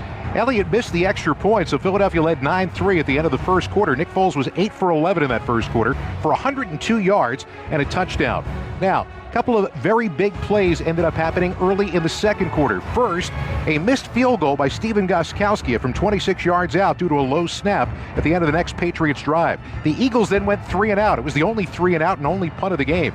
On the ensuing drive, the Patriots were moving ball down the field. Brandon Cooks caught a 23-yard pass, but he got blown up by Malcolm Jenkins, knocked out of the game. He would not return. That was a big miss for the New England Patriots, because he's really their big speed guy, and he got tagged really good. But they did the right thing. He was really woozy. They took him out, and he didn't come back in. On the very next play, the Patriots did something they don't often do, which is they tried some trickery, and Danny Amendola had Tom Brady wide open down the sideline. It was a pass to Brady that went a little bit high, and Brady looked like he was a 40-year-old guy trying to reach back for that ball. It went off his fingertips, incomplete. Ultimately, the Patriots got turned away on downs, and the Eagles took over at their own 35-yard line. That is when, once again, Nick Foles went back to work. A 20-yard pass to Zach Ertz on 3rd and 7 for a first down. A 22-yard pass to Alshon Jeffrey on another terrific catch. Got them down to the Patriot 21-yard line. And then New England's former teammate put him in a bigger hole. They bring in Blount, 2 tight ends from the 21 in New England. Foles crouched under center, all 6 feet 6 of them. Here's the handoff, and it goes over the left tackle. This is a good block, and it's at the 20-yard line. Here goes Blount from the 10 to the 5. He runs into the end zone. Touchdown! Got the blocking, swerved his way. 21-yard touchdown run. Like Garrett Blount over the left side. Philadelphia has gone up 15-3 with just under 9 to play in the second quarter. They tried a 2-point conversion. It was no good, but Philadelphia had a 12-point lead. The Patriots cut into that on their next drive. Stephen Gostkowski nailing a 45-yard field goal to get New England back to within 15-6. Then the Eagles got it back, and they were moving the football again. This time, though, when Nick Foles decided to take a chance down the right sideline, it turned into his first mistake of the ball game. 43-yard line in New England, 3-man front for the Patriots. Shotgun formation for Philadelphia. There it is on 1st and 10. Foles gets it. Winds up, long-arching spiral down the far sideline. Leaping attempted, bobbling catch, and on the ricochet, it was intercepted on the play. Picked up by Duron Harmon inside the 5 on the carom. He then takes it to the numbers and runs to the 10. And a pickoff on a ricochet. Down the far sideline, intercepted by New England. On a turnover, on a bobbling ball, and a falling down Alshon Jeffrey of the Philadelphia Eagles. Wow. That bobbled ball and an interception gave the Patriots the ball at the 10-yard line. A defensive holding call gave them a first down, and Tom Brady put a 43-yard pass right in the bucket to Chris Hogan down the right sideline on 3rd down. A perfect throw to get New England into Eagles territory at the 26-yard line. From there, they went to the touchdown Super Bowl specialist. 26-yard line of Philadelphia. Brady under center, 1st and 10, a couple tight ends. Gets the snap, spins to his left, hands off to White over the left guard. He got a block at the 25 on the numbers, the 20. He goes inside, he's at the 15, the 10, breaks the tackle, the 10, the 5, touchdown! White frees himself, wiggles free, runs into the end zone. Touchdown, New England, with 2:04 to play before halftime. And the Patriots are back in business on a 26-yard touchdown run by James White of New England. They were back within 3, Coach, but not within 2. The extra point by Gostkowski was no good. This is a guy who once made 478 straight extra points in the regular season. You're a coach, that's got to drive you nuts. Oh, no, those things drove, and I think it happened a couple times tonight, which was really unusual in a big game like this, because kickers are very, very consistent, and tonight it was just one of those nights. Now, with just over 2 minutes to go in the first half, the Eagles had some time, and what did they do? They went right back down the field again. Nick Foles on a beautifully thrown 55-yard wheel route to Corey Clement down to the New England 9-yard line. They tried a couple of running plays and got it to the 1, and then were incomplete to Alshon Jeffrey on 3rd and goal. They elected to go for it on 4th down. This is huge in this ballgame because, Coach, they elected to go for it, and then they called a timeout. Clearly, the Eagles changed their minds on what they were going to do. Yeah, and they did, and it was the right thing to do. That was a very, very important play in the football game, and if you're the least bit uncertain, call the timeout, talk it over, make sure. What they did was put tight end Trey Burton, a former high school quarterback, into the ball game, and they reached down deep into their bag of tricks. 4th and goal at the 1. Foles running up and down the line. It's a direct snap, and it goes to Clement, who gives it off to Burton, the tight end, who then throws in the end zone. Touchdown! Foles caught the ball on a touchdown pass of the yard by the tight end. What did we just see? Holy smokes! 34 seconds to go. The tight end just threw a touchdown pass to the quarterback. And Philadelphia goes on top 21-12 with a half minute to play before halftime. A 1-yard touchdown throw by the tight end, Trey Burton. Unbelievable. Nick Foles becomes the first quarterback to catch a touchdown pass in Super Bowl history. Actually, John Elway and Jim Kelly had both caught passes in the Super Bowl, but that was a brilliant call by Doug Peterson. It really was. And then now, that was the first game in a long, long time that I've seen passes thrown to both quarterbacks.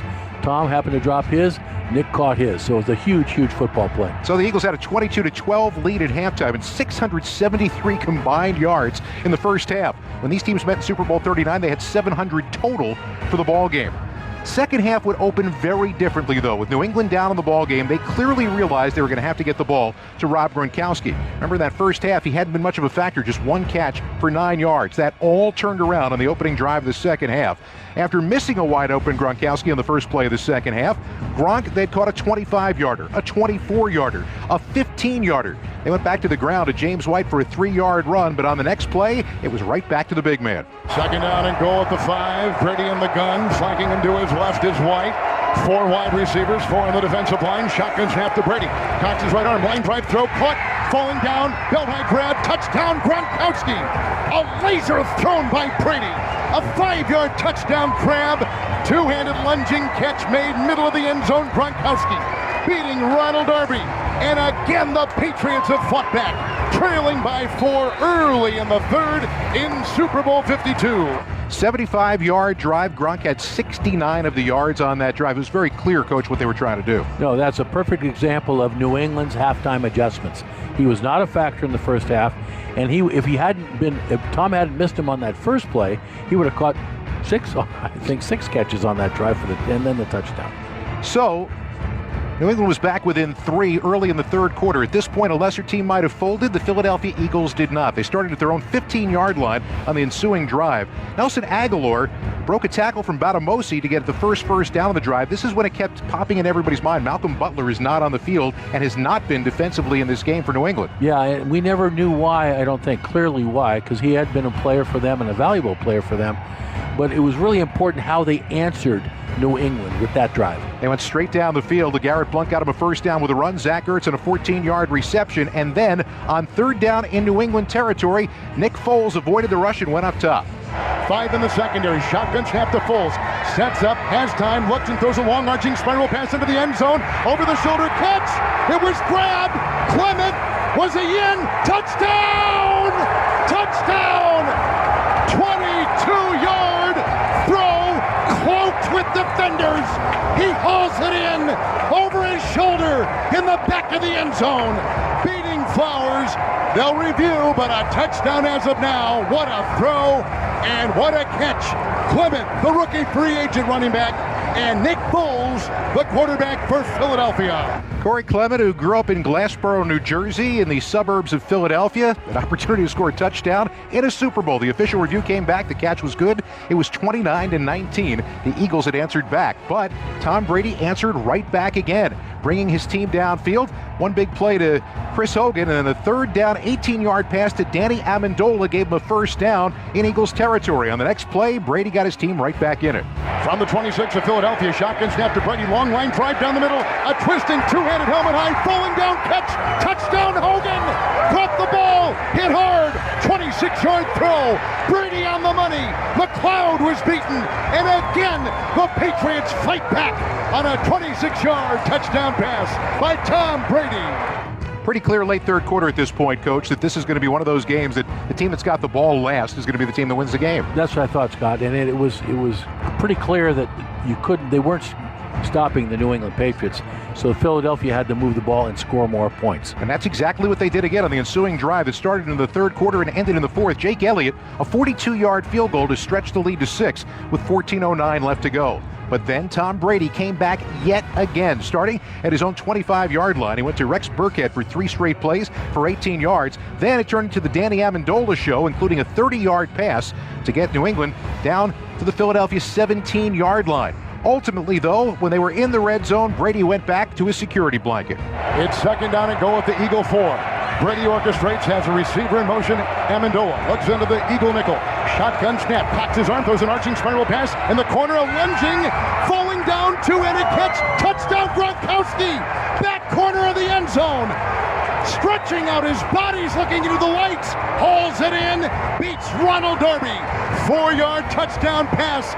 The Patriots have come back to tie Super Bowl 52 with 9:22 to go, and the extra point coming up. The extra point was good, and with 9:22 left, the Patriots had a 1-point lead. Coach used a lot of cliches out there, but heart of a champion seems to work here. Well, absolutely. You know, we knew what Philadelphia had to do. You know, they had a drive with 9 minutes to go, and they could not stop New England, so it was up to the Philadelphia offense. And it was up to the Philadelphia offense not only to drive and score, but potentially to use up as much of the clock as they could as they started at their own 25-yard line. This turned out to be a huge drive, a big third down pass to Zach Ertz to convert on first down, and then a gutsy fourth down call and a completion to Ertz for a first down with under 5 minutes left to play. Nelson Aguilar then ended up with 38 yards on 3 successive catches. Ultimately, though, the Philadelphia Eagles would get it close enough to throw it to their security blanket for a shot at the lead. Foles breaks huddle. Clement in the backfield. Third down and 7. Trailing by 1 with 2:25 to go in Super Bowl 52. They're inside the 12 of New England. Shotgun snap. Foles cocks his arm. Easy pass across the middle. Caught in stride. Bobbled. Caught on a touchdown. It's Ertz in the middle. 11-yard touchdown grab on a quick slant. Caught the ball, hit the turf, the ball popped out, he got it on the ground, reeled it in, beating Devin McCourty. Touchdown Philadelphia. They've taken the lead with 2:21 to go. And now Philadelphia has to go for 2, assuming that this is going to be a touchdown. I got to see this replay again. It reminds me of the old Jesse James situation at Pittsburgh. He's down, the ball hits the ground, and it comes out. Well, it was not exactly like the Jesse James situation in Pittsburgh. And Tony Baselli, while he was jumping in from the sideline with you guys while you were discussing it, pointed it out, and you jumped right on it. The fact that Ertz came down and turned into a runner. He turned into a runner, and once he turned into a runner and broke the plane, then falling on the ball and the ground causing the fumble after he broke the plane didn't count. You just never know, Scott, how other people are going to look at it. After he came out from under the hood, that's exactly what Gene Steratore had to say. After review, the receiver possesses the football, becomes a runner, breaks the plane of the goal line. The ruling is confirmed. It is a touchdown. Philadelphia 38-33 lead, but 2:25 to go. And this is what you said at the time. 2:25, Tom Brady, 1 timeout. Scary stuff. It is scary stuff. He's done it before. He's done it his whole career. That was too much time. So the Patriots took over at their own 25-yard line. The drive began with an 8-yard pass to Rob Gronkowski as time was whittling down. Brady had to get his team downfield. The Philadelphia defense had to stand up. It's time for our shining moment of the game, brought to you by Jared, the Galleria of Jewelry. Second down and 2. New England's at their own 33. Brady's in the gun. 4-man rush. Brady moves up. He's hit. The ball jarred free. It's picked up by Philadelphia. Picked up on the play by Barnett. It was loose, and Brady was trying to throw. He was hit. The ball jarred free. And Barnett, the rookie, picks it up for the Eagles. Brady sits in disbelief.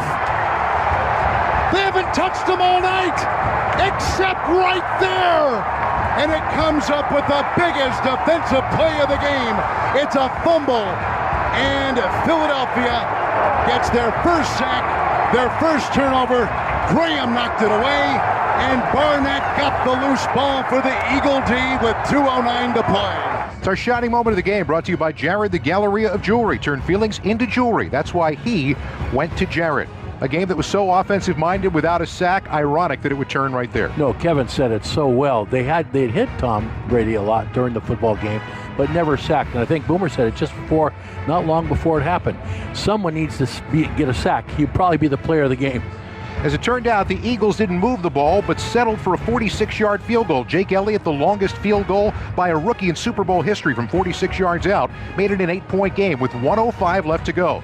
Patriots without timeouts. They got down to 4th down, but completed a pass. You may remember Super Bowl 46, same situation. They needed a touchdown against the New York Giants. On 4th down, Tom Brady extended a drive. He went to Rob Gronkowski on back-to-back plays. You also may remember that Super Bowl 46 ended with Brady arcing the ball into the end zone on a Hail Mary, praying for Gronkowski to get there in time. Super Bowl 52 would end the same way. Brady 2nd down and 10 from his 49. Shotgun snap. Here comes the rush. He's hit. He spins away. He resets. He cocks his arm. He throws long in the end zone to our left. Jump ball. It's ricocheted around and incomplete in the end zone. Zeros on the clock. It's over. The Eagles have beaten the New England Patriots 41-33 in Super Bowl 52. They have finally done it. The city of Philadelphia finally has a Super Bowl champion and their first NFL championship since 1960. The confetti flies, and it's the color of green. The Eagles are Super Bowl champions for the first time. Coach, they said this was a Mike Holmgren kind of game. I can see how this ages you guys. It does age. You know, I hear the call the last play of the game, and it's hard to describe your emotions. There are tears, there's laughter, you're drained, you're looking for your family. Also, the confetti's coming down. It's just quite an experience. 41-33 the final. Let's pause 10 seconds for station identification. This is Westwood 1, your home for Super Bowl 52.